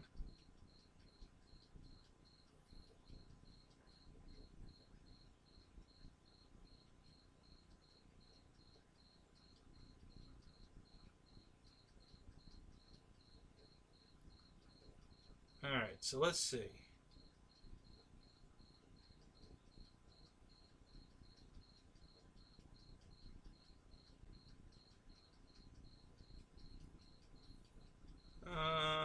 Let's do the night green. Add to cart. Go to checkout.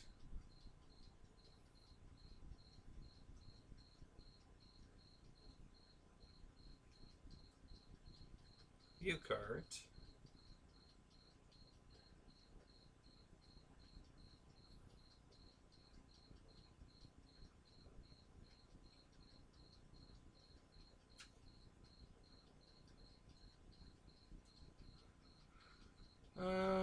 Okay. I might be interested. Proceed to checkout.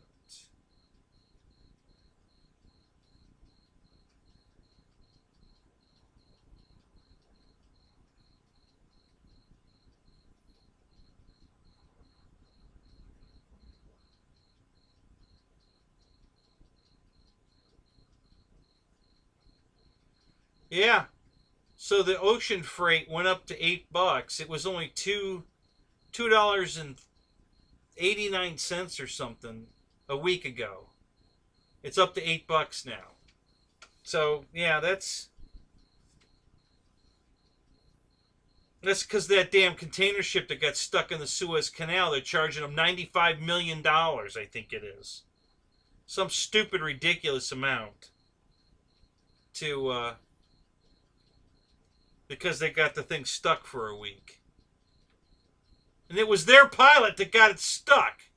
That's the part I don't get. I don't know how the hell that works.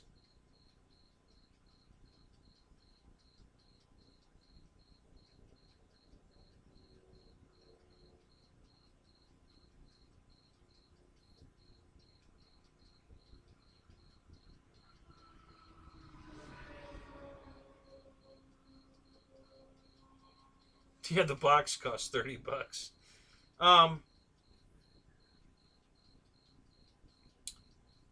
Yeah. So anyway, yeah, Dave, if you want one, like I said, either Jet Jam or Null. I can buy it direct, no shipping, no tax, and just bring it to you. So if you got time to think about it, if you decide you want to do it, that'd be the best way to do it. So yeah, just let me know. And it can be any plane. It doesn't have to be those two. Whatever you want to get. But the RV-8's a great all-around airplane. Just to slow fly, fast fly, 3D it, just fly it around. It's just a nice flying airplane. It flies just like the Carbon Z, T-28. The only reason I picked the Carbon Z T-28 over the RV-8, and it's a toss-up, really. I mean, it's just really close. It's because I like it's a warbird. It's a military scale plane, and the RV-8 is a scale plane, but not really. But it's got lights, so you can fly it at night. So that's the trade-off. So it's really a toss-up. I don't know which one I would. If I had to pick one, I don't know which one I'd pick. It'd be a tough call. The way they fly, though, is very similar. I mean, they're almost identical the way they fly. So yeah, so just let me know. We could hook you up. Yeah, but the price of the QQ didn't go up. That's interesting. The price of the shared cost of the shipping did, but the plane itself didn't go up. Still the same price it was when I bought mine a week ago. But the RV-8 definitely went up. I think it was $499 without the lights, and $559 or $569 with the lights.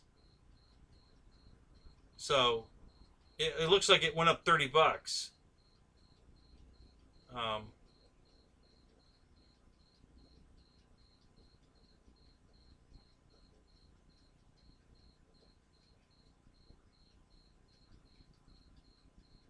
I know they want to keep the QQ under $300.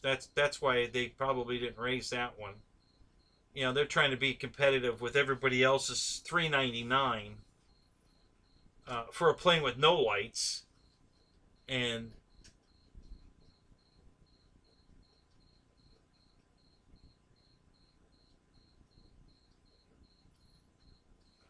I'm sorry, $299.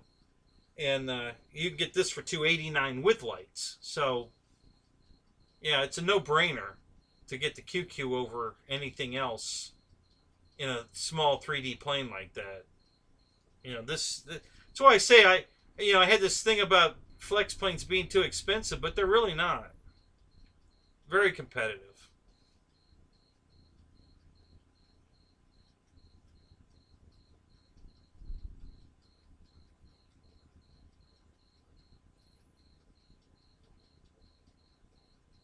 Did an RV-8 win at Top Gun? Really?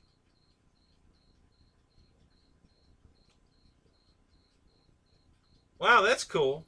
Yeah, the Flex one's definitely not. It doesn't have any scaleness to it at all. They didn't put any detail on it. There ain't a panel line, a rivet, nothing. It's a very basic airplane, smooth. With a canopy and a pilot that has no detail on him. Hell, they didn't even bother to paint him.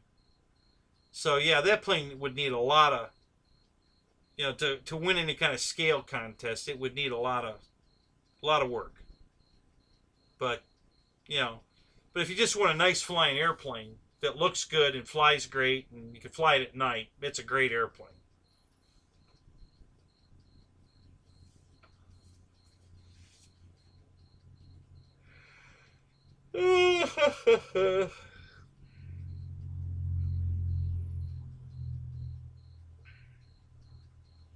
Yeah, they told me I could, at the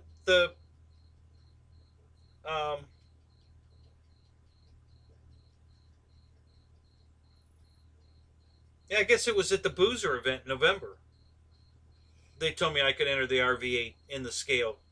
I mean, Wes looked right at me and said, "Hey, it's a scale airplane. You can enter it in scale if you want." And I thought about it. I'm like, but I have no shot against Matt's plane. It's like, forget it. You know, my plane doesn't even have a painted pilot, and his is full decked out. You know, all the instruments, and I mean, shit. Yeah, I've been a waste of time. Yeah, I keep forgetting that it is a scale airplane. I mean, there is a real RV-8, so I just don't think of it that way. Too used to military scale, so I don't think of it that way.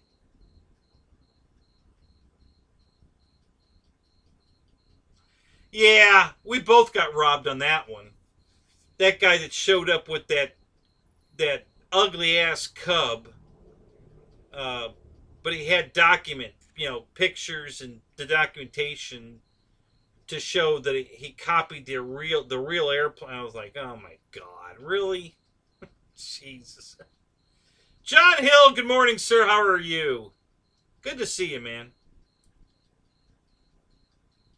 Wes felt bad about it too. He's like, dude, this sucks because I had my P40 entered, and and I wasn't upset about it. I mean, he did the right thing. The guy, it was definitely, um, you know, it was scale, and it was, he had documentation. And look, mine was a foam airplane. Took out of the box. I didn't even repaint it or anything. So, when I say I got screwed, I'm kidding. I mean, the guy really did deserve it. I just, I just kind of thought it sucked. Um,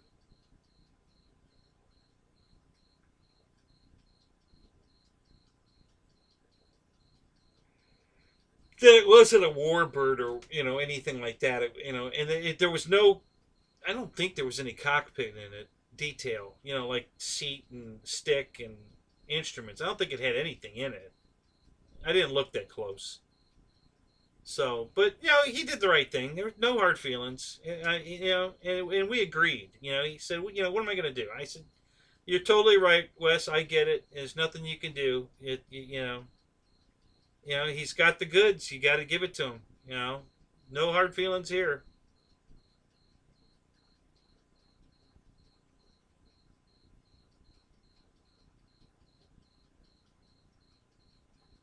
Yeah, Matt, that would have been cool. You're right. He should have flown his Tiger Cat. That would have been cool.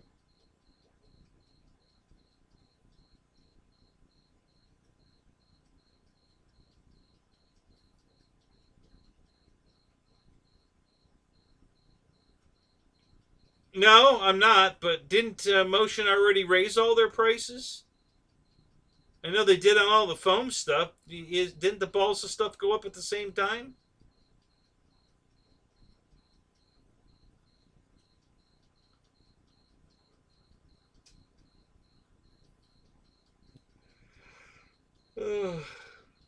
What Black Horse Corsair do they have for $100?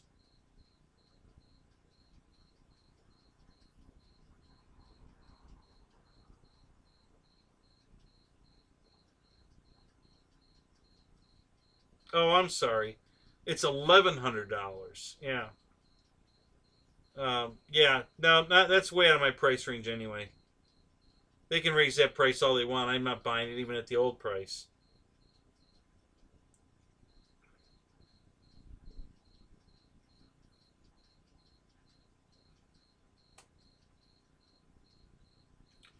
Paul, you're very welcome. Trust me, I love to be here. It's absolutely a blast for me to be here, hanging out with you guys. This is not work. I absolutely love doing this. I don't ever go, oh crap, I got to do a show tonight. No, never. I love this. Tonight, I really should go. I got to work on that plane for tomorrow, but I don't want to go. I need to go work on that airplane, but I don't want to go. So screw it. I'll just be up all night. That's all. Sleep's totally overrated anyway. I'll just, all I got to do is straighten the landing gear after the tent fell on it. That's only going to take about an hour. I got to take it off the plane. I got to take the wheel pants off, the wheels off, and then straighten the gear, both the down angles off the fuselage, and then the axles, because the axles got bent in like this as the mains got bent up like this. So they're both tweaked. So I gotta take it all apart to tweak it back. So not that big a deal.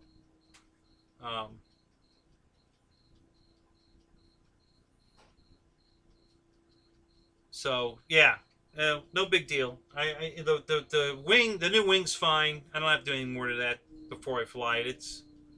There's one more decal to put on it. If I don't get it on before I fly it, it's no big deal. As a matter of fact, I probably won't put it on because I just don't want to bother with it now. I'll wait till I'm done flying it tomorrow, and then I'll go over it. I gotta, like I said, I gotta airbrush it again. The color's too light, so I gotta put a little more orange paint on it, darken it up. I gotta paint the whole plane here and there. You know, the fuselage is too light also, so I gotta shoot a coat of paint back over the orange on the fuselage, get that a little darker. There's a couple of places I just need to touch up. You know, imperfections in the foam. I figure while I'm painting it, I might as well doll it up. So I got to put a little spackle in a couple of potholes, you know, little pits, and then paint it, and then finish putting the decals on it, because the fuselage needs to be re-decaled. And I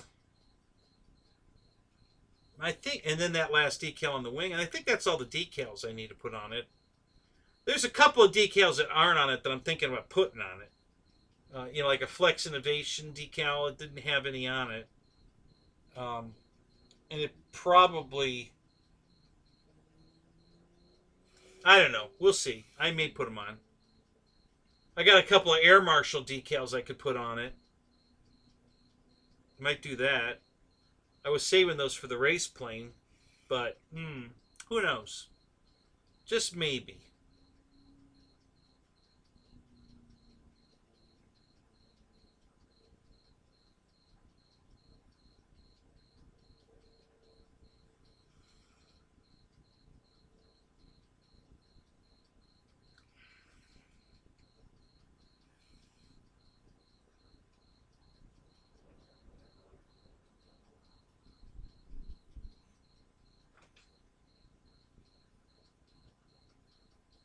Oh, there's a jet fly in today? No kidding. In North Carolina.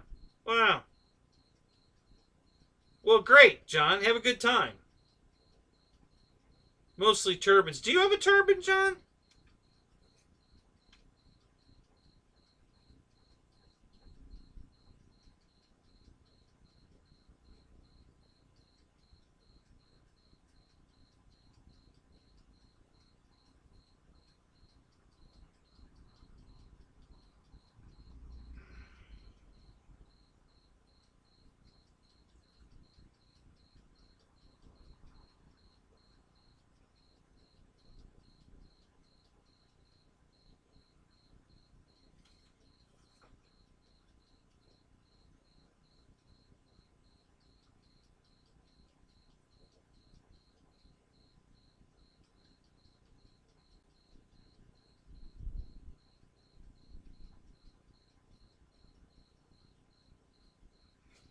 Yeah, Paul, I agree. I think the more and more I look at Flex's prices and quality versus, you know, the competition, the more and more I have to agree. It's just Flex makes a good product for the most part. They're still using too cheap of servos in the QQ, but you know, they're pretty garbage. I haven't had one fail yet, but I've seen plenty of them fail, you know, over the years. Right out of the box, sometimes there's a bad servo. So I've been lucky. I haven't had one yet, but now the bigger ones, like in the RV8, seem to be good. Those seem to be good. It's the cheap orangey red colored ones that they use in the QQ that, you know, just don't seem to hold up.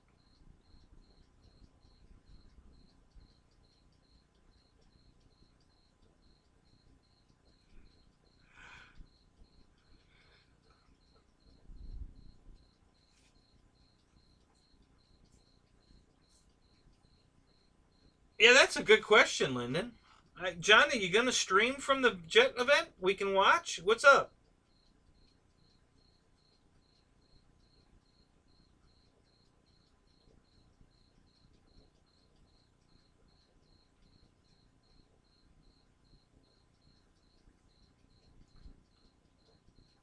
Okay, I'm just going to stop and say there's no space for the B-17.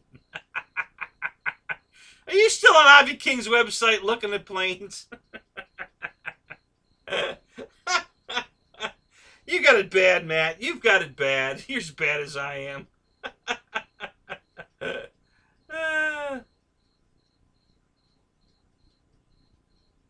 There you go. See, Paul take it for you. He'll keep an eye on it. Keep it safe. You'll be good.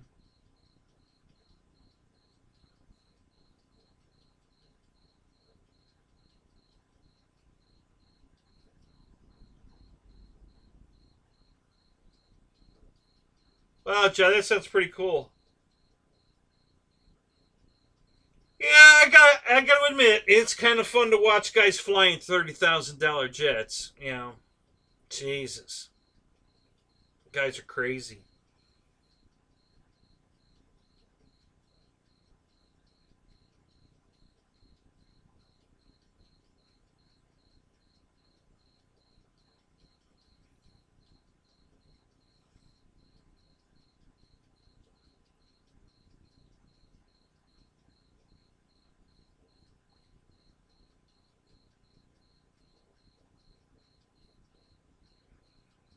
Yeah, Lewis, when he builds it, he Loctites everything on the plane when he builds it for you. So, which scares me a little bit because you get Loctite on plastic control horns and it just makes them brittle. They just crumble. And you know, a lot of times when he's Loctiting this stuff, he gets it all over the control horn. And when he did it on my RV8, I cringed. I was like, "Oh God, don't do that!" But it's been fine. The control horn hasn't broke, so I guess that's okay.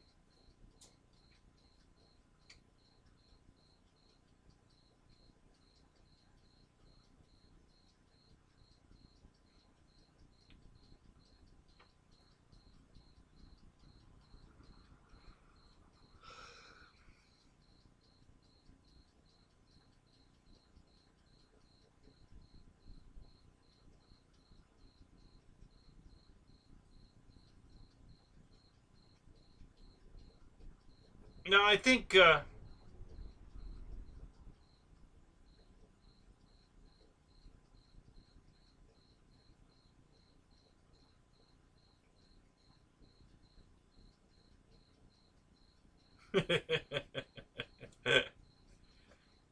Lyndon, it's John that's going to the jet event.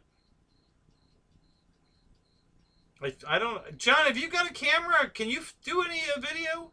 Well, I take that back. I know you have a camera because you had video of the deer. So, are you going to video at the jet event? That's a better question.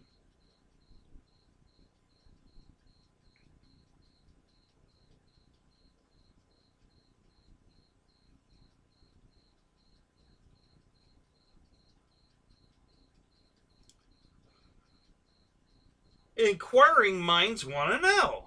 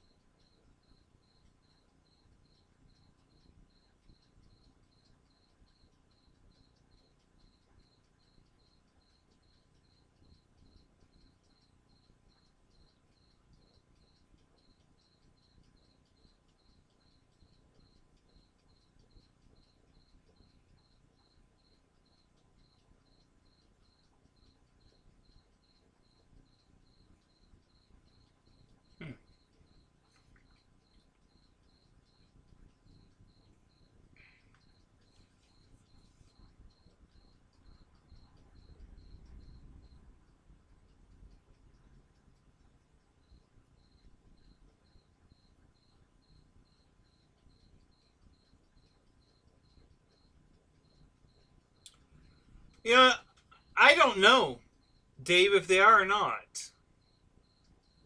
I haven't tried to buy any more since I found the 168s, which are discontinued now. Oh, and I have a question. Have you heard about this? Instead of Open TX, what is it called? Edge TX? Have you heard anything about this? What is that?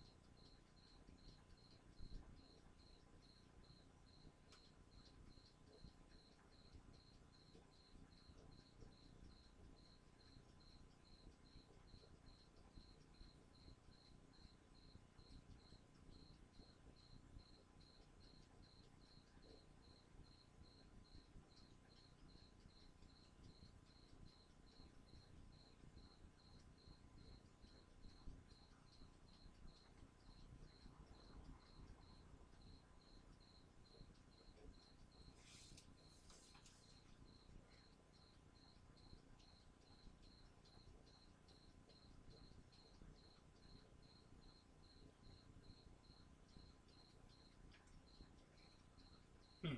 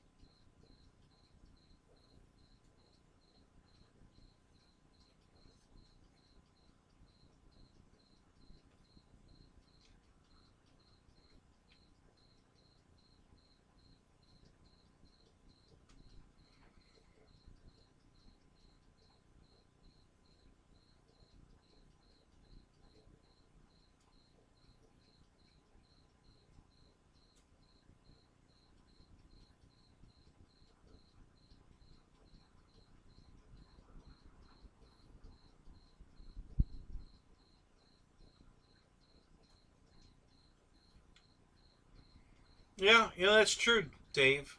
The S8R would do that. Um, yeah, I'm on Race Day Quads. They don't show it. Um, they got a bunch of free sky receivers, but no. They have the S6R. That'd work, wouldn't it? They don't have an S8R. So I'm assuming that's been discontinued. Let me see if there's. Wait a minute. try something here. All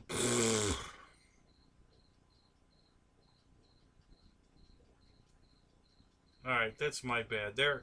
There's more pages of receivers.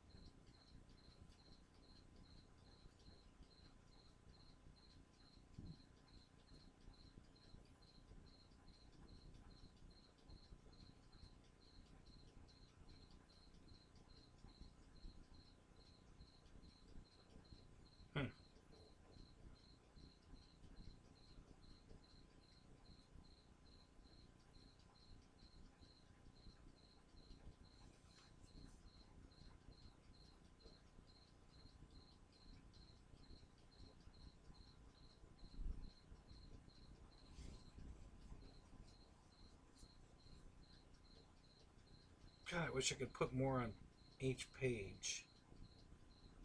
They don't let me do that on this page, damn it.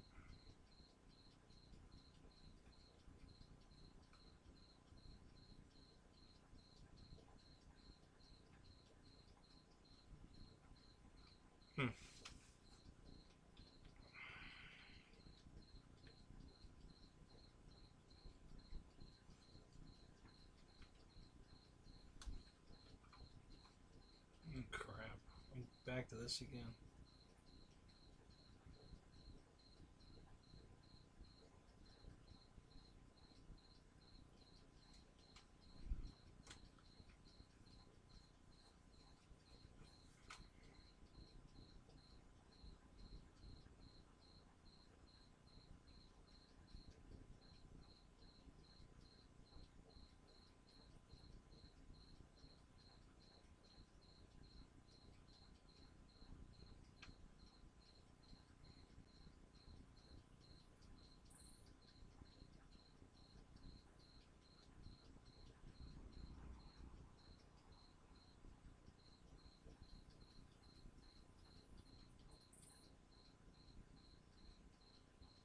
Are you sure it doesn't have this bus out? Pretty sure it does.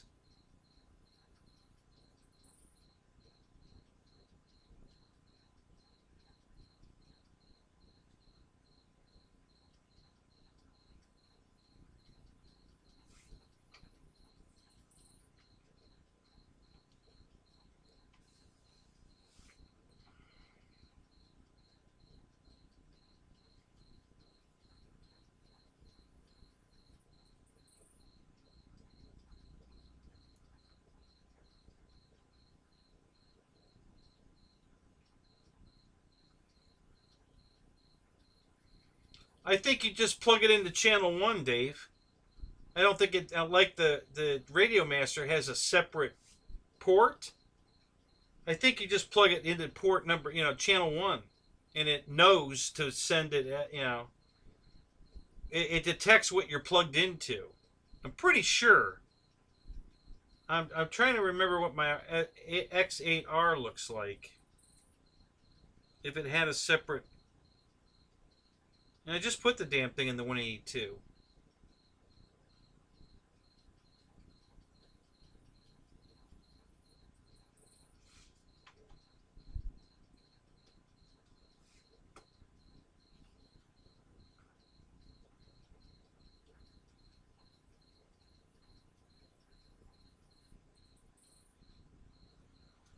Let me go back over here.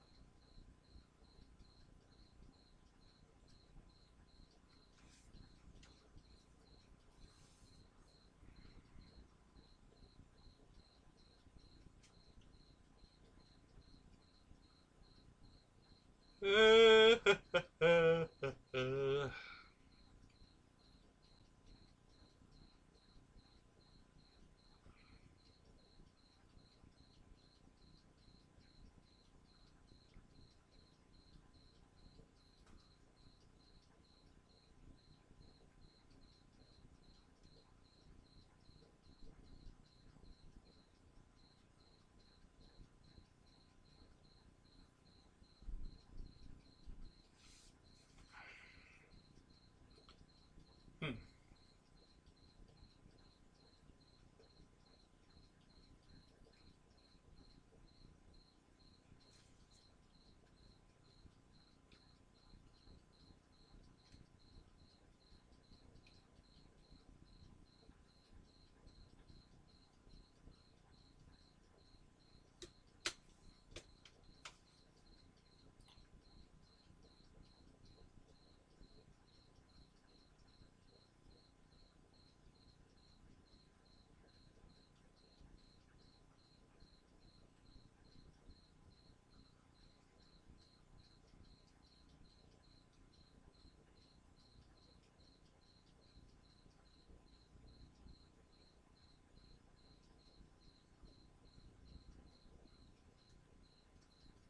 Hmm.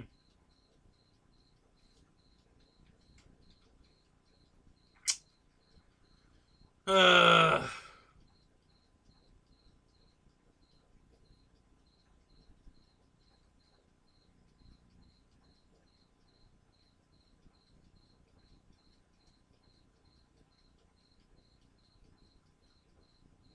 oh, no shit.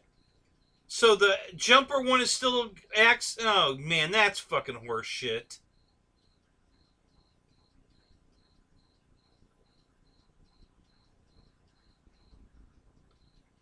That's more likely, honestly. It's more likely jumper said piss off and kept selling theirs. I don't know if you answered my question. I missed it if you did. But the instead of open TX, they have an edge TX. Do you know anything about that, Dave? Uh, Pterodactyl told me that today. I had not heard that, so I don't know. I guess the Edge TX is what Jumper's using.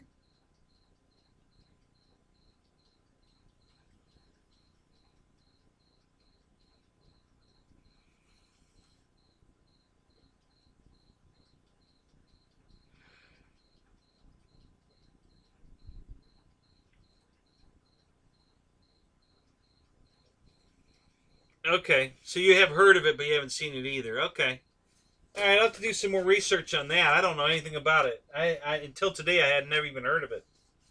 Um, I didn't know that. Well, I'm sure it's not any better.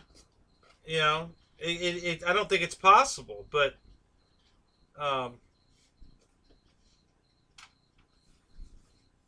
is it just what Jumper's using because they don't want to conform to OpenTX? Or is it that the Edge already has the touchscreen available now and we're still waiting on OpenTX? Who knows? Um, it's hard to say with these guys. These programmers fuck up more shit than they fix. But yeah, so far I have no complaints on the Radio Master radio. The OpenTX, other than the voice, I can't stand the voice it came with. I got to download the Amber package. But yeah, it's so far so good. It's doing great. I know Pickle's having a little issue because his radio came set up um, as Fataba. So it's aileron elevator throttle rudder. And I told him, if you're going to buy bind and fly stuff from Horizon, we need to change this now. Otherwise, all the planes you program in there, you're going to have to reprogram. And no, he says, because I bought this so I don't have to fly that. I said, yeah, but you still might want to buy a bind and fly plane once in a while. No, no. So we didn't do it. And now he's trying to fly a bind and fly plane. And of course, it's not going to work. So now we might have to reset the whole radio. And I'm just like, oh my God. Oh, I wish people would just listen to me. So anyway, yeah, it won't. Yeah, I think I figured it out. He's been trying to set, and not him, but his dad, Tony. He's been trying to set the safe to a switch, and I think the reason he can't do it is because when you hold the sticks down and in, you don't have the right, down and ins, because you've got channel 1 is aileron, channel 2 is elevator, channel 3 is throttle, and 4 is rudder. Those inputs are no longer correct to set the switch. Hold those in and then flip it 5 times, because that's not spectrum. And I think that's what the problem is.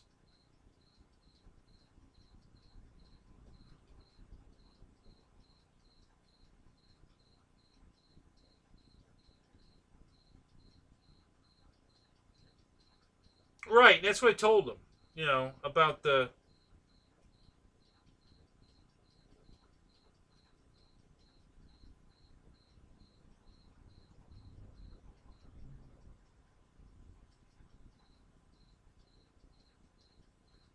Tim, good evening. What's up? Good to see you, man. Welcome to the show. We're getting ready to wind it down here pretty quick, but we're still here for now.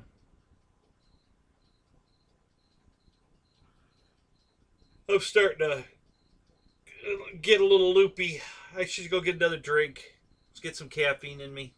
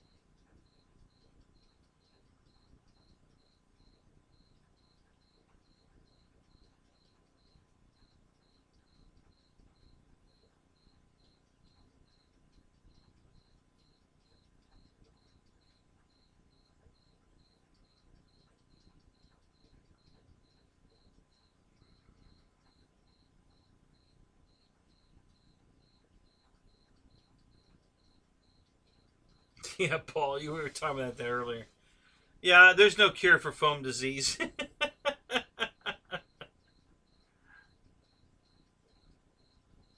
Yeah, maybe balsa. I don't know.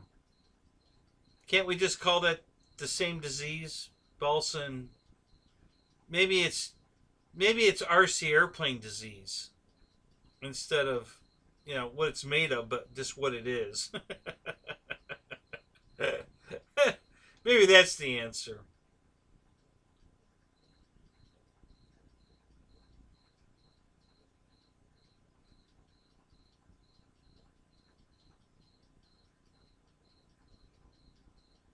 Well, good luck on the maiden coming up there, Tim. I hope it goes well.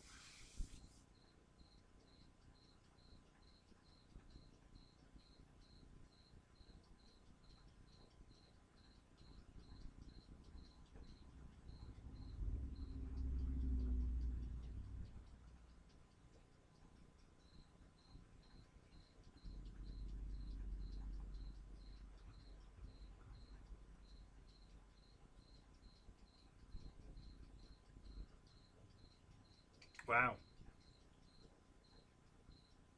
Miko's back.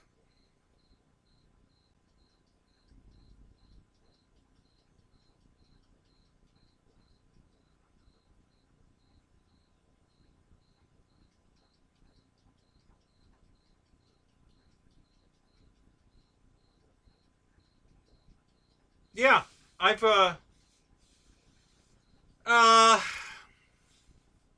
okay, technically I did try to bind it to my UMX and it didn't work. Um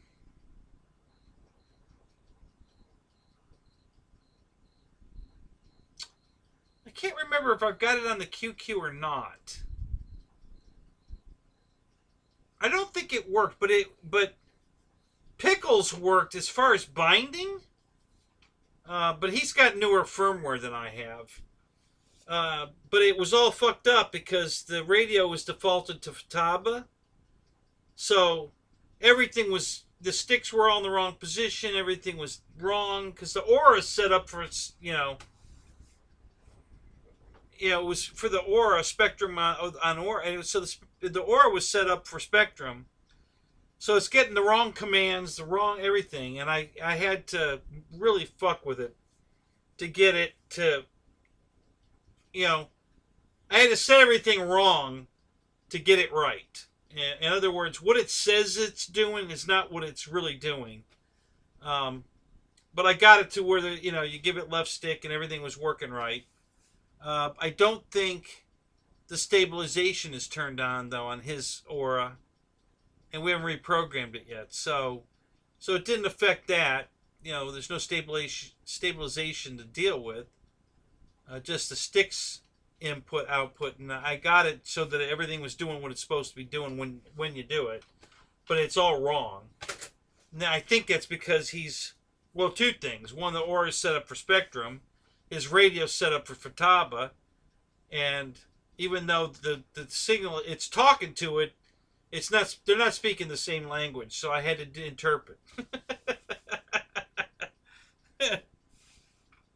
So that was all fucked up. I guess the latest firmware, I think you have it, where it auto detects what version of OpenT or AS3X or Spectrum you're using. It auto detects it. You don't have to set it to. I think there's a DSM X 1.1 and then DSMX 2.2, and then there's also a DSM2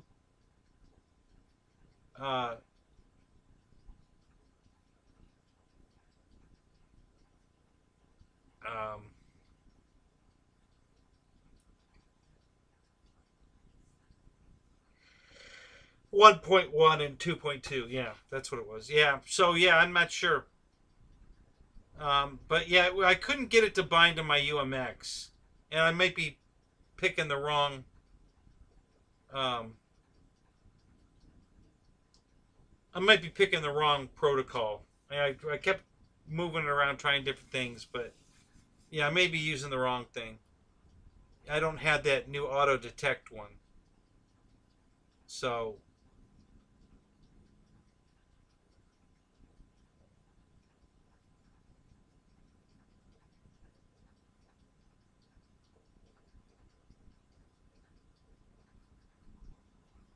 you keep hearing little bits about sailing lipo.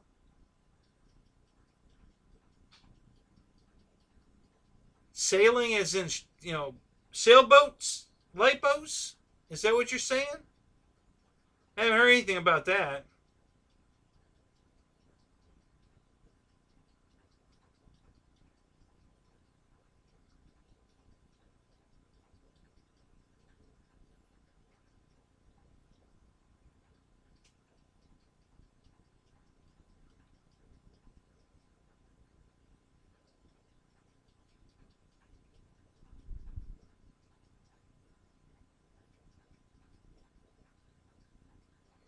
Yeah, Dave, I tried that. Didn't work. And like I said, because it's not going to a receiver, it's going to the aura, and the aura is programmed for throttle, aileron, elevator, rudder, and that's not what the radio's telling it to do. So it's all fucked up. It's not fixing it. I think only because it's the aura, not just going to a receiver. If it was going to a receiver, it would fix it. So I had to manually go in and reset the parameters manually. And I had to set it like, I think it wanted elevator on number 1 and aileron on 2. Or, no, I think it was elevator on 1, throttle on 2, aileron on 3, and rudder stayed 4. But I had to fuck it all up to make it work. And that's because the aura has been preset. The guy was flying this particular airplane with Futaba. Oh no, I take that back. He was flying it with Spectrum. Pickle wouldn't listen to me when I said we should set your radio up as Spectrum so you can get bind and fly stuff. He wanted to leave it at the Futaba. And I said, okay. But and that's when it was all fucked up. So I tried going in there and manually just setting it to throttle, aileron. That didn't work. So, like I said, I had to, they were not talking to the same language. So I had to completely manipulate it to get it to work. And I think I had to put elevator on 1, and the throttle on 2, and the aileron on 3, and the rudder on 4 to get it, to give me the right inputs to the sticks. So it worked. I mean, you can fly it now, but like I said, it's all fucked up. The aura needed to be reprogrammed. Yeah, it was a satellite. Spectrum satellite in the aura. Yep, that's what we had.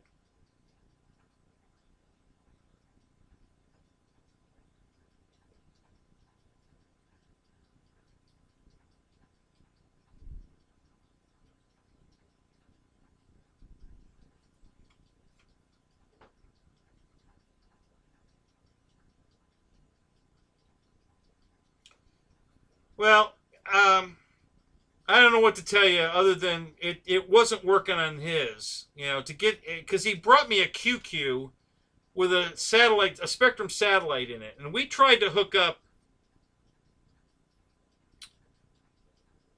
the Radio Master 168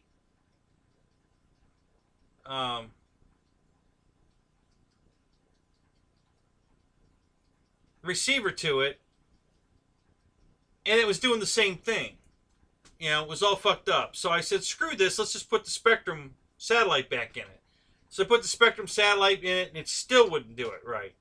So then I manually went in and I manually changed it both in the inputs and in the mixer to throttle, aileron, elevator, rudder. Still fucked up. Nothing was, the sticks were not moving the right thing. So then I just had to extrapolate from what was doing what to switch them all around, and I had to put them in this stupid order to get it to work. And then I got the throttle on the throttle, and the aileron on the aileron, the elevator on the elevator, rudder on rudder, so that you could fly the airplane if you want. He didn't fly it, but you could have flown it now. But yeah, I had to screw it all up to make it work. I have no idea why. I haven't figured it out yet.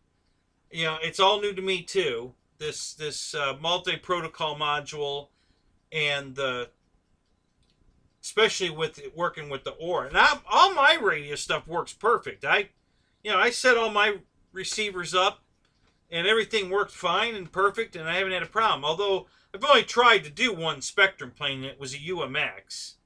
And they program a little different. You plug them in first, and they're looking for a signal, and then you turn on the radio.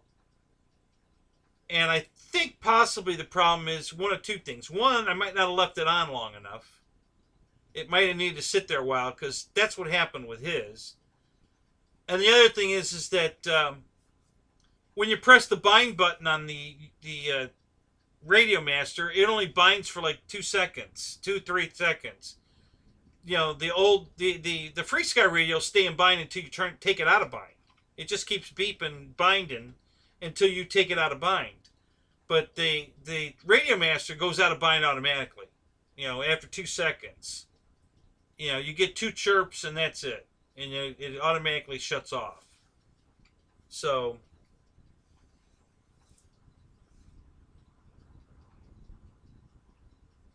Right. No, I haven't plugged it. I didn't have access to a computer to reprogram the aura. That's what I'm saying. So the aura could be what the problem is, because we're trying to fly it on the aura. And so that could be the problem. I don't know. We haven't plugged it into that yet. So, but like I said, it was all fucked up. I mean, I made it work, but it's all fucked up.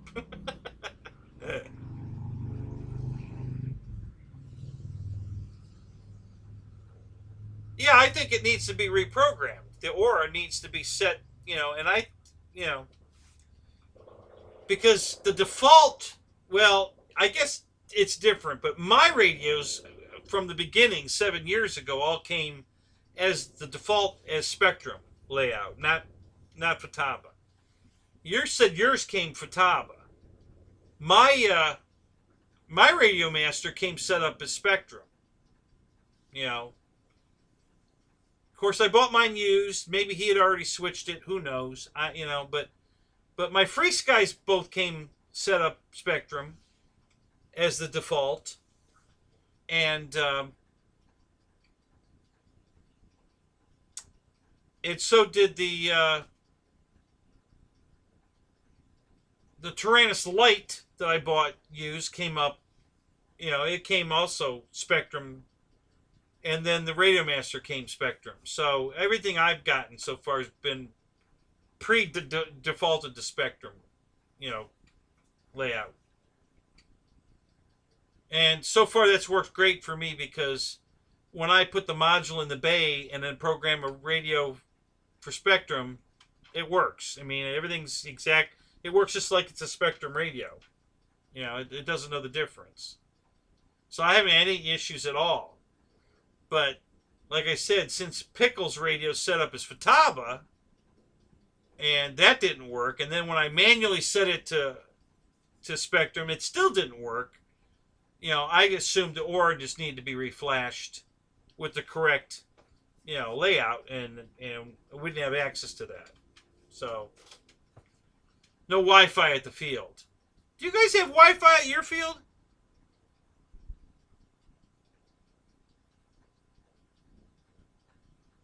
Yes, Dave, I know that. I have the Spectrum module in the Tyrannus, not in the Radio Master. So yeah, the Tyrannus came Spectrum set up. All I did is pop the module in the bay, and everything just worked perfect. The Radio Master doesn't need the module. I know that. It's not working. On his. Mine's working fine. But his was all fucked up. But like I said, manipulating everything goofy made it work. Instead of just I should have just reset the radio, but it's his radio. So him and his dad are fighting with it. Let them fight with it. My shit works. I don't fuck them.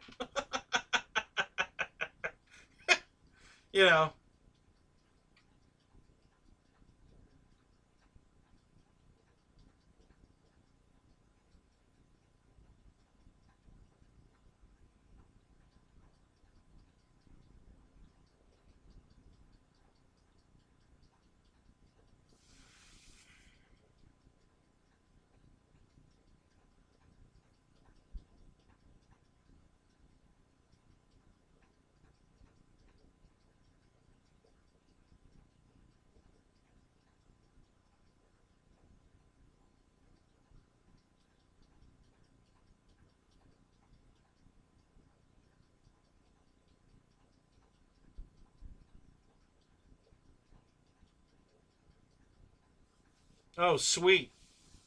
So you do have Wi-Fi at your field. Yeah, we don't even have power at our field. I mean, you got to bring your own.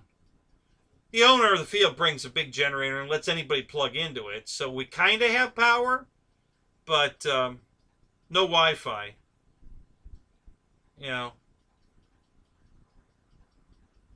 We're too far. you know, his field's too far off the road. They won't run, you know, they won't run cable TV or anything back there. You know, there's 4 houses on that road, and they all have to have a satellite for everything. You know, satellite, internet, everything. They won't run a wire back there. So there's nothing at the flying field, which is way back after the houses, way back. And so they won't run anything back there, power, internet, nothing. And so we, you know, like I said, you have to bring your own power. And if the owner's there and he's got his generator out, you're welcome to use it. He doesn't mind. You can plug into it. But most guys bring their own. There's usually 4 or 5 generators running out there. I bring my own.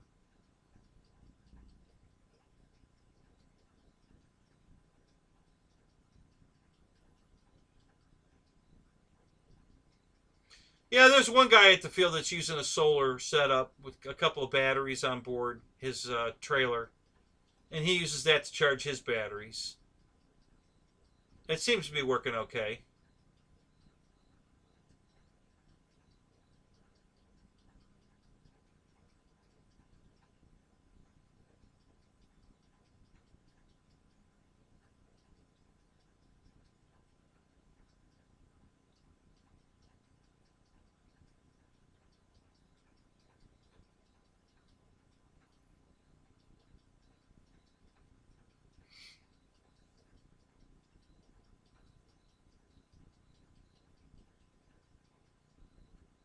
No payphones? No, no payphones.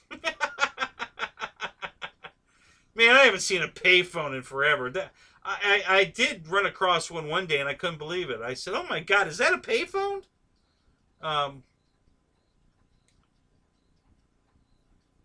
Apparently, payphones are like Redbox. You know, you can start your own phone company, buy payphones, and put them wherever you want them, and you service them. And because the phone companies don't do it, they're gone. But apparently, you can, just like you can buy a Redbox and put it someplace, you can buy a payphone and put it someplace, and then it's your job to keep it working and collect the money and all that. So I guess nobody wants to be bothered with it. Everybody's got a cell phone, so nobody wants to be bothered with a payphone. But I did see one once. Yeah, I cracked up. I couldn't believe it. I thought they were gone.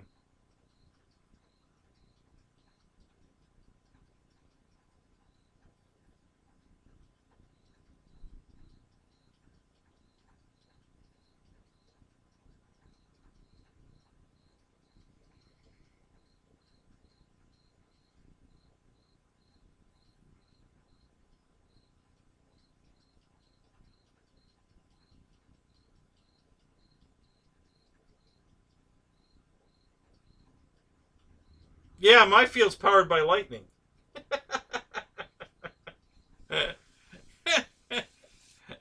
Your pee glows in the dark at our field.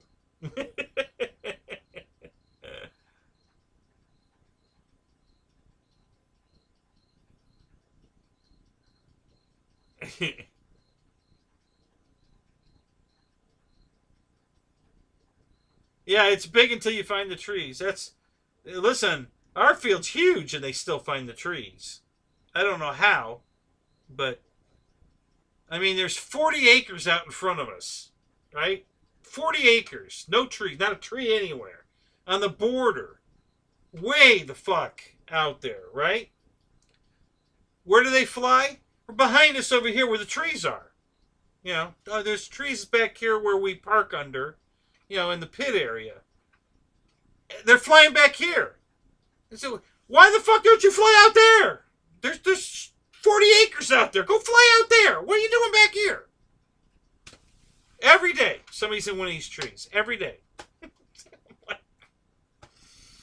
Oh.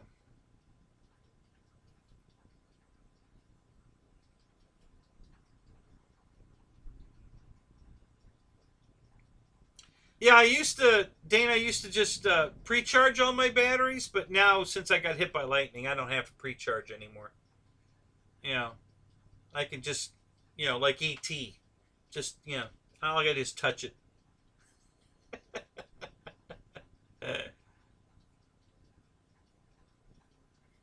Yeah, our trees at our field have foam magnets in them. They just suck your plane right in. Apparently, because everybody keeps hitting them. Everybody's flying where they don't belong and hitting the trees, and then they're oh, I thought I missed that tree. Why are you even by the tree? Go fly out there. Stay away from the tree. Idiots. Just absolute idiots.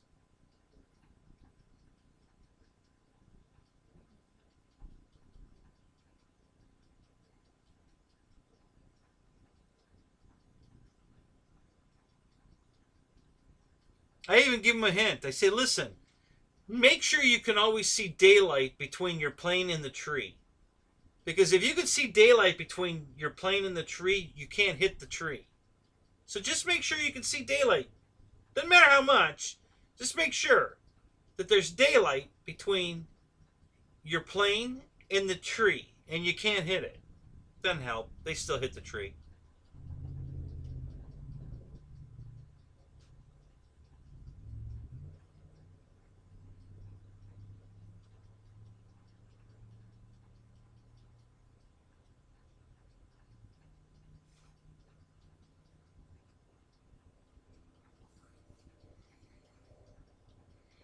No, Dave, I was topping the battery back off. It had been off the charger for an hour. I was just re-peaking it. That's all. Nothing crazy. Just wanted to make sure I had a full, fresh charge in the battery. That's all.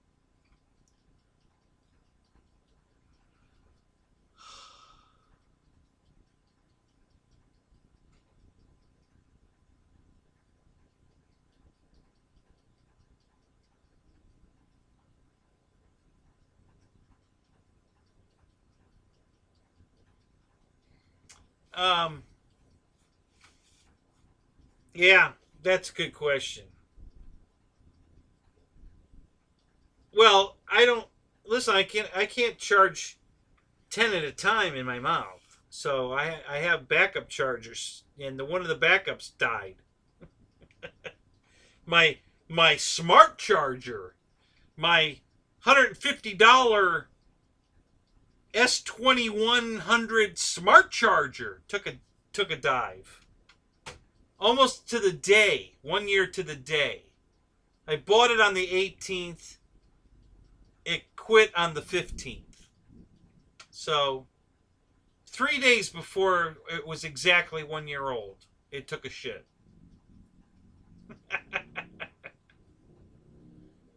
So I'm waiting for Horizon to tell me that they have to charge me to fix it because it's out of warranty.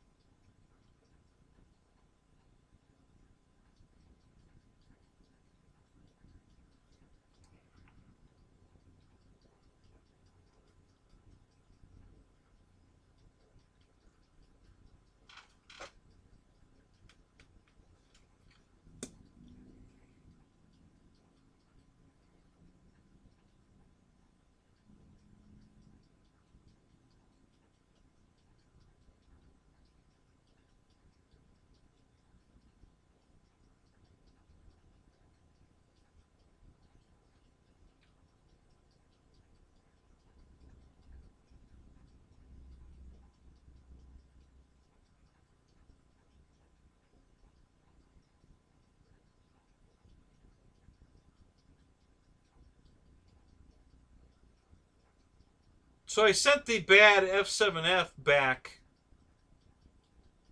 on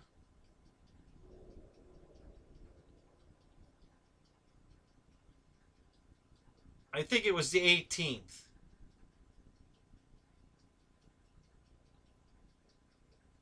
And I still haven't gotten a refund.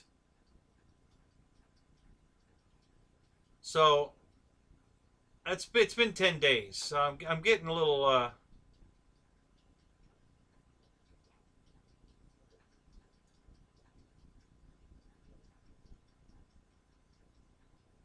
pissed.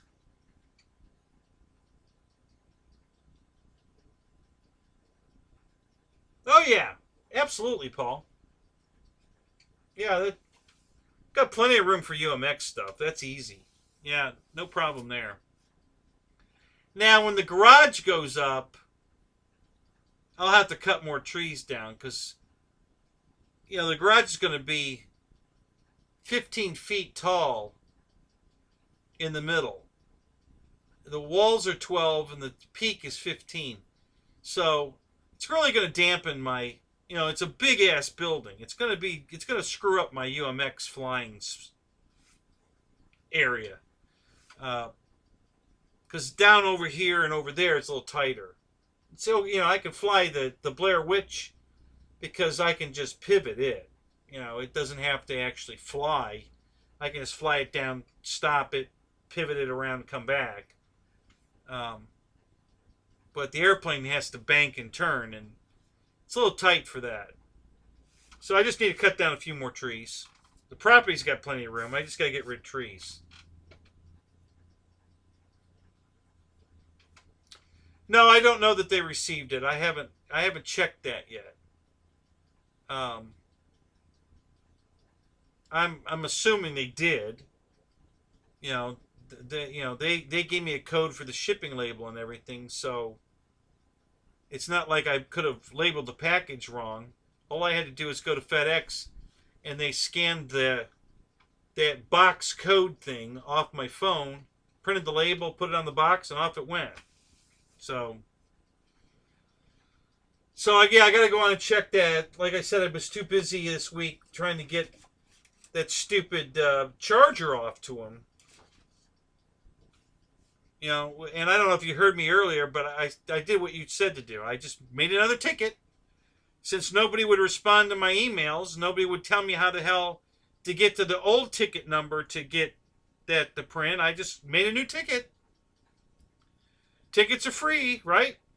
So I made a new ticket and sent it back.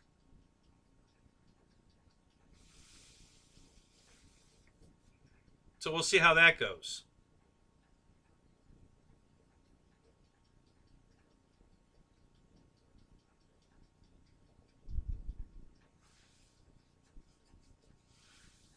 Paul, I've got a quadcopter race course, five gates set up on the property, permanent. That's always up, and it's this whole half of. So it's on about almost 2 acres of land over here. I've got the 5 gates set up, so we can race drones, quads. Not drones. We can race quads all the time out here too, because we fly under the trees. We fly. We stay down low. I've got the trees trimmed up, so we fly under the trees and through the gates. Now I could fly the UMX that way too, and I should. I should get I have a tiny little camera to put on the UMX plane, like the turbo timber or the regular timber. So I should set it up, put the camera on that, and fly it around the gates under the trees. But I haven't done that yet. So, but I should do that. I can't get everybody to come over here and fly with me.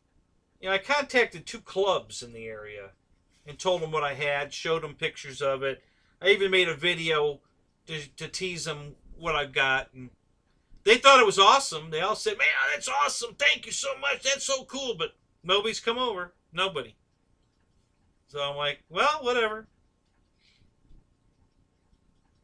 I had one guy that I used to fly with, used to come over, and he hasn't been over in a while. He flies and then he gets out of the hobby. He doesn't sell everything off, but he just kind of like shelves it for a while. And then he comes back and then he shelves it for a while. He doesn't stick with it constantly. So I think he's just on hiatus right now. So sooner or later he'll probably be back.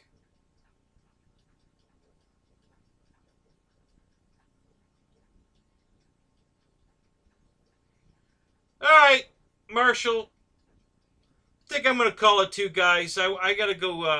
Like I said, I gotta fix the landing gear on this airplane.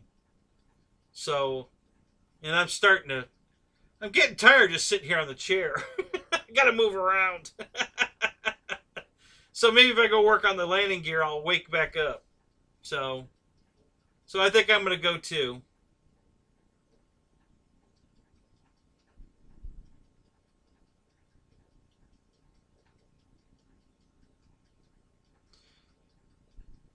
What's the Storm 330, Lyndon? Who makes that? I'm not familiar with that one.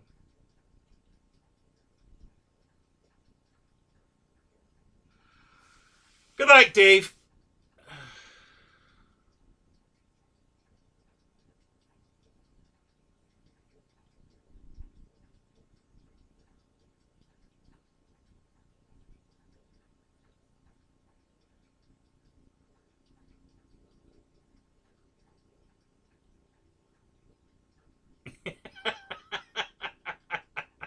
Yeah, Miko, that's how it works. If you kick their ass afterwards, it's not gay.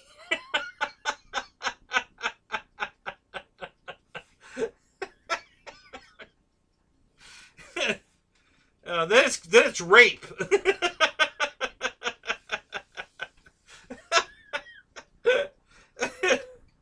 Oh my god, you guys are hilarious.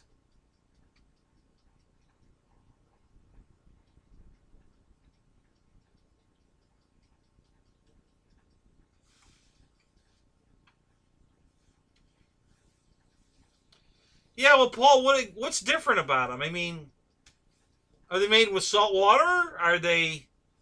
Well, I mean, what's different? Are they, low C rating because they're only working sails and not motors and I'm not really figuring out what. I mean, why wouldn't you just use a standard lipo in a sailboat?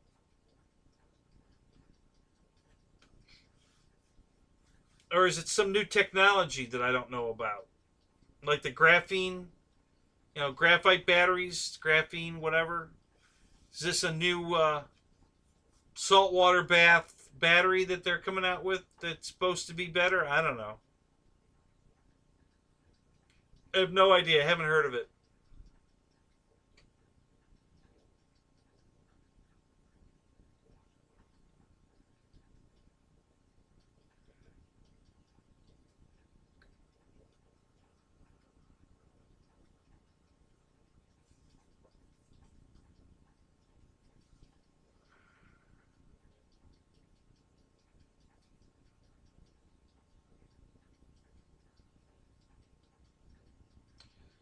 Yeah, Lyndon, who makes it? It's the race drone. Is it made by Get FPV or one of the? I mean, is it a brand one or how I don't understand what um,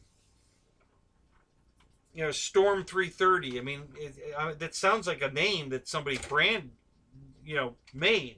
I don't, but who made it?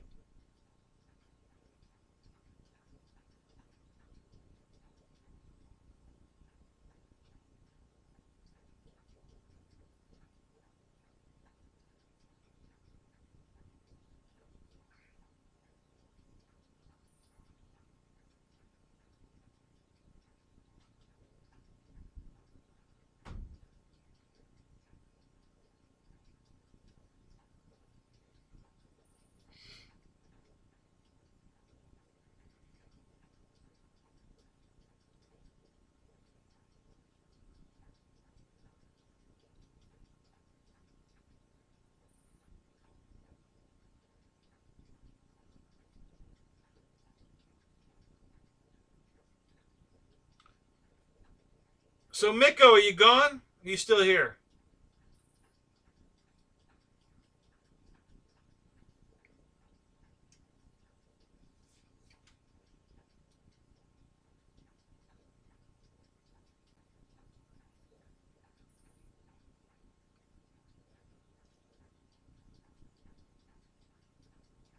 See, it's funny that 2 people left the chat, but the count went up by 1.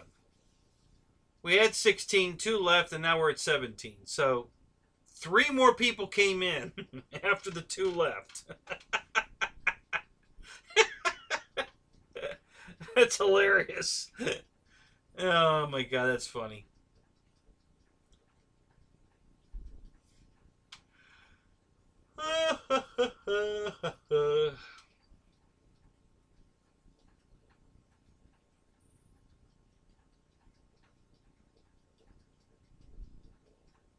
Yeah, Ronnie, we always have a good time. Were you here for the whole show, just lurking, or did you get here late?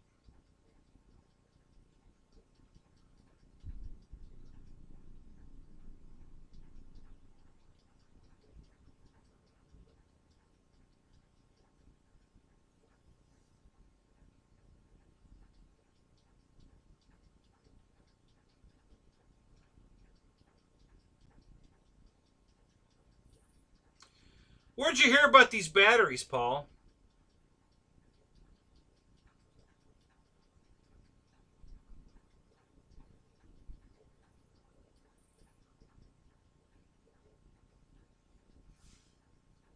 Probably on Facebook. You guys that live on Facebook, man, I'm never on there. I miss all the good stuff. There's so much crap that happens on Facebook that I always miss because I'm never on Facebook.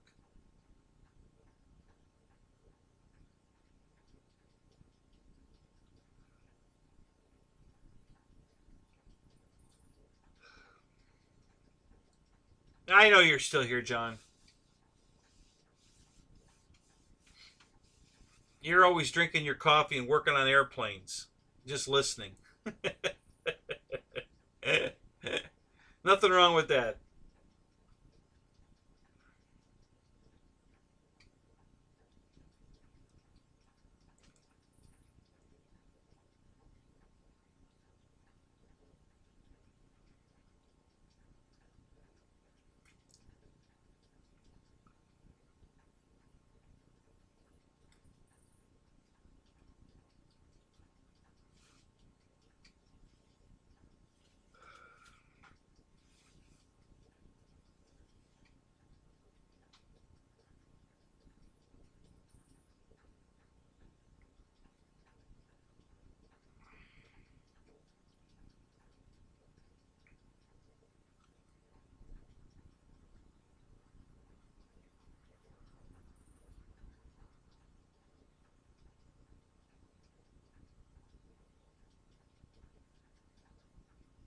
Oh, I gotcha.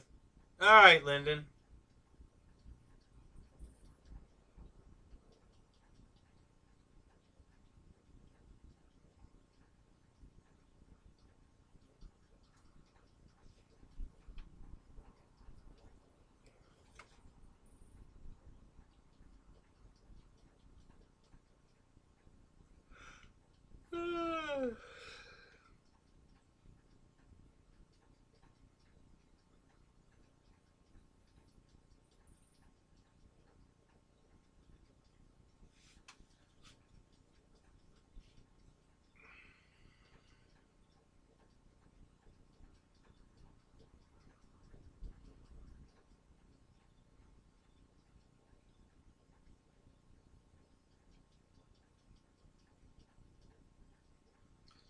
Yeah, John, you gotta go chase them deer, huh? It's a morning ritual, you know. All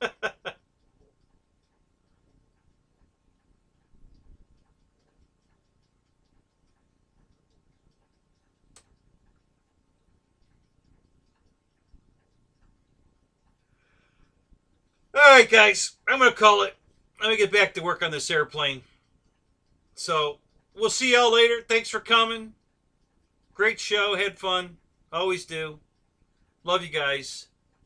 And we'll catch you next week or tomorrow. We'll catch you tomorrow on Dave's show if you're coming. And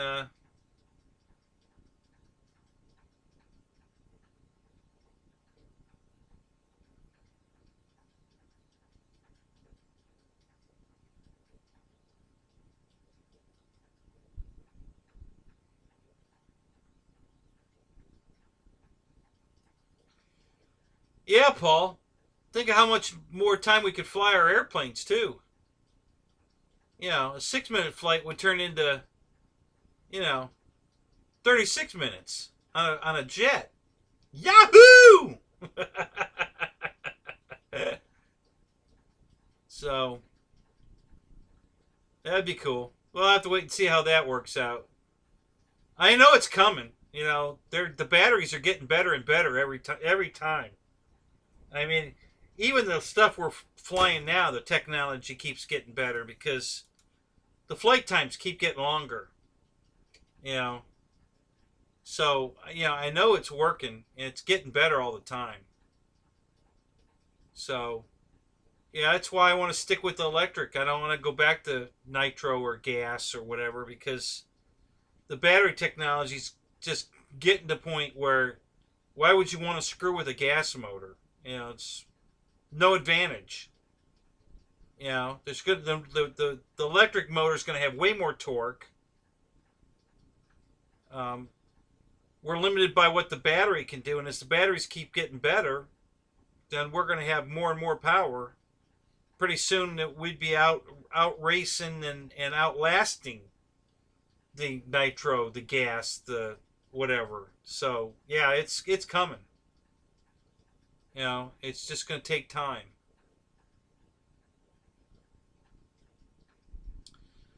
I don't know how long it's going to take for technology to get good enough that we would be able to fly like an airliner on battery power alone for any distance. You know, it's I don't know. I don't know if that'll ever be a reality. I know they're already using um, battery powered planes for training. A lot of schools are using them, but you're only renting the plane for an hour. And it has a flight time of an hour, a little over an hour. So yeah, if the plane's fully charged and you get in it to go do your touch and goes or whatever for an hour, you're good. You're not going anywhere. You're not away from the airport. You're not in any danger of crashing into a park or whatever. You're flying over the airport the entire time. If the battery quits, you just land. So I see that application works just fine.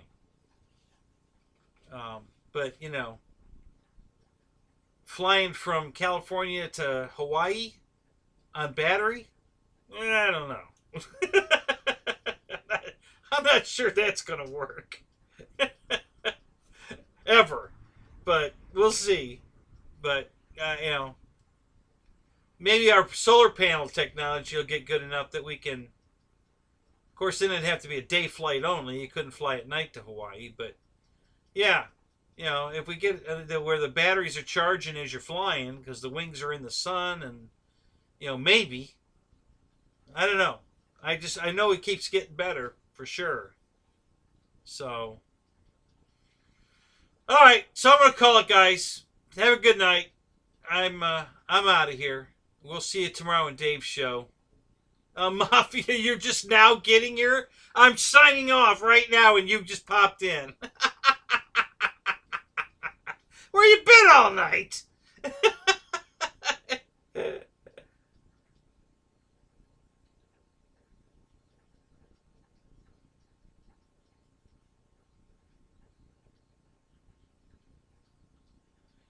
Yeah, Lyndon, that's, there could be a possibility of that if they can, like in the submarines where they had the diesel and the electric motors in series so that, they can, the same screws are turning no matter what's driving it, whether the electric motors are driving it or the piston diesel engine's driving it. It still drove the same set of screws. So yeah, if the jet engine under the wing is a jet motor with an electric motor, and we're going to fly on the electric motor until something happens and we need to back up, they light off the jet and finish flying it with the jet engine with jet fuel. So yeah, that's a possibility. A hybrid, jet. So, yeah. You know, I could see that maybe working. So, you know, it's just, we just got to wait and see. But like I said, it keeps getting better and better, so.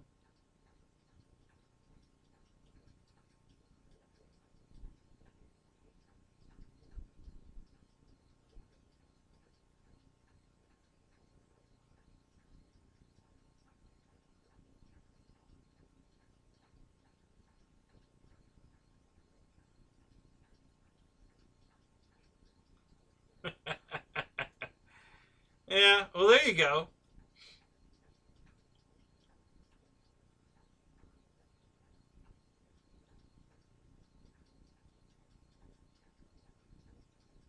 So, Michael, what time is it where you are? I don't know for certain, Mike, if I'm coming to Jet Jam or not. I'd love to. Um,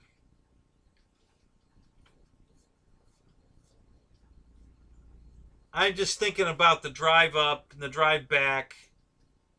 Um, you know, it's just coming so quick.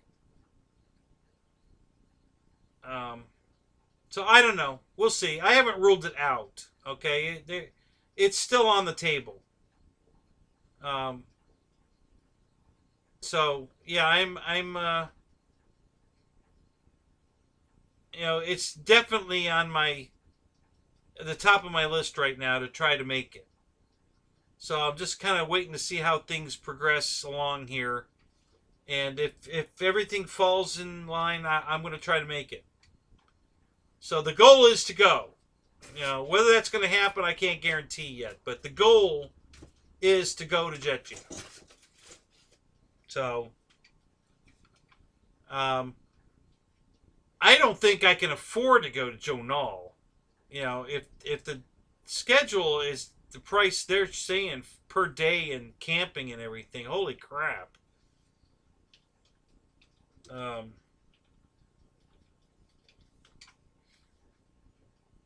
let me look this back up and confirm, but I think that's what I saw. And yeah, if the prices at Joe Knoll are that high, I'm not going. I can't afford that.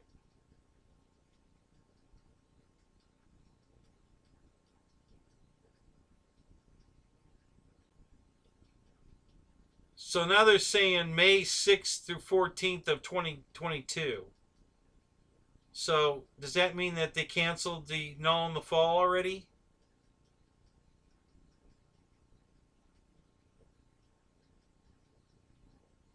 Let's go to Knoll in the fall. See what it says there. October 2nd through 9th, 21. Okay, so it's right now it's still on.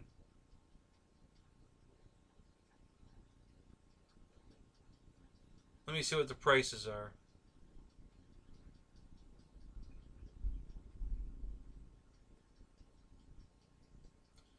Yeah, see, this is insane.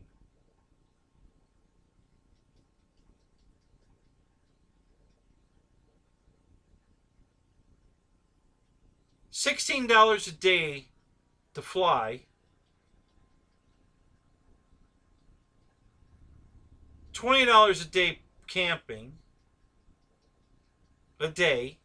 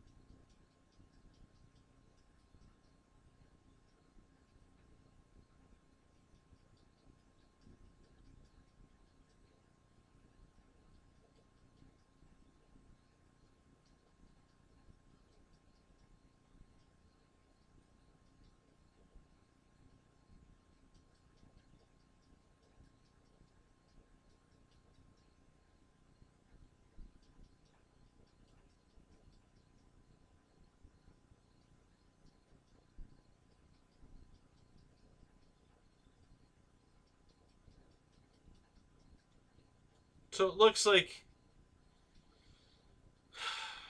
Shit. I don't totally understand what these numbers mean.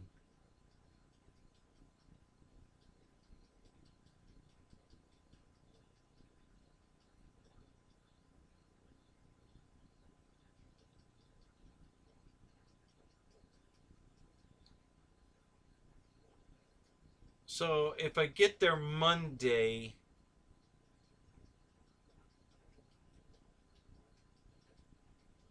and stay till Saturday, it's 96 to $100 to camp.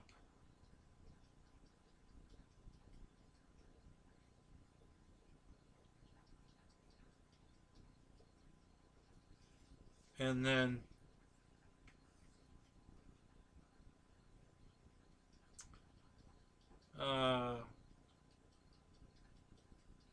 about the same again. Well,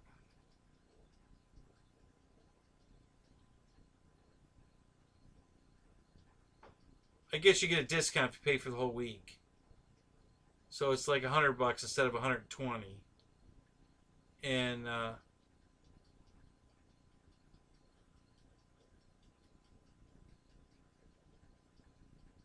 then the same thing goes. So yeah, it's going to be $200 before I buy any food or anything. It's going to cost me $200 to fly at Joe Knoll in the fall. You know, to camp there and fly there. Jesus. I don't know if I want to spend $200.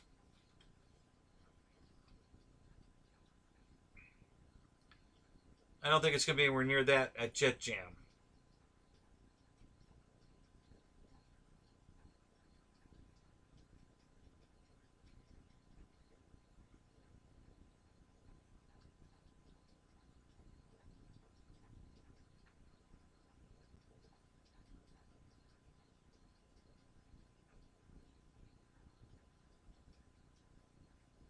Oh, it's $255 in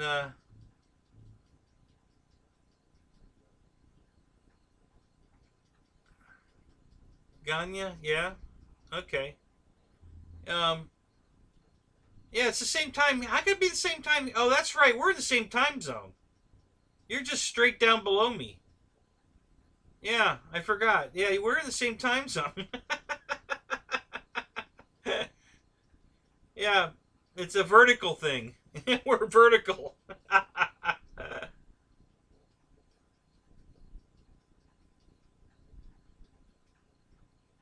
Yeah, that's a pricey fly-in for sure. Yeah, that's why I'm saying I kind of wanted to go to Joe Knoll, but man, if it's $200, I'm not spending $200 to go fly. That's not happening. You know, I could stay home and buy a brand new airplane and fly that.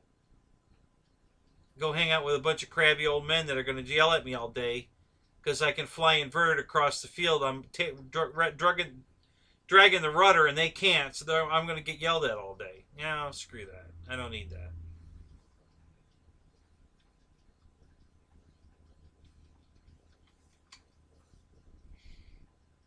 Let's see what the fees are at Jet Jam.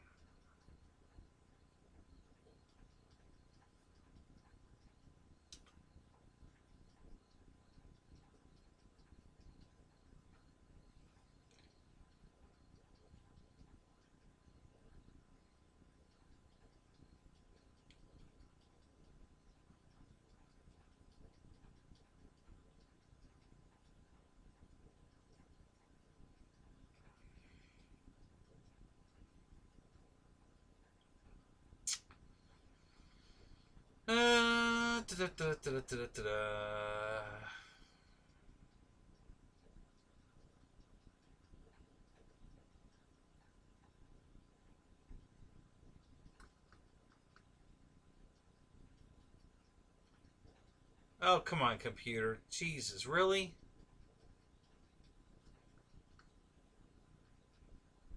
Oh, God, I hate this thing.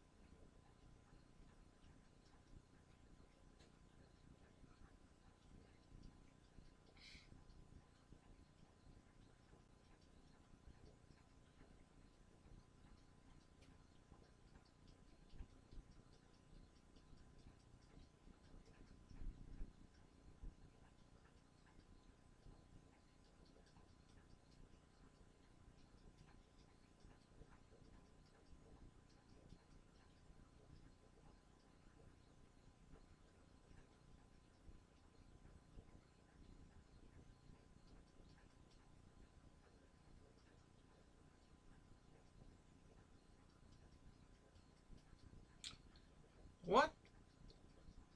Oh, that's right. Okay.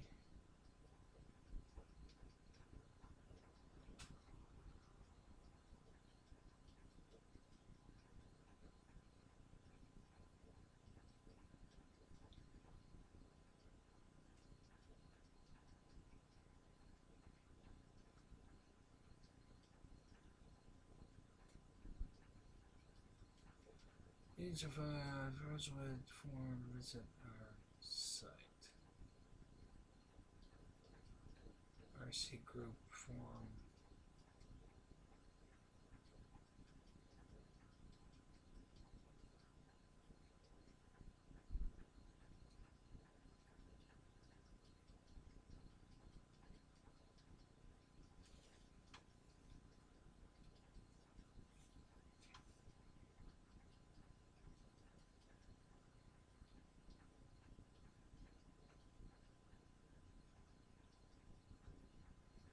So $45 covers the entire event,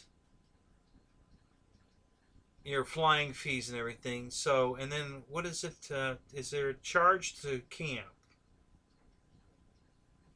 Let's see here.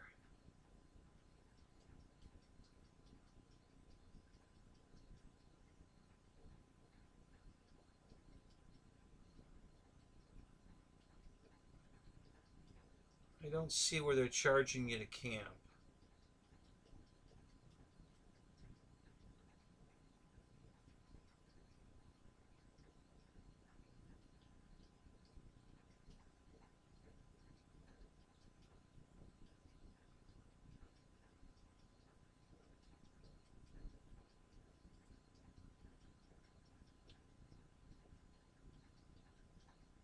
Yeah, so yeah, Jet Jam's only going to cost me. Well, it's going to cost you a lot more gas to get there, but it's only going to charge me $45 for the week, 4 days, I guess.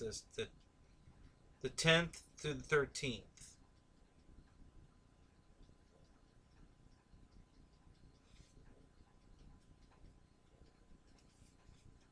And what's it say?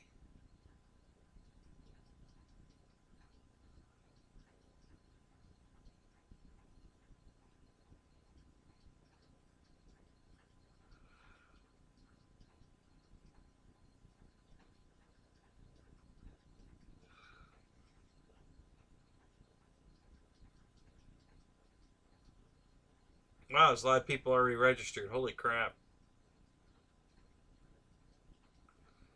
103 pilots already registered. So, yeah, it doesn't say anything about paying a camping fee. So I guess it doesn't cost anything to camp there.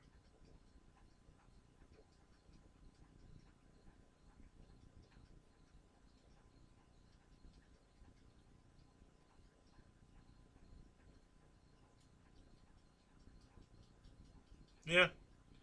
So that's good. So 45 bucks for the 4 days is pretty cool. I can handle that. $200 at Joe Null, I don't know. That just doesn't seem very doable.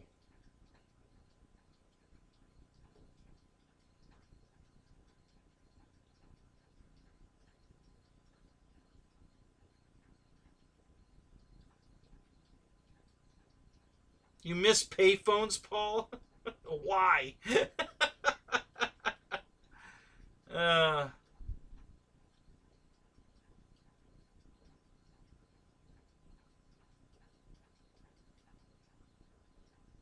yeah.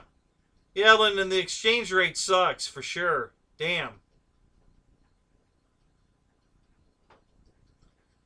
Yeah. So yeah, you're right, Mafia. It's free. So that's not bad.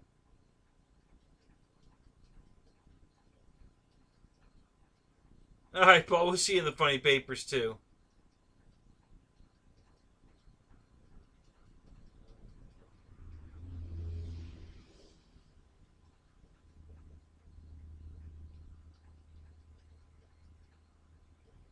So you got a tent right on the flight line? What did that cost?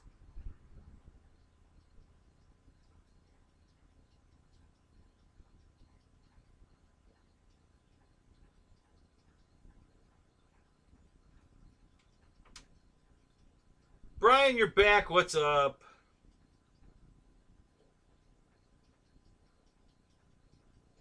You put on a cape.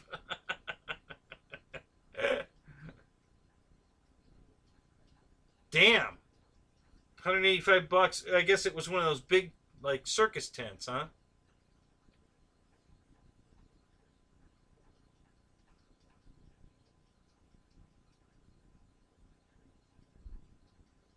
Yeah, a bunch of people did that at the Pilot Ryan thing.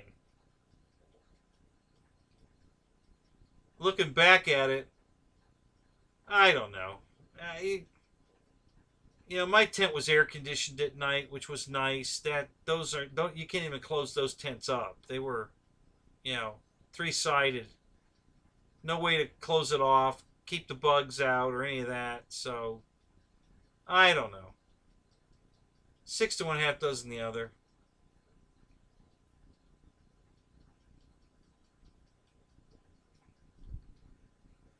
Oh, all right. Well, I gotta bug out. I'm gonna get this airplane done for tomorrow, so I gotta go work on it.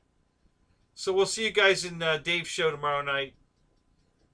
And until then, I will talk to you all later. Thanks a lot. We'll see you later.